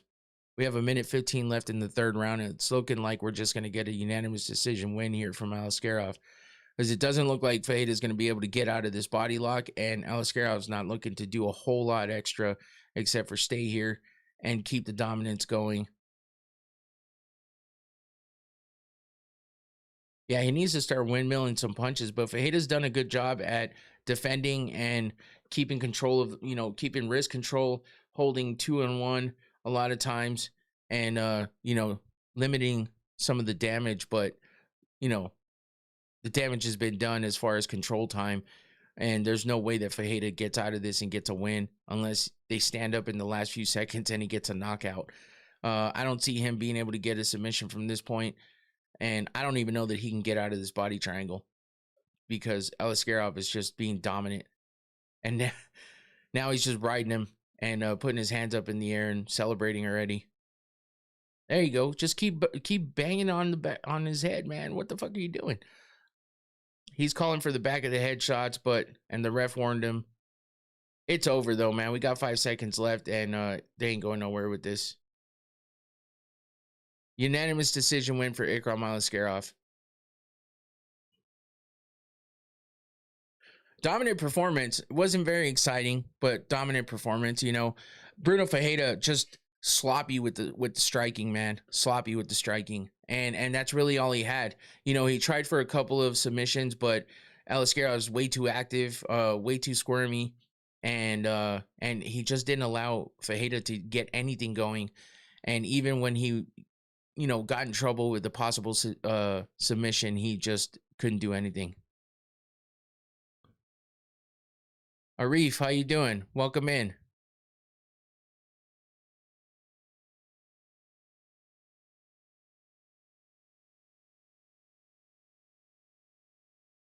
So yeah, first fight of the night, Ikram Alaskarov versus Bruno Fajita.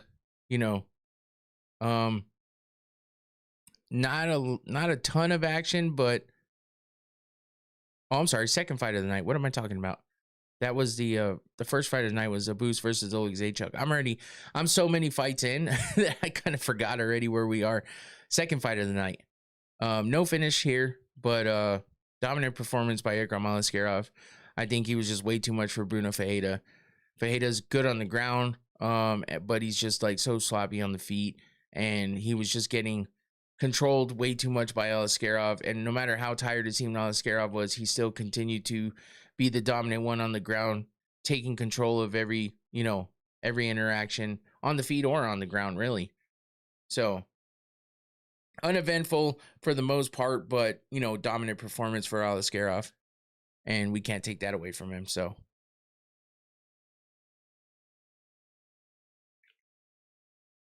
it's almost time to have a twisted tea. I'm gonna have one or two before this is over.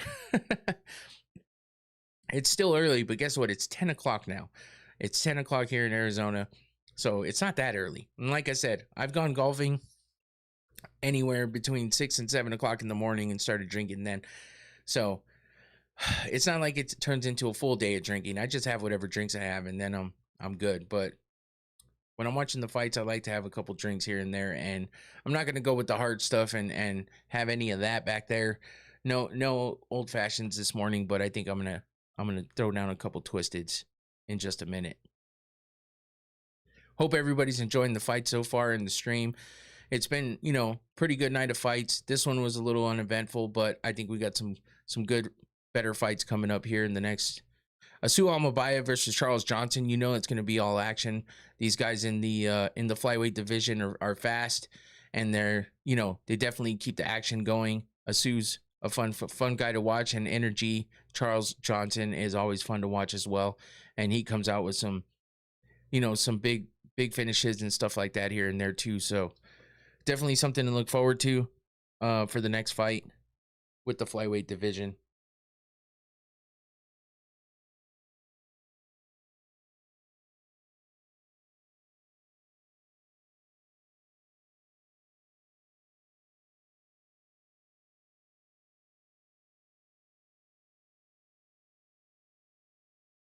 He said he changed up the tactic because he seemed like his punches weren't really affecting Bruno that much.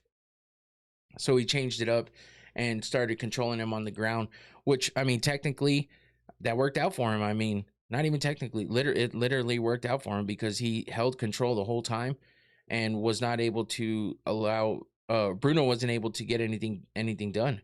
So his game plan worked, and he got the win.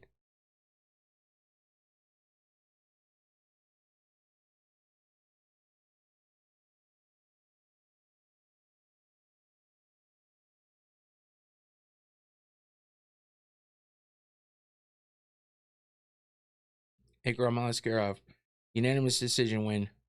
No surprise there, considering the way the fight went. And yeah, another fight down. So 4 more fights left in the main card.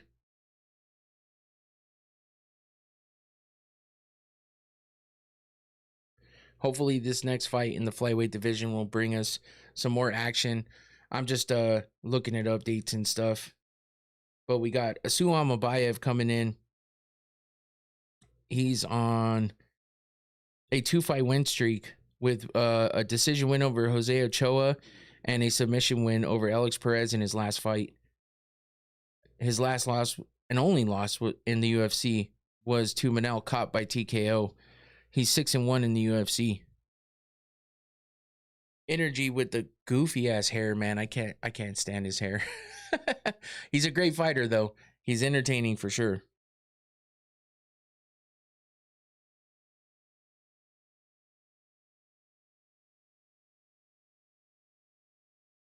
He looks like Krusty the Clown with his hair right now. He has it all out. Just this big patch of bald right here. Aljamain Sterling.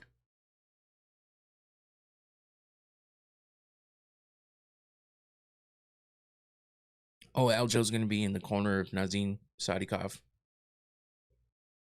That should be a fun fight too.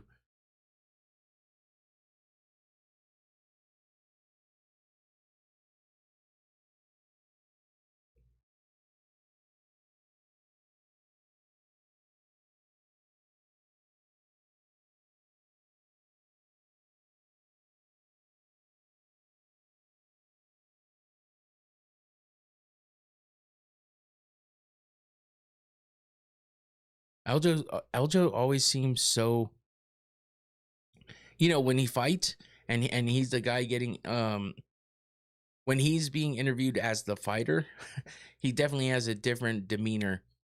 When he's interviewed as the teammate and somewhat coach and cornerman of one of the fighters that he's teammates with, he's so subdued and just kind of, to the point. But he's got the knowledge, man, and he's good in the corner with his guys.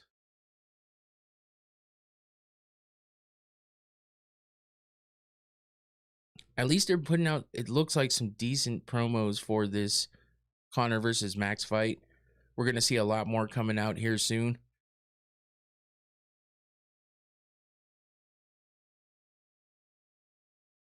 Classic Conor moments.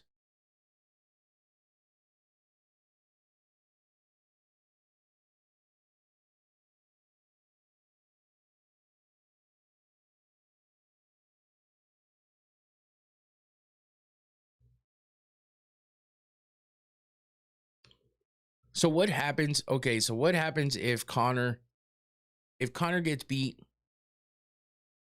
gets finished by Max?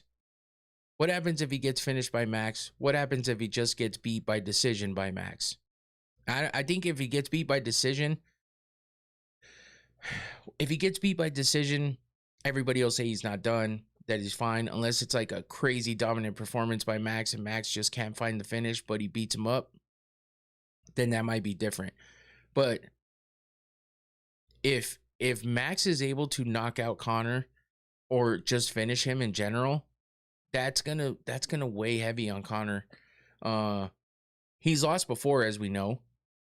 He's only been submitted. I don't think he's ever been finished on the feet, has he? That's a That's something I'd like to look up because it's been so long. I've never covered a Connor fight because I started this show after Connor broke his leg. Because it's been since 2021. I started this show a year after that.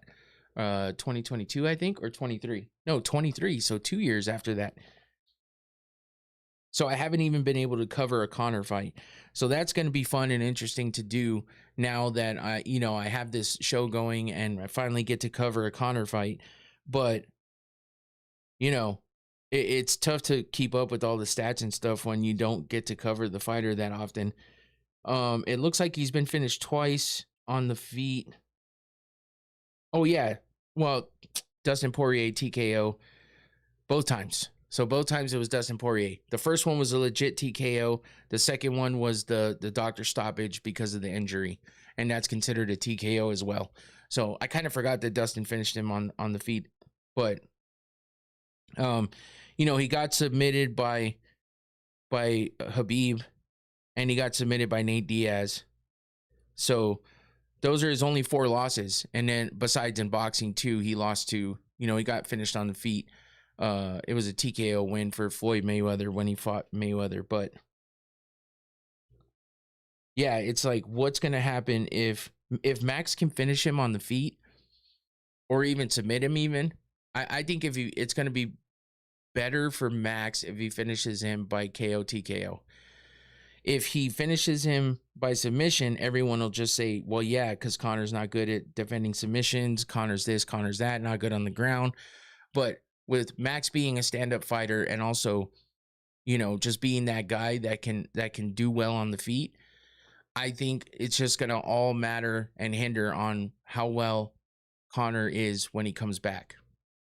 Like, how's he going to do being away for as long as he had been? 5 years in total by the time he fights. What's that injury going to do for him? Does he care about that leg? Is he going to baby it? Is he going to stay away from the kicks because of it? I highly doubt it. Knowing Connor, he's reckless at times. I think he's going to be careful to a certain extent, but I don't think it's going to stop him from using that leg in the way that he's used it in the past. Unless he's had some other issues since then, but we haven't heard of any of that. So I think him and Max are going to definitely have a stand-up war. And, like I said, I feel like Max can get the better of him. But it just depends on what kind of Connor we see coming back. It seems like he's dialed in. It seems like he's locked in. Seems like he's taking it seriously. And that's good because he only has 2 fights on his contract left. According to him, he says that the second fight is already scheduled for April of next year. But of course, there's no opponent or anything yet. But I think it all hinders on what happens in this fight with Max. Does he get knocked out? Does he get finished at all? Does he win at all? Because we just don't know what to do with him unless he gets that win. So, yeah. And can he stay away from injuries and outside of the cage drama and legal problems, which we haven't seen him get involved in anything recently. So, it's possible that he can stay away from all the bullshit and stay locked in for this fight. The only thing we've seen coming from him is, any of the stuff he's done in the media. He hasn't been crazy active on social media like he was before. But yeah, it's a toss-up, man. You never know. You never know how the guy's going to come back after being gone for that long, after such an injury and suffering 2 losses in a row. So if Connor loses again, that's 3 in a row for him, which has just never been a thing for him. So yeah, it's going to be interesting, man. And then while with Max, he's coming off a loss, but it's a loss to Oliveira, who just kind of laid and prayed the whole time. Regardless, he lost. But yeah, imagine if Max would have won that fight, still had the BMF title, and then he's fighting Connor for the BMF title. I think that would have added so much more to this. Not that it needs any more, because Connor coming back is enough. And the fact that he's fighting Max is enough. But imagine if it was for the BMF title. That would have been crazy.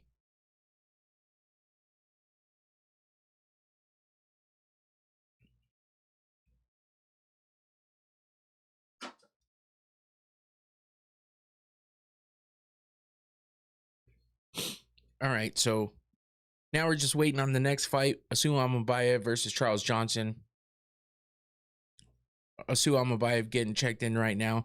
Here's your next fight, your next matchup. Like I said, Amabayev coming off a 2-fight win streak. Charles Johnson coming off a win as well. Neither one of them has ever been subbed. Both of them been finished on the feet before. Charles Johnson coming off a win to Bruno Silva. Split decision win.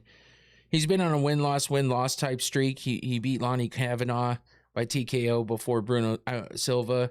He lost to Alex Perez in between that by TKO. Lost to Ramazan Tamirov by decision. He was on a 4-fight win streak before his last 4 fights where he's been loss, win, loss, win. If he keeps up with that pattern, he's due for a loss here, but you never know with Charles Johnson. Ranked at number 14. He's the plus 215 underdog. Asu Amabayev minus 280 favorite. He's ranked at number 9 in the flyweight division. So this could be a fun one. I think Charles Johnson definitely has the length and the reach and the height advantage. Seems like the bigger guy, but Asu Amabayev, fast, tactical, and I think just a great fighter all around for Asu. So both these guys are fun to watch, and this feels like it has potential to be a really great fight. I kind of want Charles Johnson to lose just because of his hair, but I feel bad for saying that because I like him. But his hair is so annoying. So if you want to be petty about it. But Amabayev, obviously shorter, less of a reach, but definitely built in great shape and ready to go. Fast. And he's the favorite, so it's a good fight for Charles Johnson to get a win, though. If he beats the number 9 fighter, does he take the place at number 9, or does he just move up to at least the top 10? If he gets the win over Amabayev, a lot of times they'll just switch rankings, but you never know with this new ranking system. So here we go, getting ready to start the first round. Asu Amabayev versus Charles Johnson.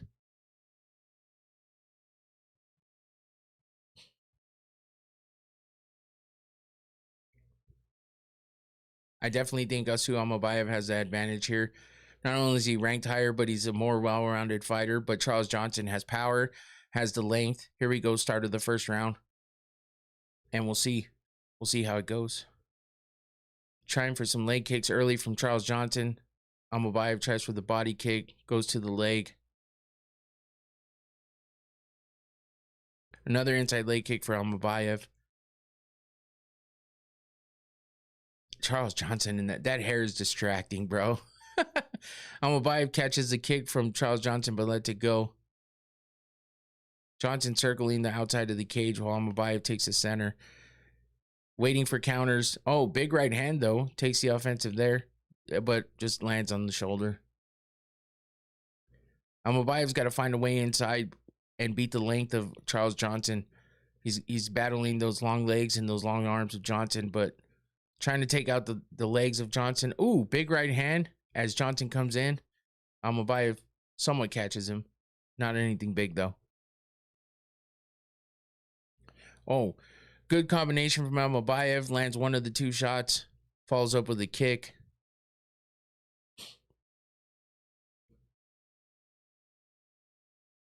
Charles Johnson switching stances a lot. Oh, big left hand by Amabayev. Johnson just laughs it off. Ooh, uppercut, stepping uppercut for Amabayev. Grazing. Another left hand for Asu. Oh, and he drops Charles Johnson. Jumps on top of him. He's in the guard of Charles Johnson now. Trying to drop some ground and pound.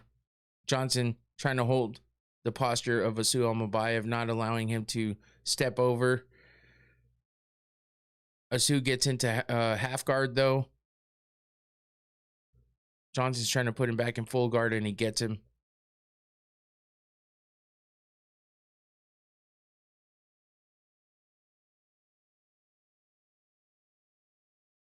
Almabayev just kind of laying heavy on top of Johnson for the moment. Johnson sits up, trying to find his way into moving Almabayev in a position where he can get back up on his feet. There we go. Kicks Almabayev off, but Almabayev drops some ground and pound down, winds up back in the full guard of Charles Johnson, and Johnson works again to move Almabayev into a position where he can stand back up.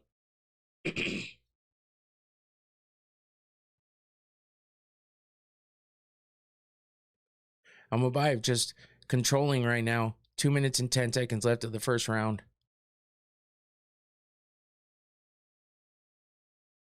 There goes Charles Johnson kicking off Almabayev. Almabayev on his feet now, trying to drop some ground and pound. Charles Johnson keeping him at bay with his legs.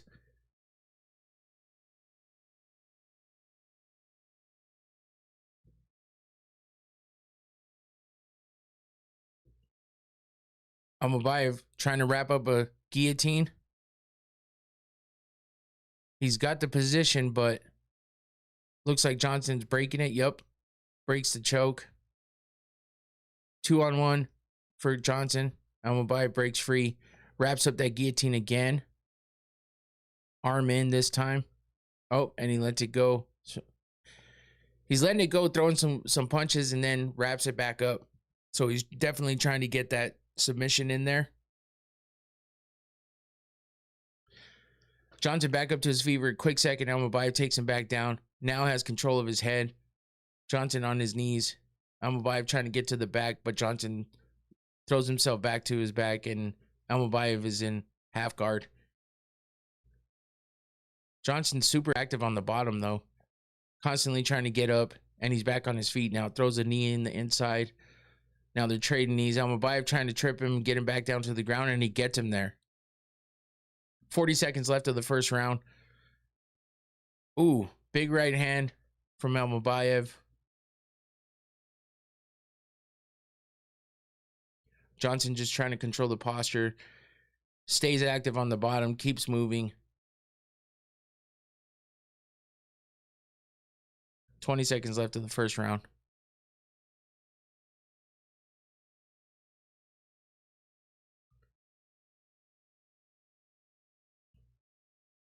Oof. Almabayev sneaking in some good ground and pound here and there, but Johnson really doing a good job of keeping him from being able to posture up. That's the end of the first round. Asu Almabayev ends up on top of Charles Johnson. Landed some good ground and pound, but Johnson, like I said, keeping him at bay with the length. You know, his legs are working for him, keeping him, away from suffering too much damage. He's got a little scratch under his left eye, or right eye for the moment, but nothing crazy.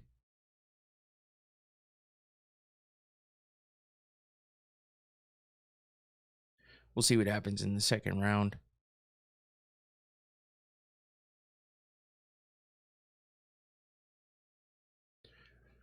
All right, Charles Johnson trying to hype himself back up. His corner really trying to get at him, telling him he needs to get going. Almabayev relentless with the takedowns, though, the ground control. And whenever they're on their feet, he's landing some shots up there, too. So he's kind of winning the entirety of the fight right now. And Johnson's right eye has a little scratch under it. So here we go. Start of the second round. We'll see if Almabayev can turn it up a little more here. But Johnson is, throwing some good punches there. He only landed 1 out of the 3 in that combo. But trying for that front kick. Missing everything at the moment, but staying active, running around, trying to keep the footwork going. Almabayev trying to lock in, find an opening, either to get the takedown or to land some decent strikes.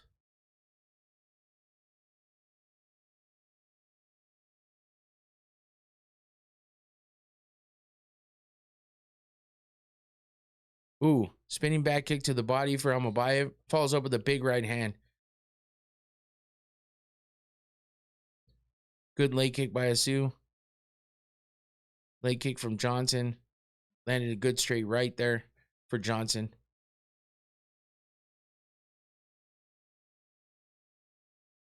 Oh, kicks the leg out from under Johnson for Almabayev. Looked like it hurt his front leg a little bit. Asu mixing it up well, man.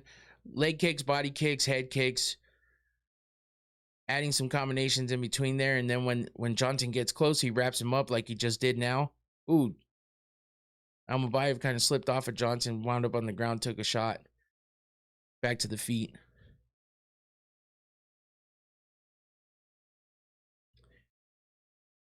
Yeah, they got to.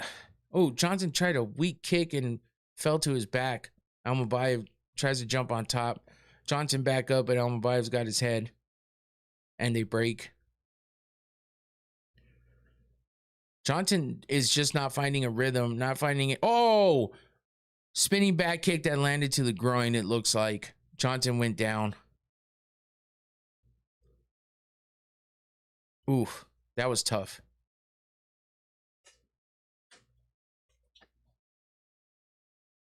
That's cause for a twisted. as the balls get twisted on Charles Johnson. I'm about to get a twisted teeth. I don't know what the fuck I was thinking with that one, but Hey, no Diddy, man. No Diddy.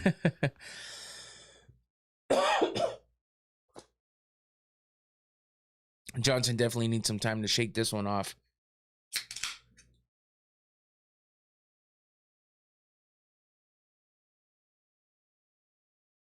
All right. Looks like he's ready to go. Less than a minute. Back to the action. Oh, spinning wheel kick for Asu Almabayev that lands quickly on Johnson. Oh, Johnson with a good uppercut. Seems like they're both okay at the moment, though.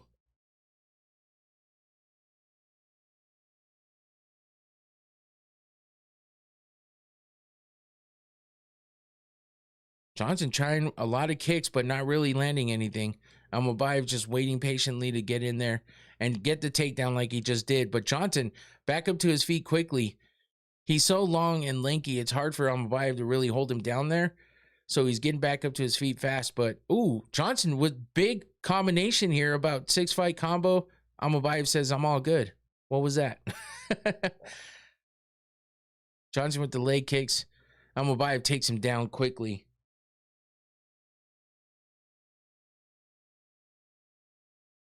Yeah, Johnson needs to find a flow on the feet, man, because he's just not able to do much with the ground game.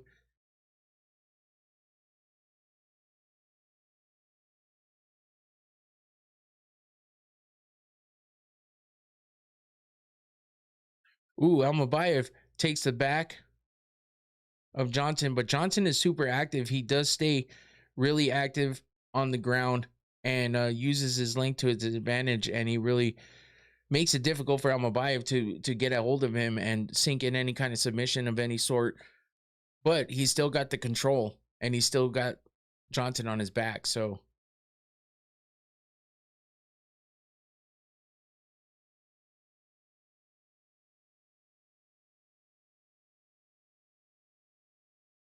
Almabayev just working the positions, trying to find an opening to, land some good ground and pound like he's doing now.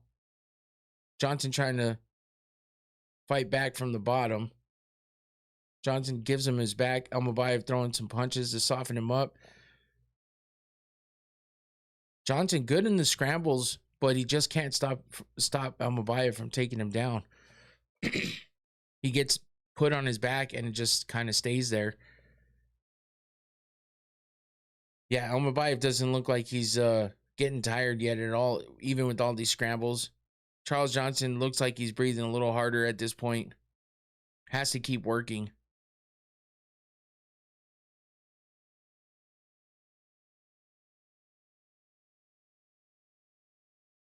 Almabayev just holding Johnson on his knees, has his back at the moment. Ooh, that was a big body shot, a big knee to the body twice in a row. Now one to the side of the leg. Almabayev gets the hooks in, turns Johnson over to and has his back. But we got 5 seconds left in the second round. Looks like Johnson's going to survive this one. And just a lot of the same coming from Asu Almabayev, controlling, taking advantage of all the situations he's in. Johnson not able to find a rhythm, not able to really put anything together. And he just can't seem to get the best of Asu Amabayev. Amabayev just landing strikes on him left and right, and then wrapping him up, getting him to the ground, and keeping the control.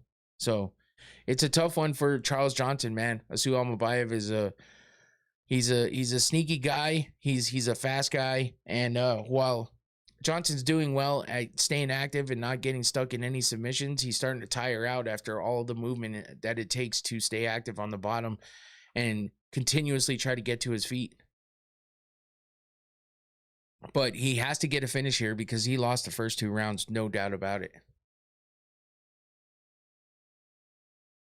So Amabayev showing why he's in the top 10 of the flyweight division.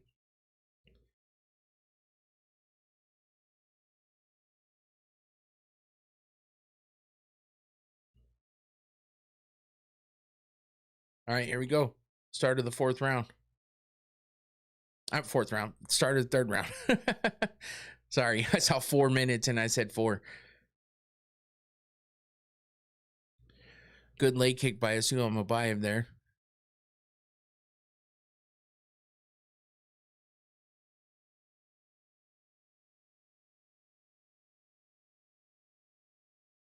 Oof.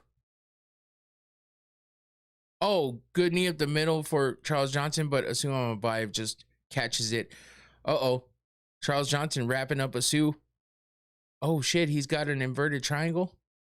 And it looks like Asu is struggling at the moment. But maybe Charles doesn't have... He might not really have it. He's putting a lot of effort into this. Oh, Amabayev puts the leg over.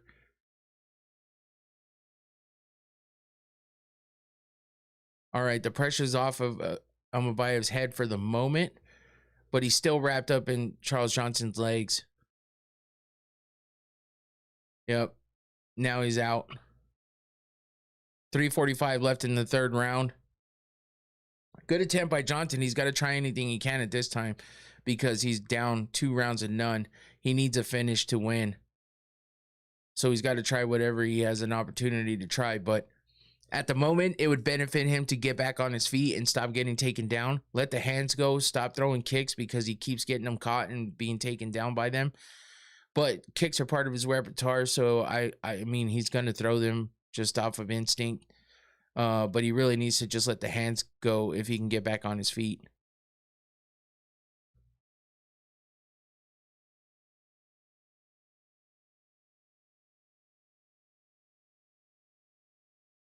Charles Johnson tried to roll out, and Almabayev just follows him and keeps him in control. Almabayev slips in the hooks. He's on Johnson's back.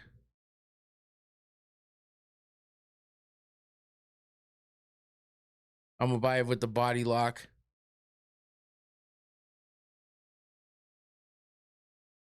He's really got it locked in now. Trying to fight the hands. Charles Johnson's trying to fight the hands of Almabayev. He's keeping that wrist control. Moving around, staying active on the bottom, but it's looking grim because the time is ticking, and Almabayev has that body lock, not allowing Johnson to get anywhere. Throwing some vicious ground and pound now. Johnson doing well at fending that choke off, but with that body lock, he's not going to be able to do much. Almabayev really trying to lock in that choke, but Charles Johnson being super squirmy, not allowing him to really settle in. And I mean, all this really does for him is just allow him not to get finished. But I mean, he's been dominated pretty much from bell to bell. He has 0 control time, while Almabayev has 3+ minutes in the 1st round and 2+ minutes in each of the 2nd and 3rd. At this point, he's going to have over 3 minutes. And he's stretching out the leg of Charles Johnson. Oh, shit. He might have... He got him. He tapped him.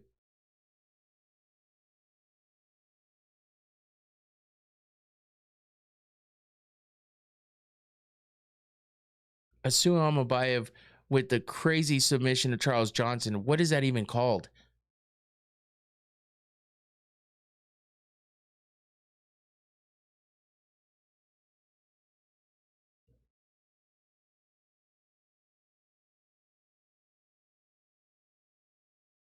He was patient. He worked the positions as the best he could, and he finally gets a submission out of it.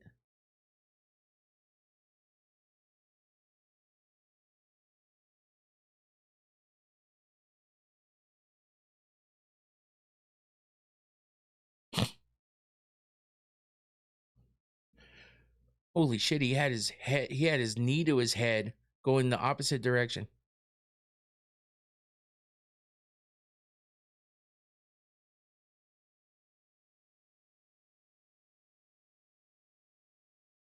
That was a nasty submission by Asuel Mabayev over Charles Johnson. I don't even know what that's called, but that was a hell of a submission. I forget what it's called. Like they said, Magomed Sharipov and Aljamain Sterling both hit that submission before. But yeah, Asu, he worked all 3 rounds controlling and keeping the dominant positions on Charles Johnson. Charles Johnson just couldn't find a rhythm on the feet, couldn't stay off his back. Asu Almabayev, whenever he got Charles Johnson down, even if Johnson would get back up, he would take him back down relentlessly and pretty much keep control of him. That seems to be the outcome of a lot of these fights on this card, is a lot of wrestling and grappling. I mean, it's exciting, but also, that's what's been winning the fights, whether it be by decision or ending up with a submission. And so we've had some wins spanning from that type of game plan. We'll see what they call that submission, because I'm not even sure.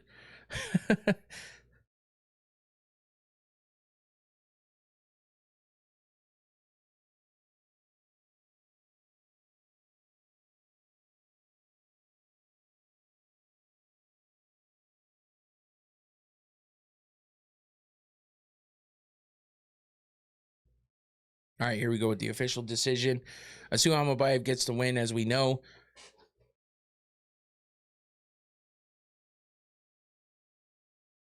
Took him to the middle of the 3rd round to be able to get that finish, but he still gets the finish nonetheless.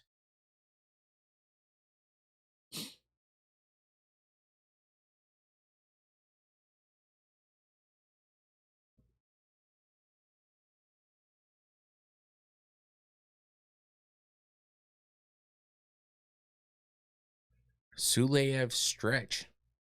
That's what it's called? I didn't even know. Suleyev stretch. That's interesting.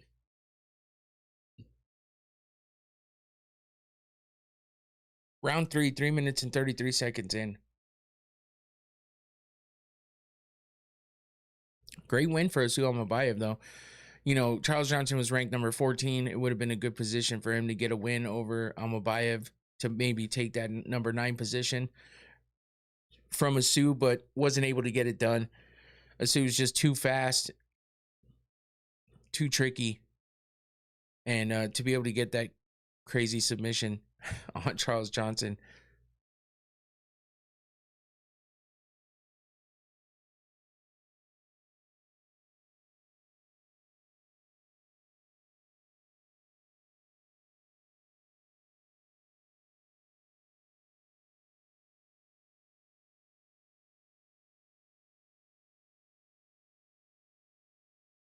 Asu Almabayev, most wins since 2023, 7. In second, tied for second place with Charles Johnson, actually. So that ties him. Joshua Van with 10 wins since 2023. It's crazy. Asu, though, he's definitely a threat to challenge for that belt sometime in the near future if he keeps it up.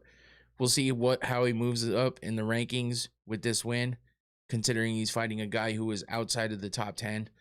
It might make a difference in where he winds up in the rankings after this, but either way, he gets a win, he gets a finish, it's a submission, and yeah, it's a good showing for Asu Almabayev.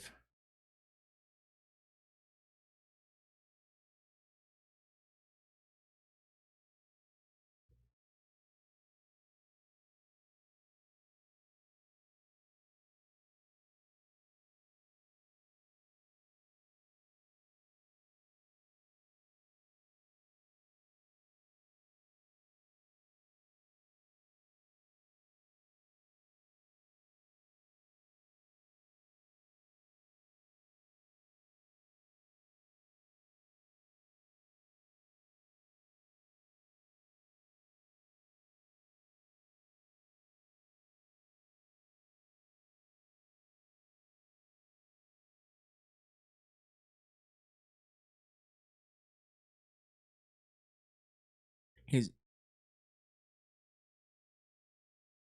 Asu calling for the title shot, says that Pantoja deserves it, of course, because of the way that fight went down, but he thinks he's ready for a title shot.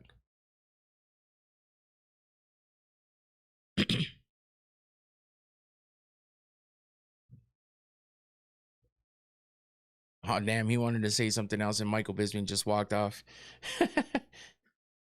Unfortunately, with the translation, it takes longer, and sometimes you just can't get everything in there that you want to get in there. But, you know, he gets the win regardless, so it was a good win for him, too. He was dominant throughout the entire 3 rounds, or 2.5 rounds that he fought. Gets a submission win, so he gets to finish. Shavkat Rachmanov, holy shit. Where the fuck have you been? In a suit and everything.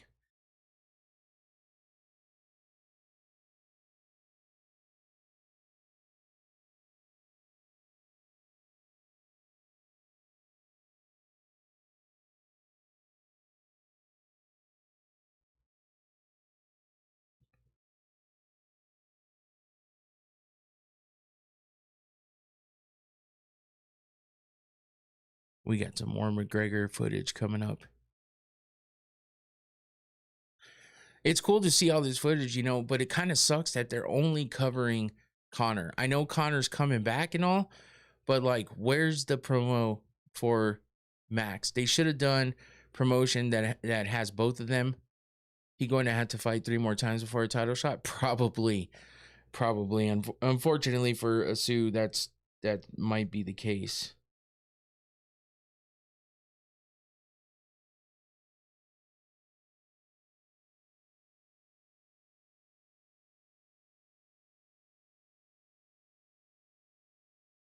I do feel like, though, they should definitely be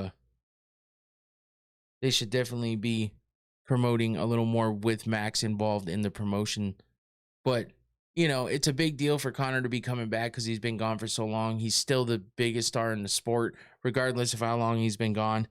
And it's hard to deny that. So I can understand where they're coming from with the kind of promotion that they're doing, because Conor brings eyes and puts butts in the seats, man. So Suleyev's stretch was nasty. It definitely was. What's going on, Jamal? Welcome in. Appreciate you for jumping in. UFC want people to know Conor's back. They want more streaming numbers on Paramount. 100%. Yeah, that's where I was getting at with that, man. You can't deny the star factor that Conor brings, and a lot of people are just waiting for Conor to come back as it is. So I can understand why they're doing the promo like they are. But I would still love to see a lot more coming from Max. I think that there at least they kept Max in on this one. As I'm talking shit, it's happening. So they charge him more than triple for the tickets. I know, and I can't believe how much has been sold already. You know what I mean? It's like that shit's gonna sell out.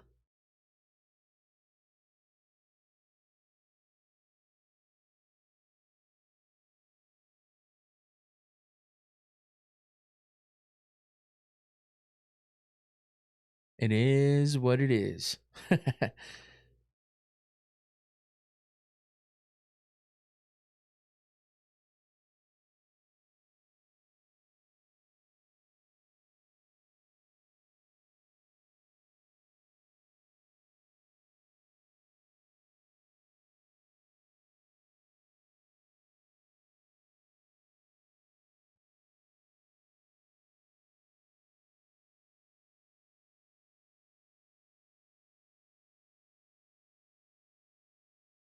Yeah, it's gonna be a tough fight for Max. Does Las Vegas has a lot of rich people there? Yeah, they do. So what? I mean, does anybody think that Conor's just gonna come out and beat Max right away? I don't know. I don't think that's gonna happen. I don't think that with Conor being out as long as he has been, I think it's just a tough fight for him to be fighting Max right away. But can Conor just act like but he's coming off of 2 losses. You know what I mean? He lost to Dustin Poirier legitimately the first time, and the second time was the injury. He wasn't doing that great in that fight, I don't think. but it's been so long, I barely remember. So it's one of those things where, you know, is it a good idea for him to fight somebody like Max right off the bat? Is that going to be something that, you know, is going to affect him negatively after being out for so long? Because I mean, obviously it's not boxing, so he doesn't get a warm-up fight. And because of how much they pay him and the fact that he's only got 2 fights left on his contract, I think Conor beats Max right away if he becomes McCoke and takes steroids. For sure, if that happens. Now, obviously, we know USADA's out of the game, but they say that Conor's been the most tested athlete this year, but who knows? You know what I mean? It's like, it's always a toss-up. Where's the proof is all I got to say. And but there isn't a lot of emphasis being put on the testing processes of this new you know, this new version of USADA or testing pool that they have going. So yeah, and we heard all about the Conor McGregor with the steroids and the PEDs and stuff, because while he's out on injury and trying to recover, you know, he says he was prescribed whatever he was prescribed, and he took it because on his doctor's orders, so that he could, you know, be able to recover, fight again, and actually walk. Because apparently his leg break was so bad, it was threatening him being able to ever use that leg again. So, and I get it for that reason. Recovering should be whatever it takes, medically. If you're just taking a bunch of steroids because just when, you know, when it comes down to, how do I want to say this? I think that when you're injured like that, if it's definitely threatening the way of life normally, especially when your career is fighting, if it's going to end your career, unless you can get these things to take to recover, then I say let them do it, but make sure that they're clean when they come back. But he went a little overboard, it seemed like. So yeah, it's tough just listening to the fights. You're painting pictures, brother. Hey, thank you. All is good. I appreciate that. If Conor beats Max, AI and the matchmaker is going to rank him #1 at welterweight. I know, and people are already talking about the fact that they want him to come back and fight Justin again, or come back and fight Justin for the title if he still has it at that point, when he's ready. But I mean, I don't know that I see him going back down to 155.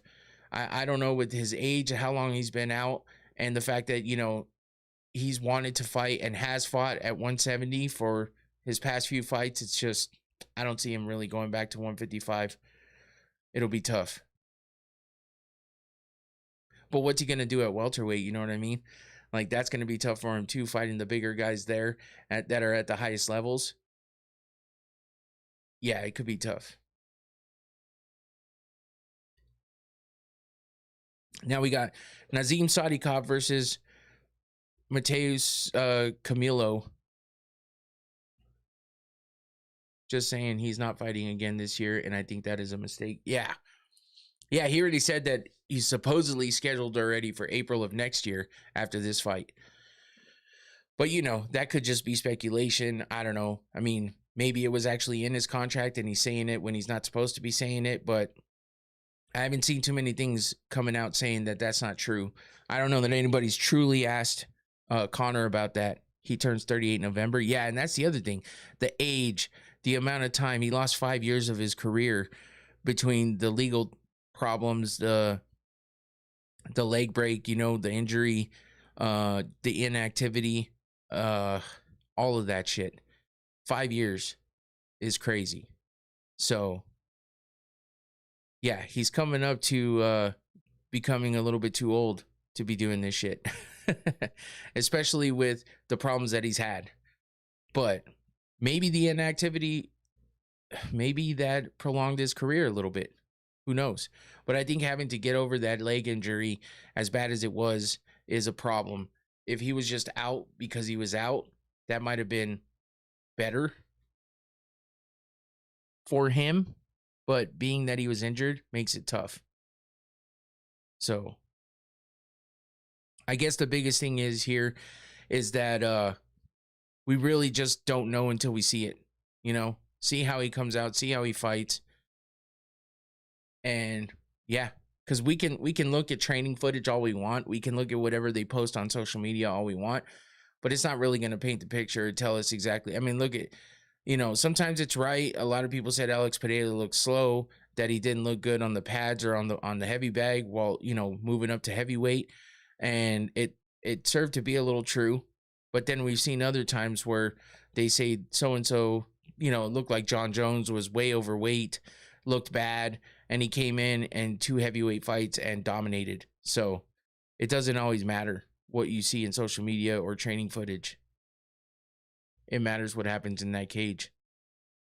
And sometimes you could be like Conor and just excel in the cage. But being that he left, having lost 2 fights in a row, that might make a difference. Or it could help him being out for so long, and he just maybe was like, I don't give a shit what I did before. Now I'm starting another one. I'm starting another run. I'm starting another career, and it's in the same thing, doing the same thing, but it could be him just starting over, thinking that to himself, and that could be beneficial for him. All right, here's your matchup: Nazim Sadikov versus Mateus Camilo. Sadikov coming off his first loss in the UFC. Camilo 1-1 in the UFC. Hasn't been stopped on the feet. Hasn't lost a decision, but neither has Nazim. So should be an interesting matchup here. I think both these guys have potential to make this super exciting. But Sadikov has, he has good wrestling, good grappling. So it could be interesting. Looks like they're pretty similar in everything except for age. Nazim is a few years older, 7 years older than Camilo. Sadikov is a minus 225 favorite over Camilo, who's a plus 175.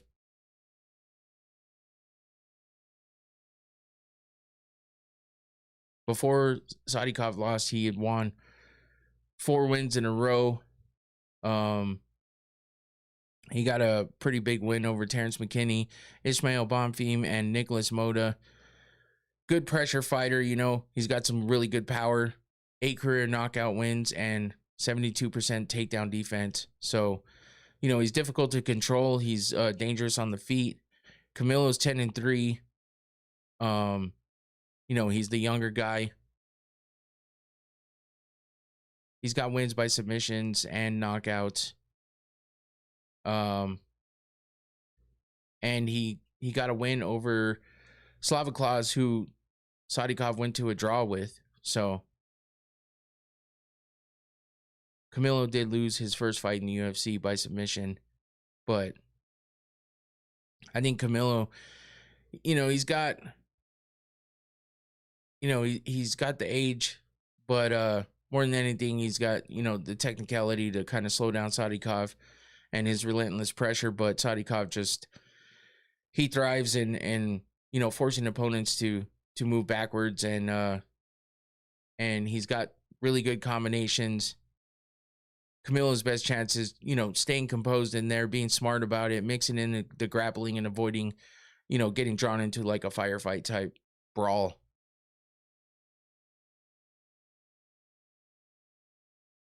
Here we go. Start of the first round. Sadikov versus Camilo.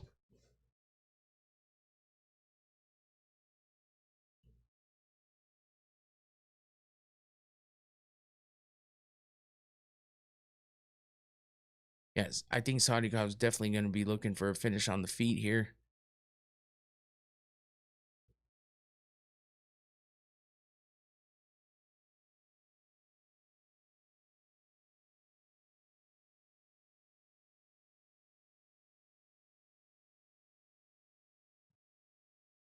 Oh, Johnny, shit. I just realized what you said. Justin's going to be 38. I was going to say, I didn't think Conor was that old yet, but I got lost in what I was saying. How old is Conor at this point, though? He's in like, what, 32?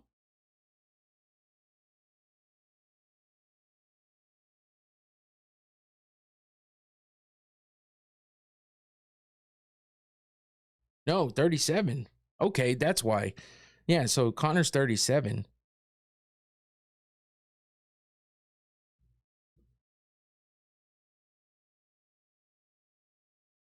I don't even keep up with ages that much unless I see them recently.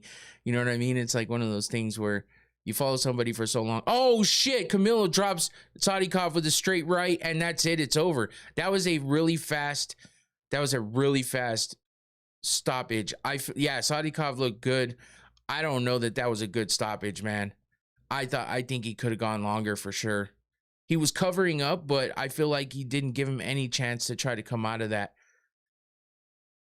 I don't know, man. That was a bad stoppage, I think.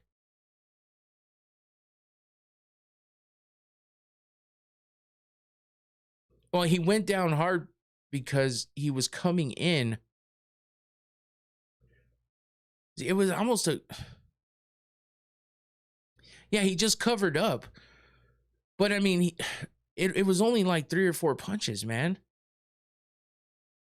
I don't know. I feel like that was a fast stoppage.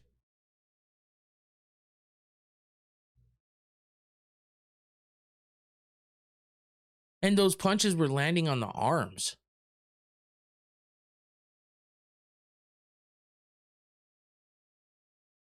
Oh, God.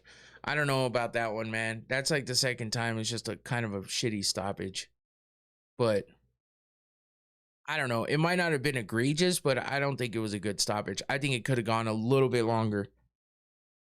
And just because he was turtling up, but 3 or 4 shots, it's like you gave a guy earlier like fucking 15 shots before they fucking stopped it. So I don't know. That felt bad. But again, it's not the worst stoppage in the world, but I don't think that was a good one. I think they could have let it go a little bit longer because those punches were landing on the arms. If they were landing on the chin or on the head of any sort, then I can understand, okay, yeah, he 3-4 unanswered punches that were hard and being landed on, actually getting landed, and he's not doing anything, sure. But if you're turtled up and they're landing on the arm and, just let him have a few more. But who knows? We always, everyone's always going to have criticisms towards the refs and the judges, but I just felt like that was a little bit fast.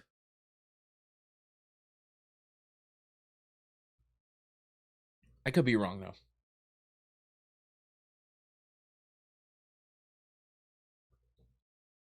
Well, that was a fast fight. Holy shit. And that brings us to the co-main event.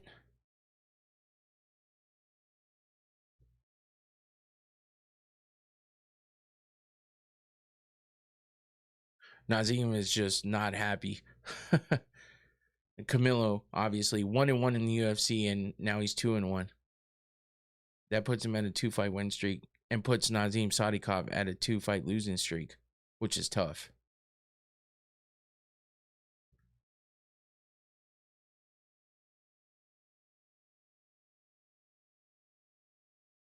He's getting booed. But of course, the Brazilian versus,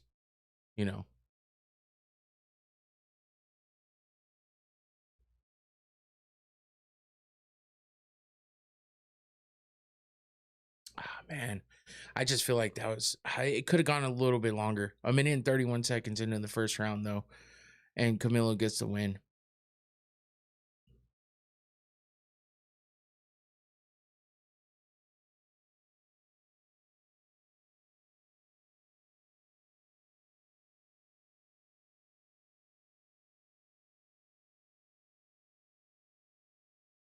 It was a good punch, though. I gotta say, he landed that punch cleanly. It was a hard punch. It dropped Nas. No matter what you say, what anybody saw or thinks, Nas dropped down and he turtled up. The problem is that the finishing punches were all landing on the arm and shoulder of Sadikov, not on the head. So I feel like you got to let that go a little further. I've seen guys get hit cleanly in the face multiple times before the ref even tries to jump in, and then he still lets it go a couple more shots. You know what I mean? Like, I feel like it just could have been left a little bit longer. So it's unfortunate, but for Nas, that puts him down to 2 losses in a row. For Camilo, that's 2 wins in a row. And, it's over. It is what it is. Camilo was the underdog, slight underdog at plus 160, while Sadikov was the minus 210 favorite. And he gets finished in the first round, 1:31 in. Camilo with the TKO win. Felt like a fast stoppage, but who knows? Maybe it wouldn't have changed anything had it gone a couple seconds longer. But regardless, the fight's over. And now we make it to the co-main event about to be happening. Shara Bullet Magomedov versus Michel Pereira.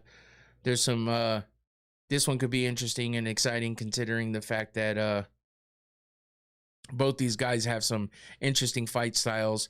Shara Bullet, as we know, the pirate, he he definitely has an interesting way of fighting, and he's got a crazy style, exciting for the most part. And then Michel Pereira used to do backflips trying to land, crazy shit on people. Hey, look, here's the Max centric promo. That's good to see. At least they did, they broke it up, so at least they did show something with Max in the forefront.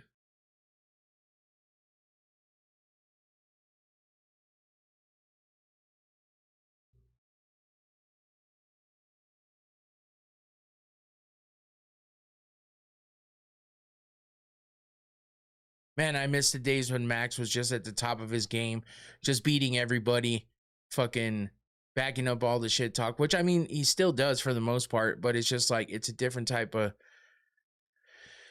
it's different when he's not a champ anymore. He's not a BMF belt holder anymore, but regardless, he's still a badass, and I think he's going to give Conor a hell of a fight. Look at Conor McGregor versus Max Holloway, BSD versus Paddy Pimblett, Corey Sandhagen versus Mario Batista, Brandon Royval versus Lonnie Kavanaugh, and King Green versus Terrence McKinney for your main card of UFC 329. Obviously, the UFC is off next week because of the 4th of July, but the week coming up after that is International Fight Week for McGregor versus Holloway 2. The return of Conor McGregor after 5 years of being out, an injury, multiple legal battles, and all kinds of other shit going on in the life of McGregor. But he finally makes his way back to the UFC, fighting in the welterweight division against Max Holloway for a 5-round fight.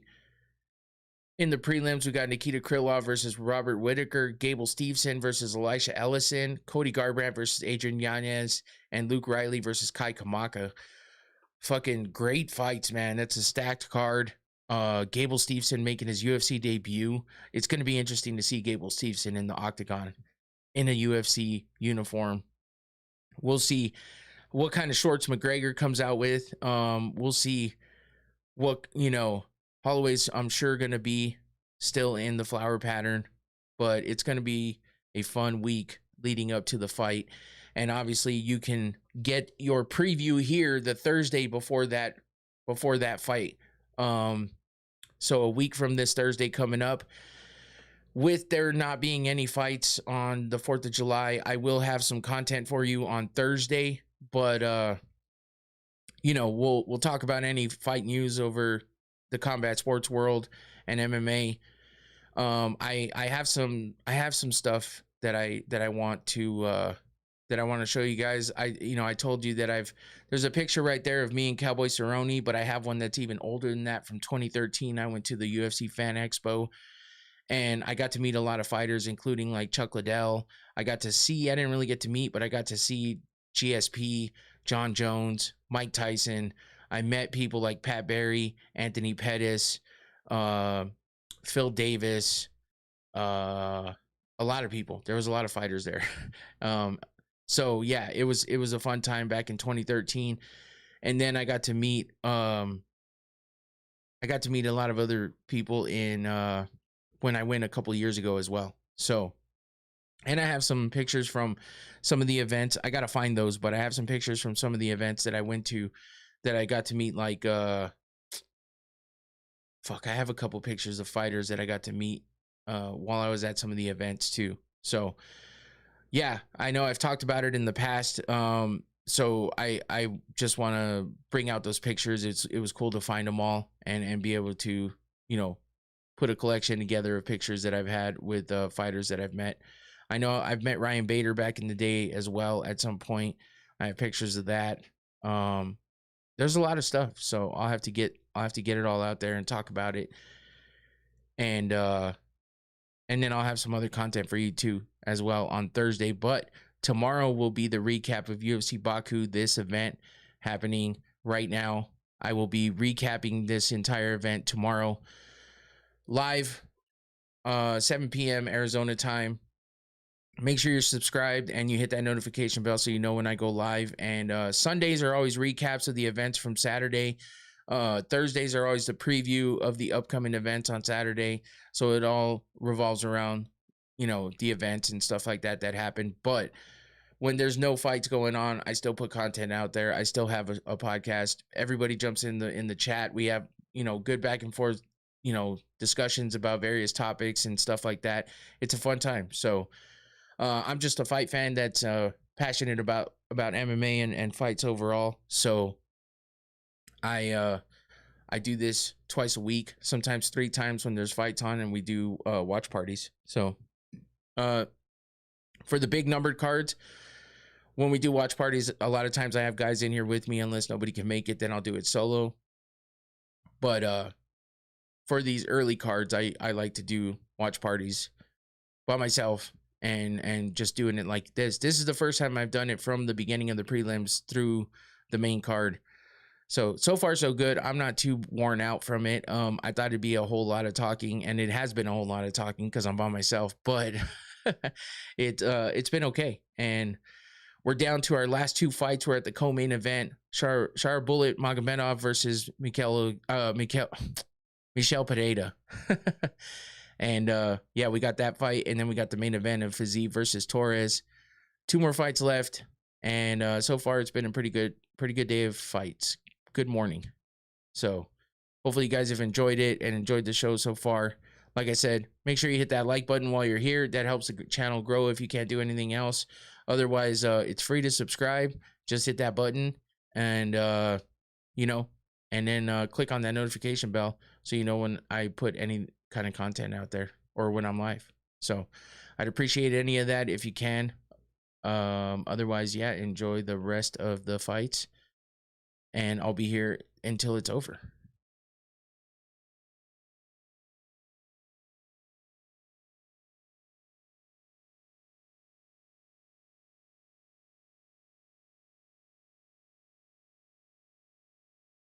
Man, look at that eye is so crazy, Oshara.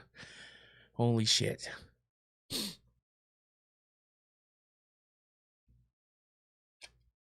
I feel like this is going to be an interesting fight, though, because I think both these guys are going to come out there throwing. It's going to be action right away. And I feel like it's just going to be an entertaining fight. Magomedov throws everything, man. Kicks, high kicks, low kicks, body kicks. I mean, he's throwing knees, flying knees. He's got a double spinning back fist finish, which is crazy. So he throws a little bit of everything. Michel Pereira, you know, he's explosive. He's powerful. We've seen him do all kinds of crazy shit in the cage, including backflips, trying to hurt his opponent that way while they're laying on the ground. All kinds of different shit. He throws flying attacks as well. So that's why I feel like this should be a pretty exciting, striking match, and they're definitely going to be throwing some wild strikes. So you don't want to blink. You definitely want to lock in and watch this fight. Let's hope that it doesn't turn into some kind of feeling out process for the entire first round and then go into just some, you know, goofy, kind of sloppy fighting. That can happen with guys that have styles like this. But for the most part, you're going to get an exciting match out of this, I think. So let's hope I'm right.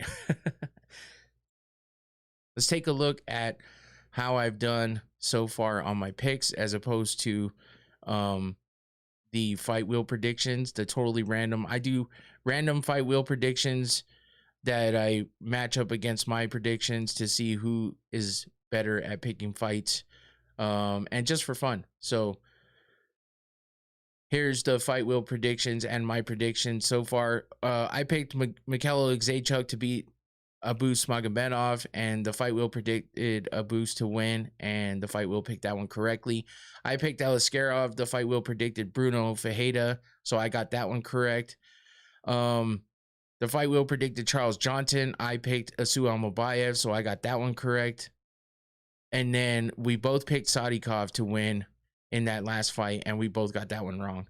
So I am 2-1, and the Fight Wheel is 1-2 so far. Oh, I'm sorry. I'm 2-2, and the Fight Wheel is 1-3.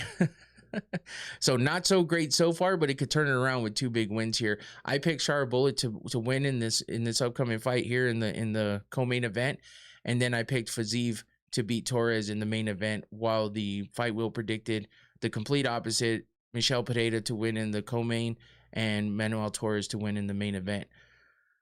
So we'll see what the outcome is after the fight. I will recap it again tomorrow for the recap, like I said. Yeah, so it should be cool.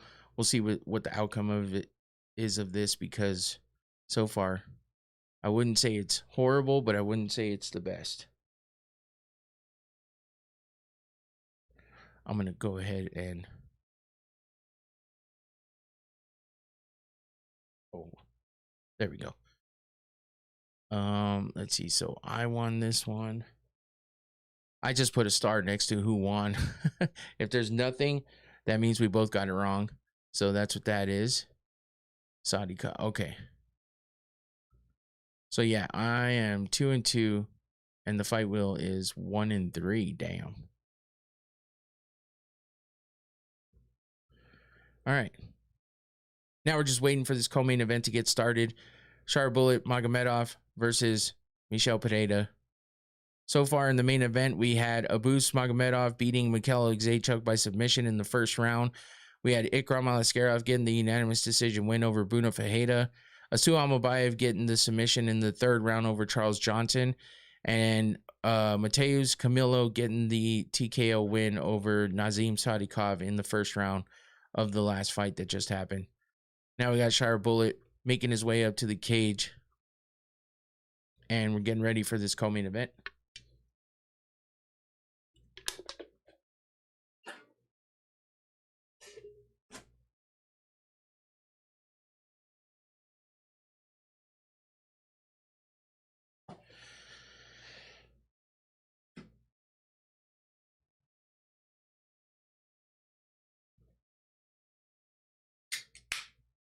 Yeah, I think they just made a good point on the broadcast that, you know, if Michel Pereira is able to get Shara Bullet down, that might be trouble for Shara.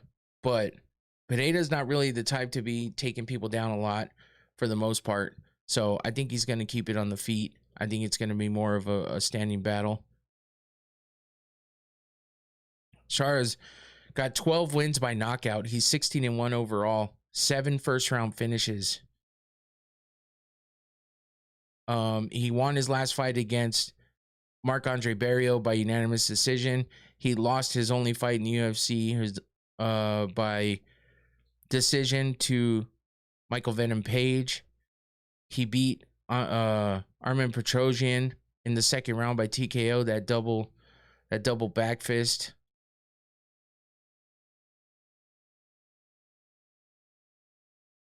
Double spinning back fist, I should say.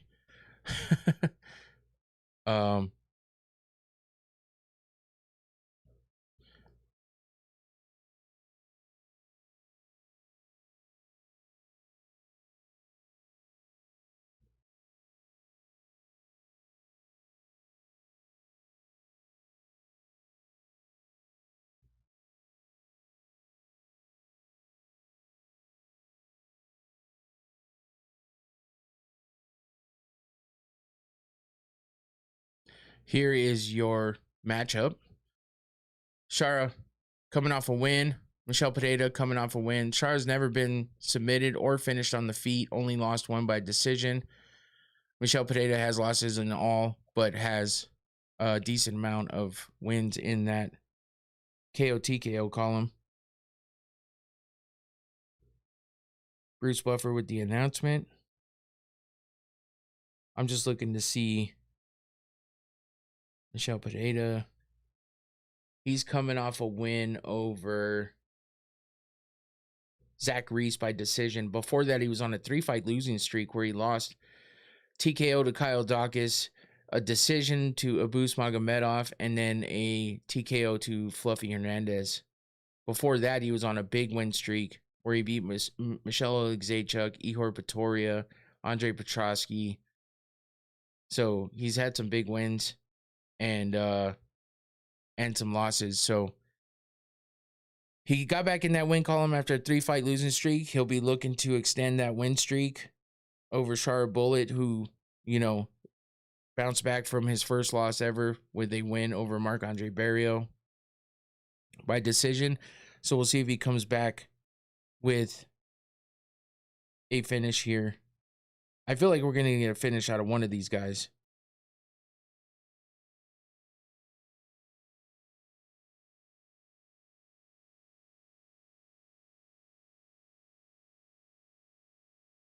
Shard looks like he's dancing.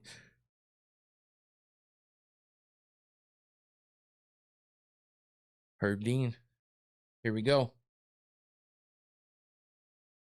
Co-main event. Shara Magomedov versus Michel Pereira. I keep doing that. Michel, it's tough. Here we go. Start of the first round. Shara Bullet can only fight out overseas, and he excels there. But, he hasn't really fought in the U.S. ever, so that's tough, It's just all of his career has been outside of the U.S. Hard for him to fight and get a commission to approve him to fight with that one eye, but he's made a career of fighting outside of the U.S., that's for sure. Just don't know how far he can get, in the rankings and fighting for a title if he never gets to the U.S. Michel Pereira with a good left hand catching Magomedov early.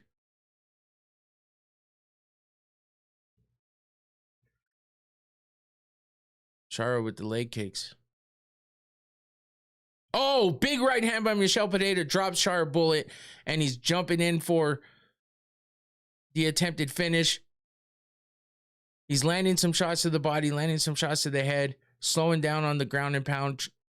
Shara's keeping him at bay with his legs, but that was a big shot that dropped Shara Bullet. Yeah, Magomedov seems okay at the moment. He's throwing up kicks. Pereira's trying to be patient and look for an opening. Landed a couple big shots to the head.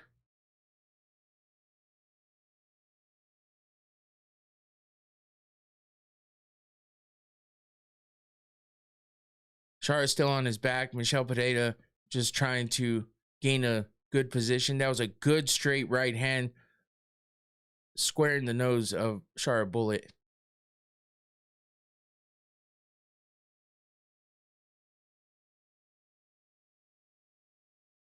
Shara's got to watch those kicks to the head, man.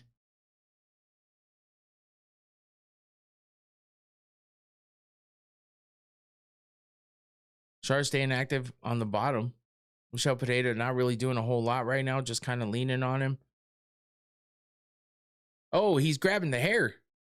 Shara's grabbing the hair. At least it looked like it. Herb keeps telling him to stop grabbing the hair.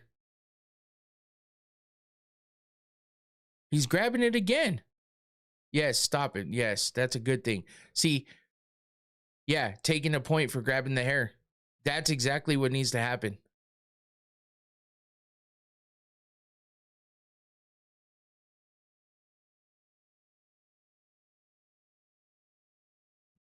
Yeah, he did it 3 times in a row after Herb is strictly telling him, do not grab the hair.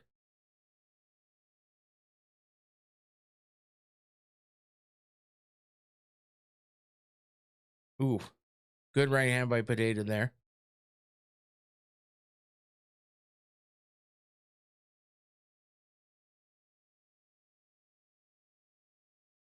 Not a whole lot of action here. Pineda just kind of leaning on him. You know, he's been posturing up here and there for a couple shots, but Sharp Bullet's just kind of on his back as well. They're finally getting a little more active here. We got a minute 45 left in the first round.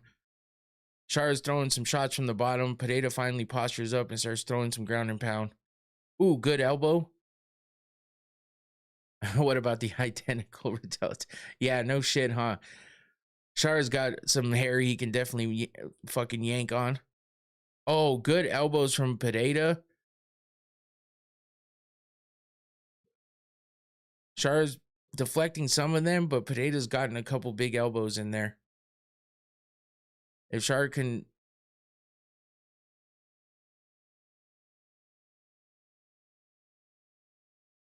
If Shara can survive this first round, we'll see what kind of a second round we get after Pineda was able to drop him.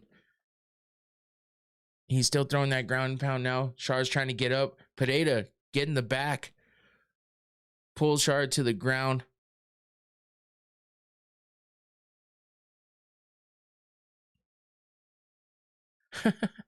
Michael Bisping doing a Sean Strickland impression. Hey, listen, you guys. Shara with the turning it around, getting on top of Pineda. Reversal for Shara Bullet. That was pretty good. 25 seconds left in the first round. Shara Bullet on top. He's not doing a whole lot right now, but at least he's not on the bottom anymore. He definitely lost his first round, getting dropped and controlled for the most of the remainder of the round.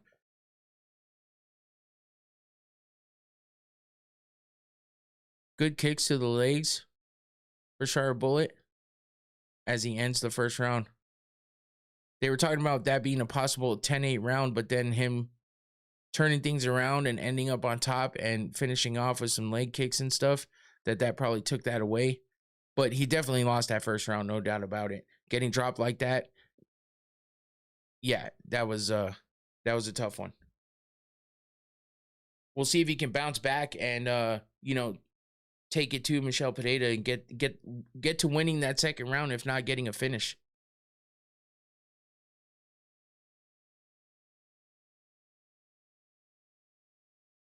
That would have been the first finish by KO TKO for Shara Bullet had he lost that in that first round.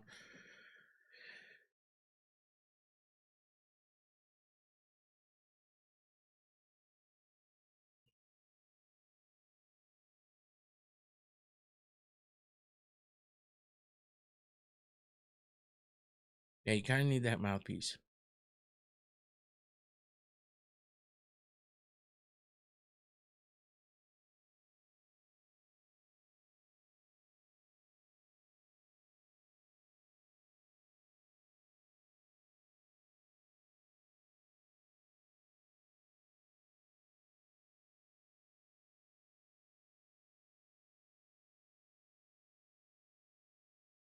Oh, that's right. Because he said that he took the... Oh, that's right. He said he took the point, so it would be a 10-8 round, I think. Did he actually take the point, though? Because he just told the corner he cannot break any more rules, that he grabbed the hair 3 times. So did he actually take the point or not? Now I'm confused. That's all right. We'll see. The second round has begun. We got 4 minutes and 40 seconds left. Just a feeling out process here. Both of them kind of bouncing around, looking for an opening to get started. Shara Bullet trying to throw the leg kick and missed.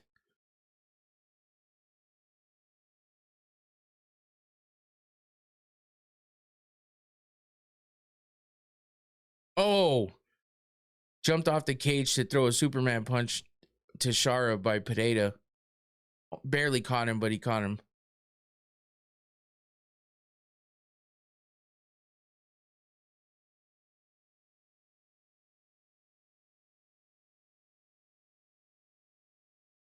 Pineda's just kind of bouncing around on the outside. Shara Bullet just waiting for an opportunity.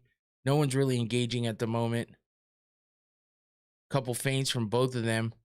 Just waiting to see. Oh, Shara with the high kick. Doesn't really land, though.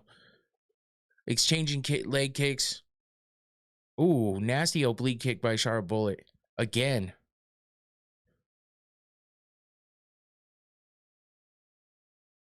Pereira with the lazy leg kick, going up top to the chest.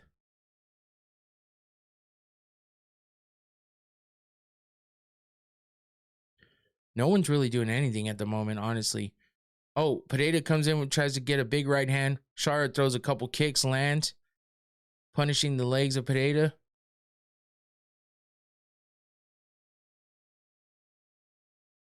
Why does Pereira look like Jorge Masvidal right now? With the hair maybe and the beard? So far, I think Chara Bullet's got the best of the exchanges at the moment.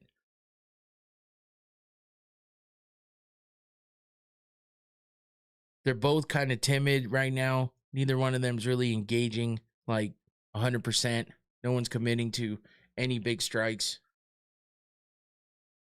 Chara's got one hand up, one hand. Oh, good kick to the body, pushing Pereira back.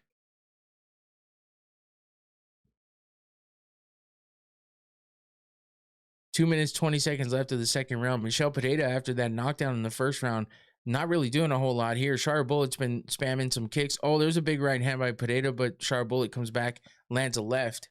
Oh, Chara with the spinning back fist and missed. Leg kicks for Chara Bullet. Pereira looking for kicks of his own, but not really landing.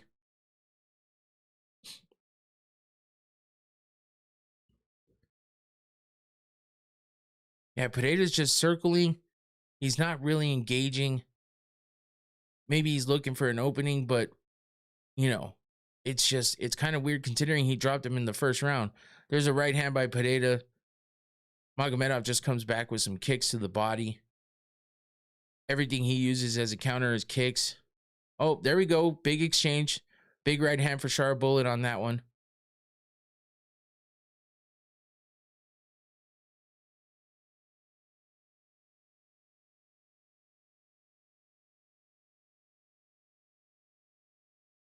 Come on. What are we doing?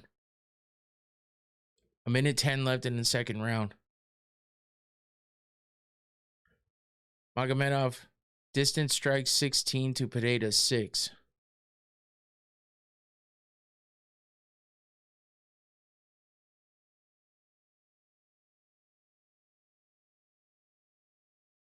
Pereira just circling, making Chara chase him. I don't know if he's trying to wear him out more or if he's just a little worried about the strikes that have landed. But he's the one that dropped Chara. So it's like, let him engage and counter. But maybe he's worried about the shots that have come to him and actually gotten through. Oh, Chara Bullet with this spinning kick, but didn't really do anything crazy. Pereira with a quick left hand in between there landed on Chara.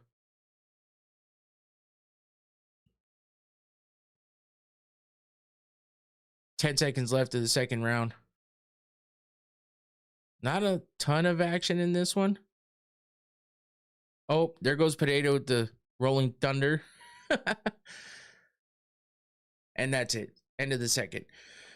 So yeah, I mean, a lot of moving around, a lot of movement, but you know, not a ton of action in that one in the second round. You know, the first round exciting with the knockdown of Chara Bullet, with Pereira kind of taking advantage, but yeah, so far second round, not a whole lot. I think Chara maybe got the best of that round, so maybe it's 1-1 now, which means both of them should have a sense of urgency to get out there and really get something going in this third round. Stop pausing and waiting. Oh, Pereira used defense to throw that Superman punch, and he missed, and Chara Bullet actually countered him with a good left hand.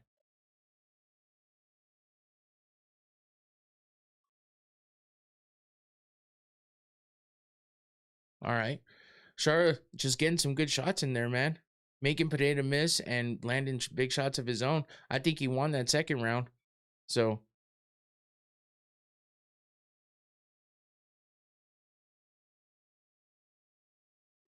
here we go. Started the third round. I feel like it's tied, so somebody's got to step it up here.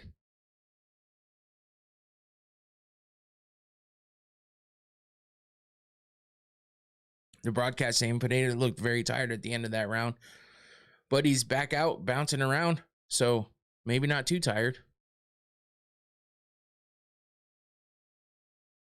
Yeah, they got to put it all out there and stop this feeling out shit. Somebody's got to engage.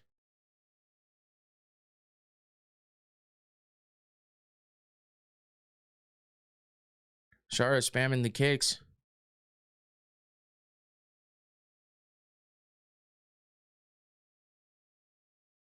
Pineda just looks like he's worried about jumping in there. Because even every strike he throws at somewhat of a distance because he just doesn't commit to it. 4 minutes left in the third round. Not a whole lot of action so far. And I feel like it's a tied so far. Unless Herb took that point in the first round, and then we're not tied. But I don't know. That wasn't clear.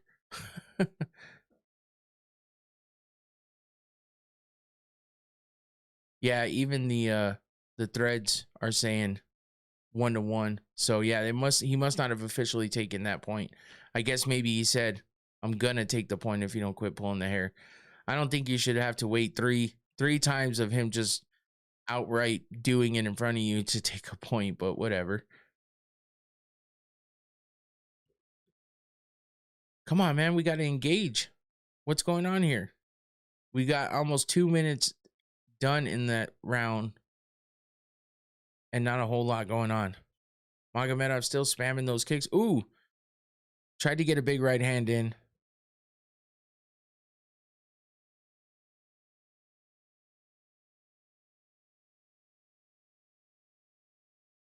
Pineda shoots him for the takedown. Almost gets Shara bullet down. Shara winds up on top. Pineda gets back up to his feet quickly. Oh, and it looks like an eye poke just happened.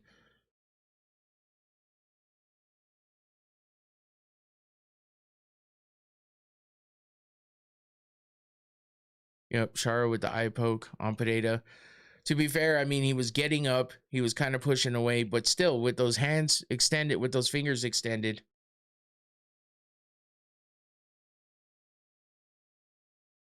Oh, God. Yeah. See, that's bad because he stood up and he went like this to kind of push him away, but he had his fingers out, and it's just, you just can't do that, man.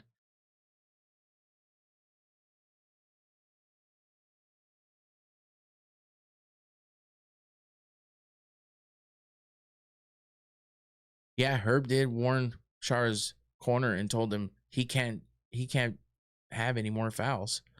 So is he going to take a point or no? Because that's a foul. You said no more fouls.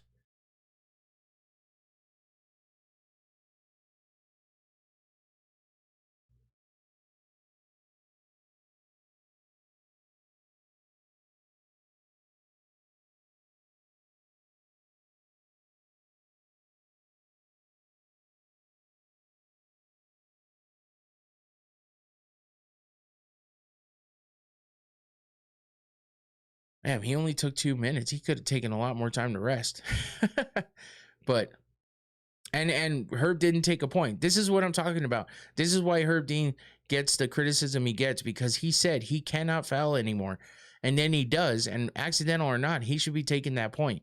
So as much as I'm rooting for Shara Bullet, or that was who my pick was, I still feel like that should have been a point taken, especially after the egregious fucking hair pulling. You know what I mean? That was outrageous. He just did it right in front of Herb, and Herb didn't take a point. So it's like, what do you have to do? But here we go. Finally, some good exchanges. Pineda's turning it up. Shara's landing some punches. Pineda pushing him into the cage.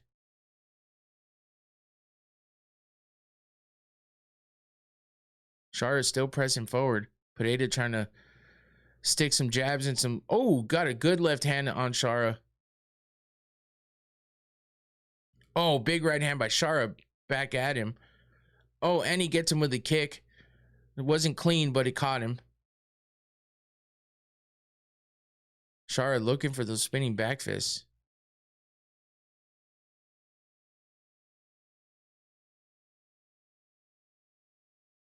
Man, we got to engage here. 1:10 left. Oh, Shara tried for this flying knee. Did he actually catch Pineda with that? He might have caught. I don't know. Okay, Pineda's back to his feet. He looks slow go. Oh, Pineda's left thigh is beat up. I did not even realize that. Shara's been beating up that lead leg of Pineda. Clinch work going on here against the cage. Shara bully with his back to the cage. And he looks like he's hitting in the back of the head. What the fuck are we doing, Herb?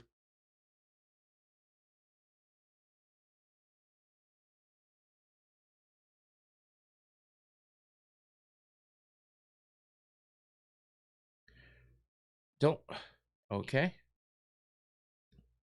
Yep. Good knees to the body for Magomedov. Now they separate. Back to the center of the cage. Sharp bullet putting the pressure on. Michel Pineda backing up. Oh, body kick. Push Pineda. Almost lost his balance. Last 10 seconds. Here we go. What are we going to do? Pointing down to the ground and no one's doing anything again. Okay. Since 9:30, man. Been a great Saturday, brother. Yeah, for sure. Appreciate you guys for jumping in. Thank you for supporting and thank you for watching. I appreciate that because, you know, otherwise, what the hell am I doing it for? Yeah, you've been here a long time. All is good. I appreciate that.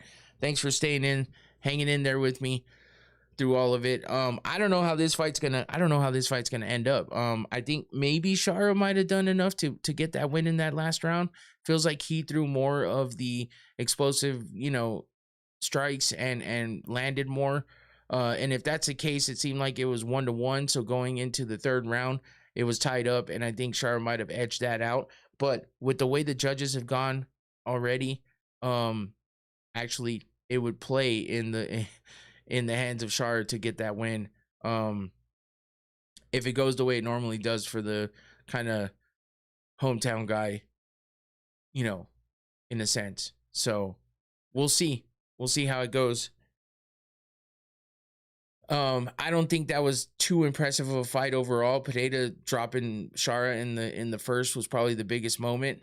Shara didn't do a whole lot of anything except for just outstrike Pineda because Pineda seemed to slow down in the second. He lost the second round, and then in the third, it just seemed like he didn't have a big sense of urgency. So we'll see what it turns out to be and how and who comes out the winner. And I think Shara probably should have lost regardless because Herb Dean warned he shouldn't be fouling anymore, and then he fouls once, if not twice, after that, and still never took a point. So yeah, it's tough. That's going to be criticized for sure because it's Herb Dean again. Official decision. Here we go. Unanimous decision. 29-28. Shara bullet. I knew it. There's no way he's not going to get that decision being that close and where they are. They're definitely going to give it to him, and they did. Shara bullet with the win. GRP rules: if both fighters point to the ground and nothing happens, automatic mini octagon placed in the middle of the ring. I think if you point down to the middle and you don't start fighting right away after you both acknowledge it, then I think they should put 5 more seconds on the clock and fucking tell you either bang it out right here. No Diddy. Sorry, that was dumb. Hey, no Diddy, man. No Diddy. You either get after it here in these 5 seconds or you automatically lose the fight. Like, what the fuck? Why are we pointing down to the middle and then not doing shit? That's the second time it's happened tonight. At least they engaged in the last second or two, but why would you do it at all? What the fuck? I want to see some real shit go down if you're going to point to the middle of the cage in the last 10 seconds. Otherwise, just don't do it. And if you're going to point to the middle and the other guy ain't doing shit, you better get after it. That's all I'm saying. Anyway, Shara Bullet gets the win. Let's update the fight wheel over here. Fight wheel predicted Pineda for that one, so I get the win there. And that puts me at 3-2. And the fight wheel is 1-4. So I'm definitely winning this one. Between me and the fight wheel predictions. Still not the best of picks, but at the same time, still getting a winning record so far.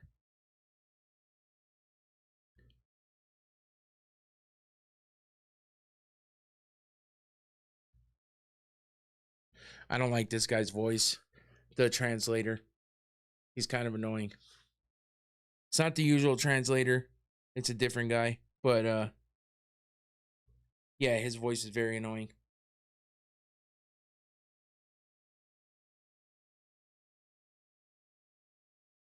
Oh man, the translating takes so long. It takes so long. But that was your co-main event, went to decision, and I wish it would have been a little more exciting. I really thought this was going to be one of the most exciting fights on the card, but it doesn't. At least it wasn't the most boring, because it wasn't the most boring, but it was still could have been way better. And Sharp Bullet, man, it's like you're not going to get anywhere if you can't get into the US and fight there. And if you keep fighting like this, you're definitely not going to be getting a title shot anytime soon. You have to do a lot more than that. It seems like you're always in trouble. You're always at the very edge of losing, and you haven't gotten any big knockout wins or anything like that. So all those things in the mix, I feel like, make it difficult for him to go on a title run or even become a top level contender. So yeah, it's tough.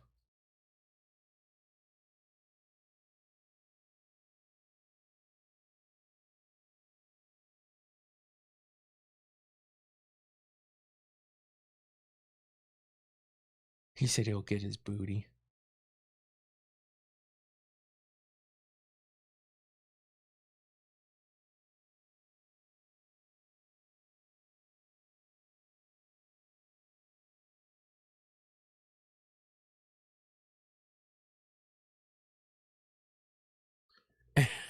Michael Bisping is the king of running out of that cage when he's done, to not let anybody else get any more words in there. And they're always chasing him to get one more thing said. But when you have to translate twice, once into English and then once into whatever language you're in, and because the person that is talking is not talking in that native language or in English, then you have double translation time, and that takes a long time, especially when you want to be long-winded. So I can understand them telling Bisping to get the fuck out of there and Bisping running out, but it's hilarious because, DC gets himself into predicaments sometimes where he's like, no, I'm not gonna, no, I'm done. And fucking Bisping just turns around and runs. He's like, I'm turning my back. I can't even see you if you're trying to get my attention. I'm talking into the mic as I'm walking away. You're done when I say you're done, which is hilarious. Sometimes I feel bad for the guys because maybe they want to say something of some substance, but at the same time, it's a little bit too much. One fight left. It's been fun. Man, I've been going for 5.5 hours. Wow. Definitely the longest stream I've ever done. And yeah, the first time I've ever done the entire card. But it's been fun. And there's been some exciting fights. And I'm hope that this main event puts the cherry on top and really finishes off with a bang. That would be awesome. Fiziev, Rafael Fiziev versus Manuel Torres for your main event in the lightweight division. It's basically a pick'em fight. They're at -110 each. And yeah.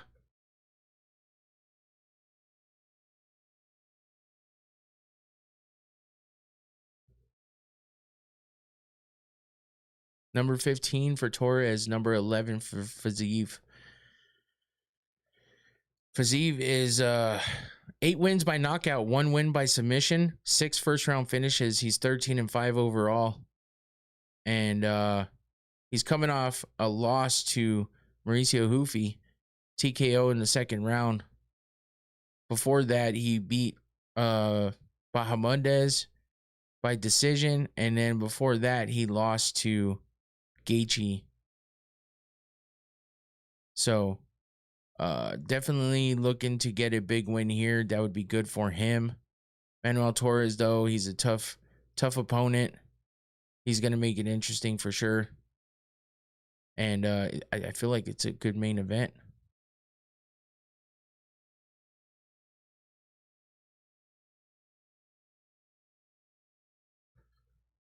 Manuel Torres, 9 wins by knockout, 7 wins by submission, 16 first-round finishes, 17-3 overall. He's coming off a win by TKO over Grant Dawson. He beat Drew Dober before that, a win by TKO there as well. Also beat Bahamondes by TKO. So those are his 3 wins, all by TKO and all in the first round. So this one could get done early, but Fiziev is a tough guy to take out. He's not easy to just finish early. So, and with him being ranked higher than Torres, we'll see what kind of a fight Torres brings to Fiziev and how good Fiziev can defend against the early onslaught of Manuel Torres.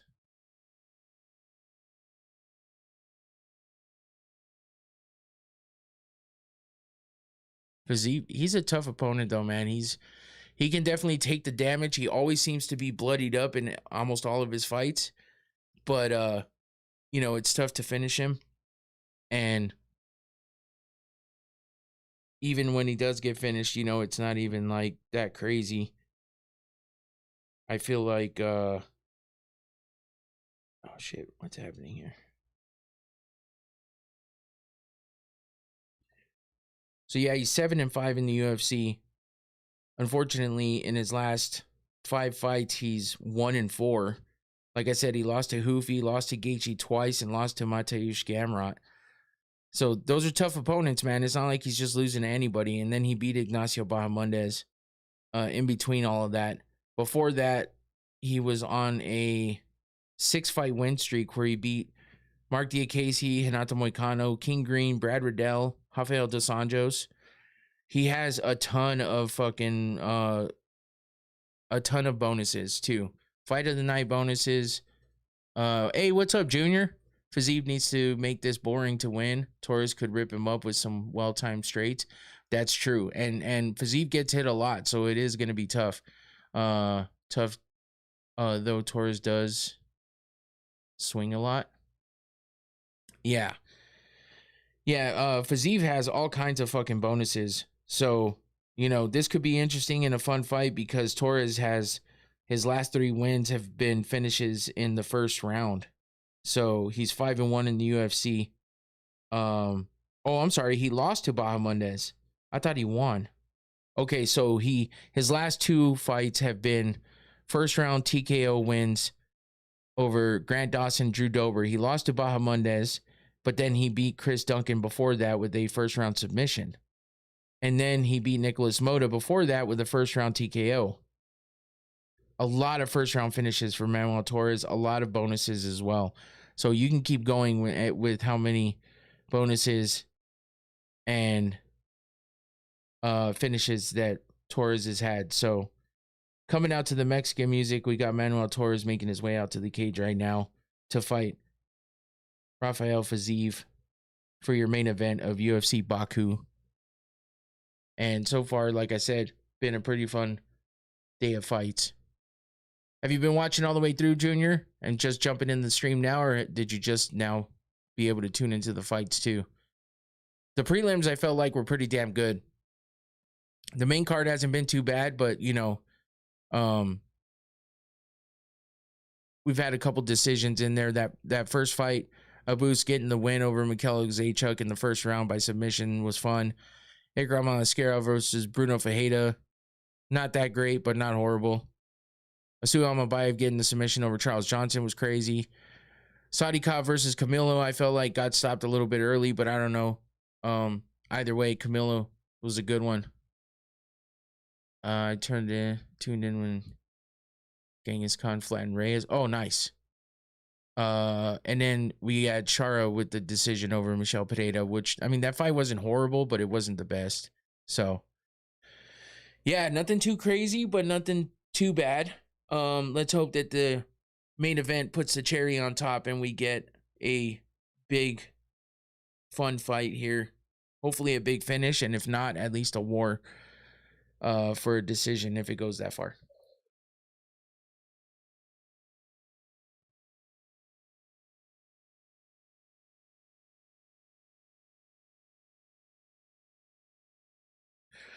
$16 first-round finishes for Torres is crazy.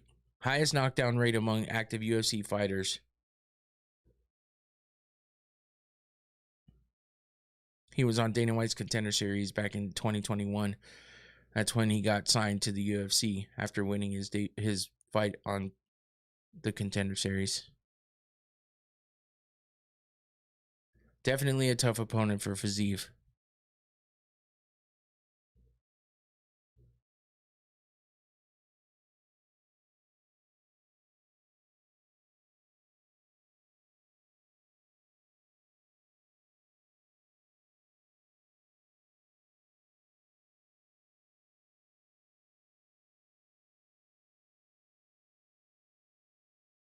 Here we go. Fiziev with the walkout now. Hometown guy. Home country. Definitely the favorite here for the crowd.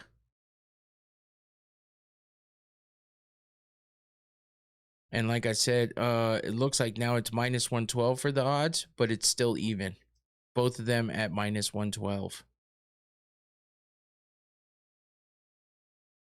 I just want a good fight here to end this off on a good note.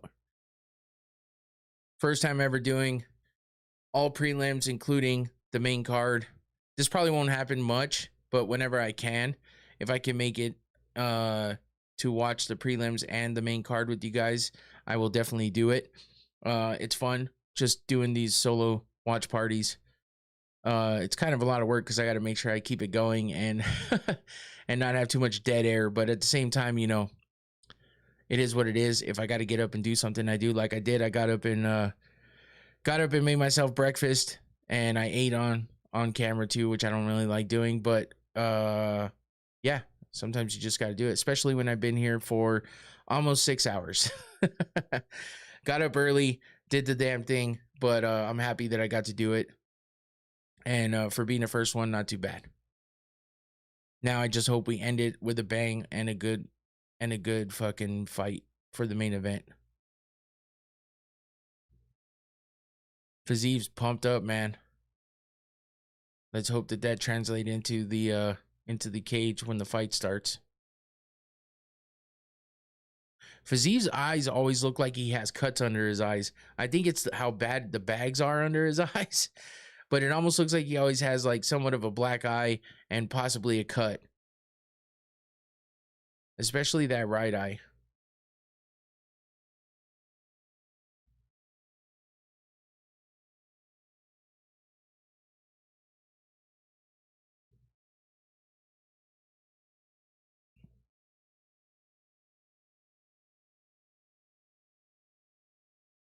Zeev with the cornrows. Definitely a potentially really good fight here. Fourth highest takedown defense in the UFC lightweight history, 90.4%. Tied for sixth most performance awards among active UFC lightweights with 7. 8 wins by knockout. Yeah, like I said, he's got a lot of fucking bonuses, man. Props to watch. Fiziev to win by KO TKO plus 140. Torres to win by KO TKO plus 120. Okay, so a slight advantage to Fiziev to win by KO TKO. Not by much, though. Here we go. Here's your matchup for the main event. Fiziev coming off a loss, looking to get back in that win column, while Torres is on a 2-fight win streak. 7-5 for Fiziev, 5-1 for Torres. Lots of bonuses between both these guys, so you know it usually means we're going to get a pretty decent fight here for the main event. But is it going to come to fruition and have another fight of the night bonus or performance bonus coming out of one of these guys? That's still to be seen, but I'm excited for it. Torres has a slight reach advantage of 2 inches. Also 2 inches taller than Fiziev and 2 years younger. Pretty close in everything, though. Fiziev ranked at number 11. Torres ranked at number 15. Here's Bruce Buffer with the... When does it start? It's starting right now. Fiziev versus Torres is on right now. The fight has not started just yet, but it will in just a minute. And no, I can't show you the fight. I'm sorry.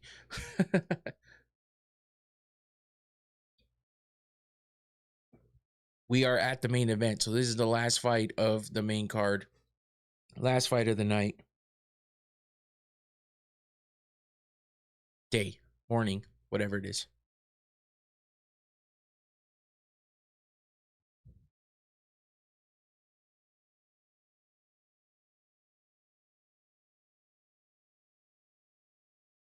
Of course, the main event, so we got to wait longer for Bruce Buffer to do his, announcement, because it's always performative, of course, in a good way. We all love Bruce Buffer. Most people do.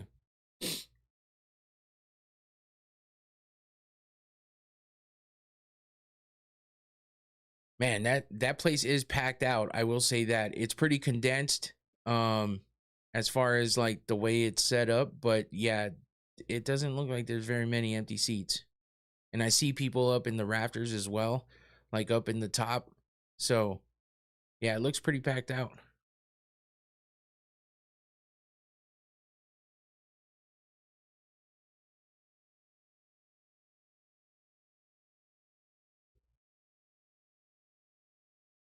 Manuel Torres looking like he's just posing with Bruce Buffer. Getting the booze, of course, because Rafael Fiziev is the the home favorite. He's fights out of Baku, Azerbaijan. So -110 pick'em is what they're showing on the screen now. It says on UFC.com it's -112, but same difference basically. I did pick Fiziev to win this fight, but I think, like Junior said, it's going to be tough with Torres fighting the way that he does. I hope Fiziev doesn't make it a boring win. I hope he comes out and, if he wins, gets a big one. But either way, I just want to see a good fight. So let's hope for the best. Glove touch. Here we go. Get everybody out that cage and let's get it started.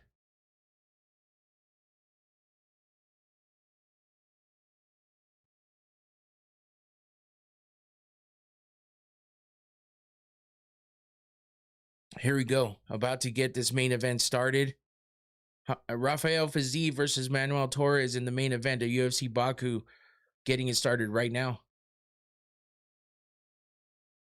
Fiziev starting off with those heavy leg kicks. Oh, big right hand by Fiziev too. There's those leg kicks. Torres comes out with a big right hand himself and just misses. Body kicks from Torres. Fiziev with those nasty leg kicks, man. Ooh, Torres missing with the right hand. Catches him with the left. Running down Fiziev. Fiziev circles out.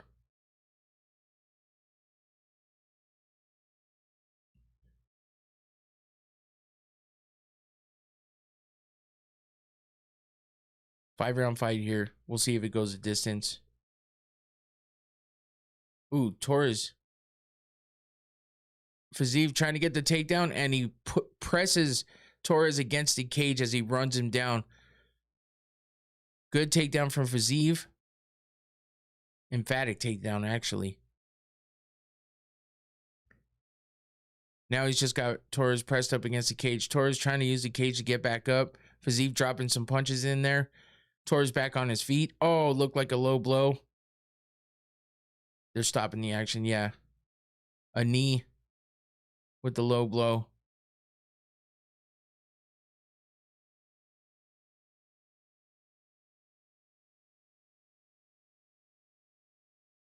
All right, we're good to go. Here we go. Torres stopped it right away. He knew he caught that knee in there.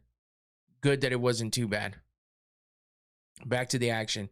Good leg kick for Torres, followed up by a right hand that landed on Fiziev. Doesn't look too worried about it. Oh, good right hand again for Torres.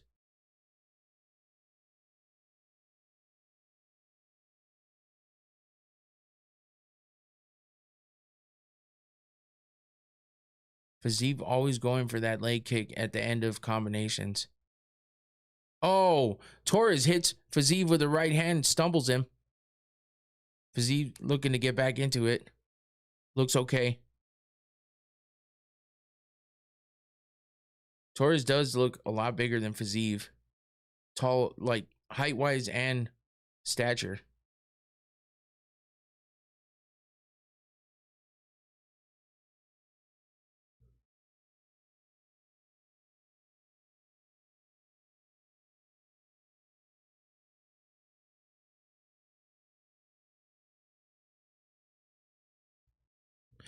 Filling each other out here. Not a whole lot going on. Torres can win belts in 4 divisions. Let's let him try to get at least one in one division first.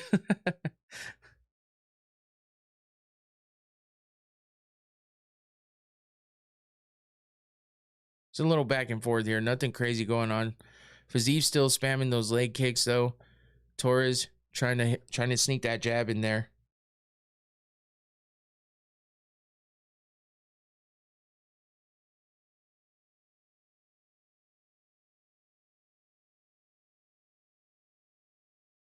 Oh.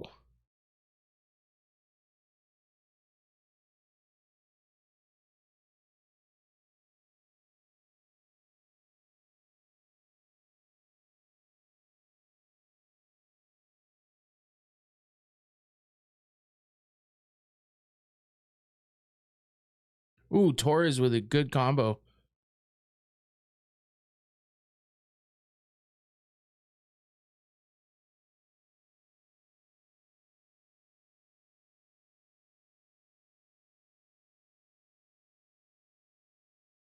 Little bit slow going here, but hoping for some more action. We got a minute left in the first round. Ooh.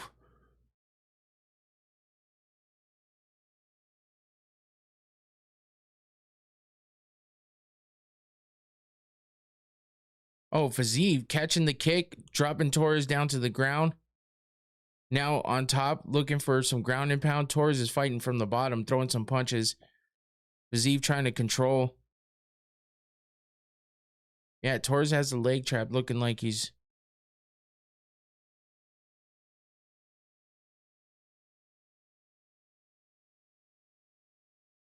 $20 seconds left of the first round. First time for Torres getting out of the first round, if it gets out of there. Ooh. Torres with the knee almost landed big. Oh, good left hand by Torres on Fiziev. Oh, good right hand as well. And that's the end of the first round.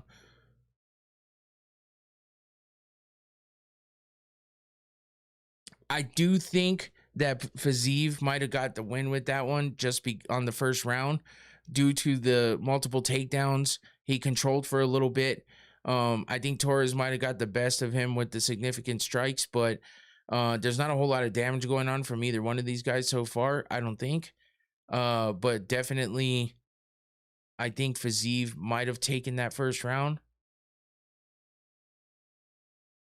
Oh, good right hand from Fiziev there. And then, yeah, he takes him down here.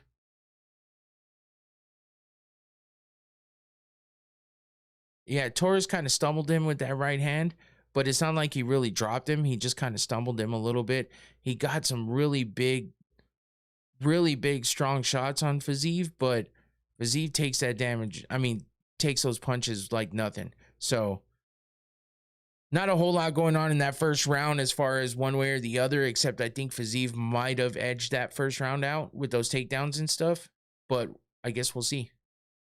Start of the second. Oh, spinning wheel kick by Fiziev, and he drops Torres. Jumps on top of him. Torres is on his feet. Oh, and he drops him again with a big punch. Torres on the ground. Oh, Fiziev with the win. Oh, my God. That spinning wheel kick just started it all off. Torres tried to get back in there. He seemed okay. And then Fiziev dropped him with a big right hand, put him on the ground, and finished him. That was a hell of a way to come out and win that second round. No doubt about it. That was a clean stoppage, 100%. Big win for fucking Fiziev. Wow. That was an exciting way to end that. Wow. Fiziev finishing that. Holy shit. Look at Torres's eye. God damn. He fucked him up. Like he had 0 damage. And then he comes out with his eye just fucked. wow, Fiziev is emotional as hell. That was a big win for him there. Torres was on a win streak. Barely, like, never gotten out of the first round. He comes out of the first round and loses right away in the first seconds.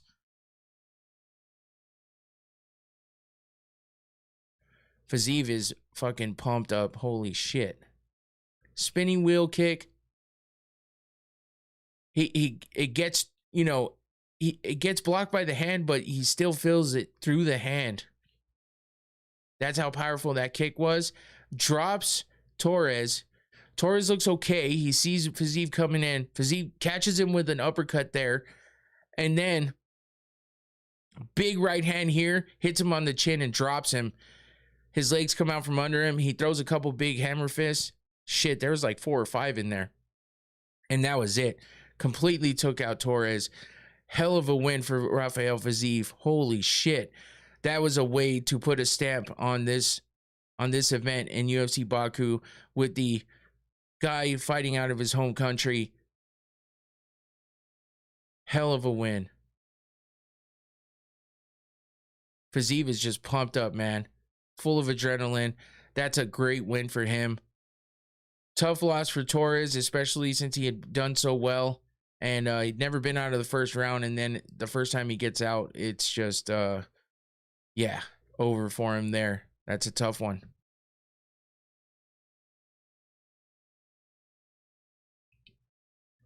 Wow. What a night of fights, man. I feel pretty good about it. I think that it was a pretty good night of fights overall. Like I said, tomorrow will be the recap for UFC Baku. We'll talk about all these fights, what happened throughout the entire night of fights, and, you know, good, the bad, the ugly, and the great from all of it tomorrow on the same channel, 7 p.m. Arizona time. Yeah, make sure you like and subscribe. Damn, I can't do the Torres celebration. Like and subscribe, and hit that notification bell so you know when I go live. If you're new here, I do recaps on Sundays for the event on Saturday. I do previews for the event on Saturday on Thursdays, and then we do watch parties for all the numbered events and the early fight nights. I don't do them for everything. So thank you all. Is good. Appreciate you, man. Thanks for the support as always, and thanks for always being in here and keeping everything going. What's happening with you, man? Automatic mini Octagon Romaine, for sure. Mad respect between Fiziev and Torres. Yeah, please make sure you like this video before you leave. At least do that for me. That helps my channel grow and puts things out in the algorithm. It was a fun day of fights. I've been here for just over 6 hours. I watched the whole thing. First time ever for me doing the prelims and the main card. It was a fun time. I had a good time. I'm going to wait and see what Fiziev had to say. He's overly emotional being in his home country, and, you know, that was a great win. That was a way to put an exclamation mark on everything.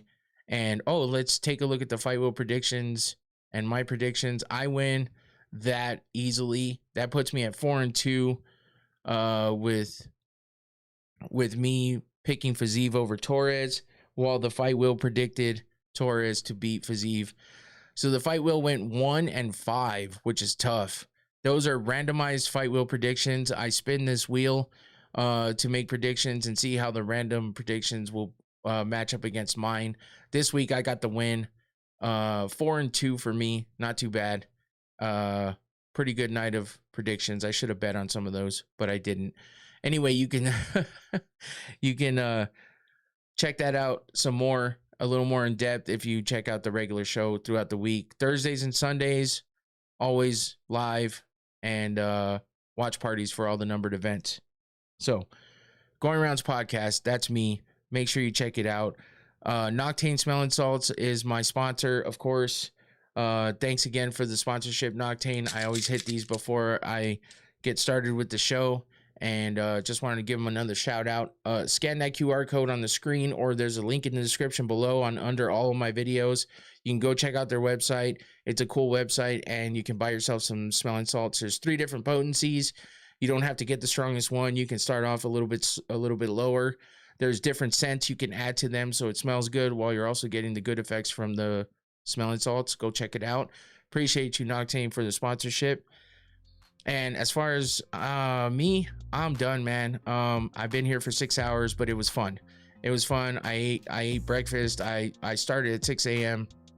and had a couple twisteds. We'll finish off here. Cheers to everybody out there. And I appreciate everybody's support. I appreciate everybody who jumped in and subscribed and interacted in the chat. Come back tomorrow for the recap of UFC Baku. That's it for me. I'm out of here. Take it easy. Peace.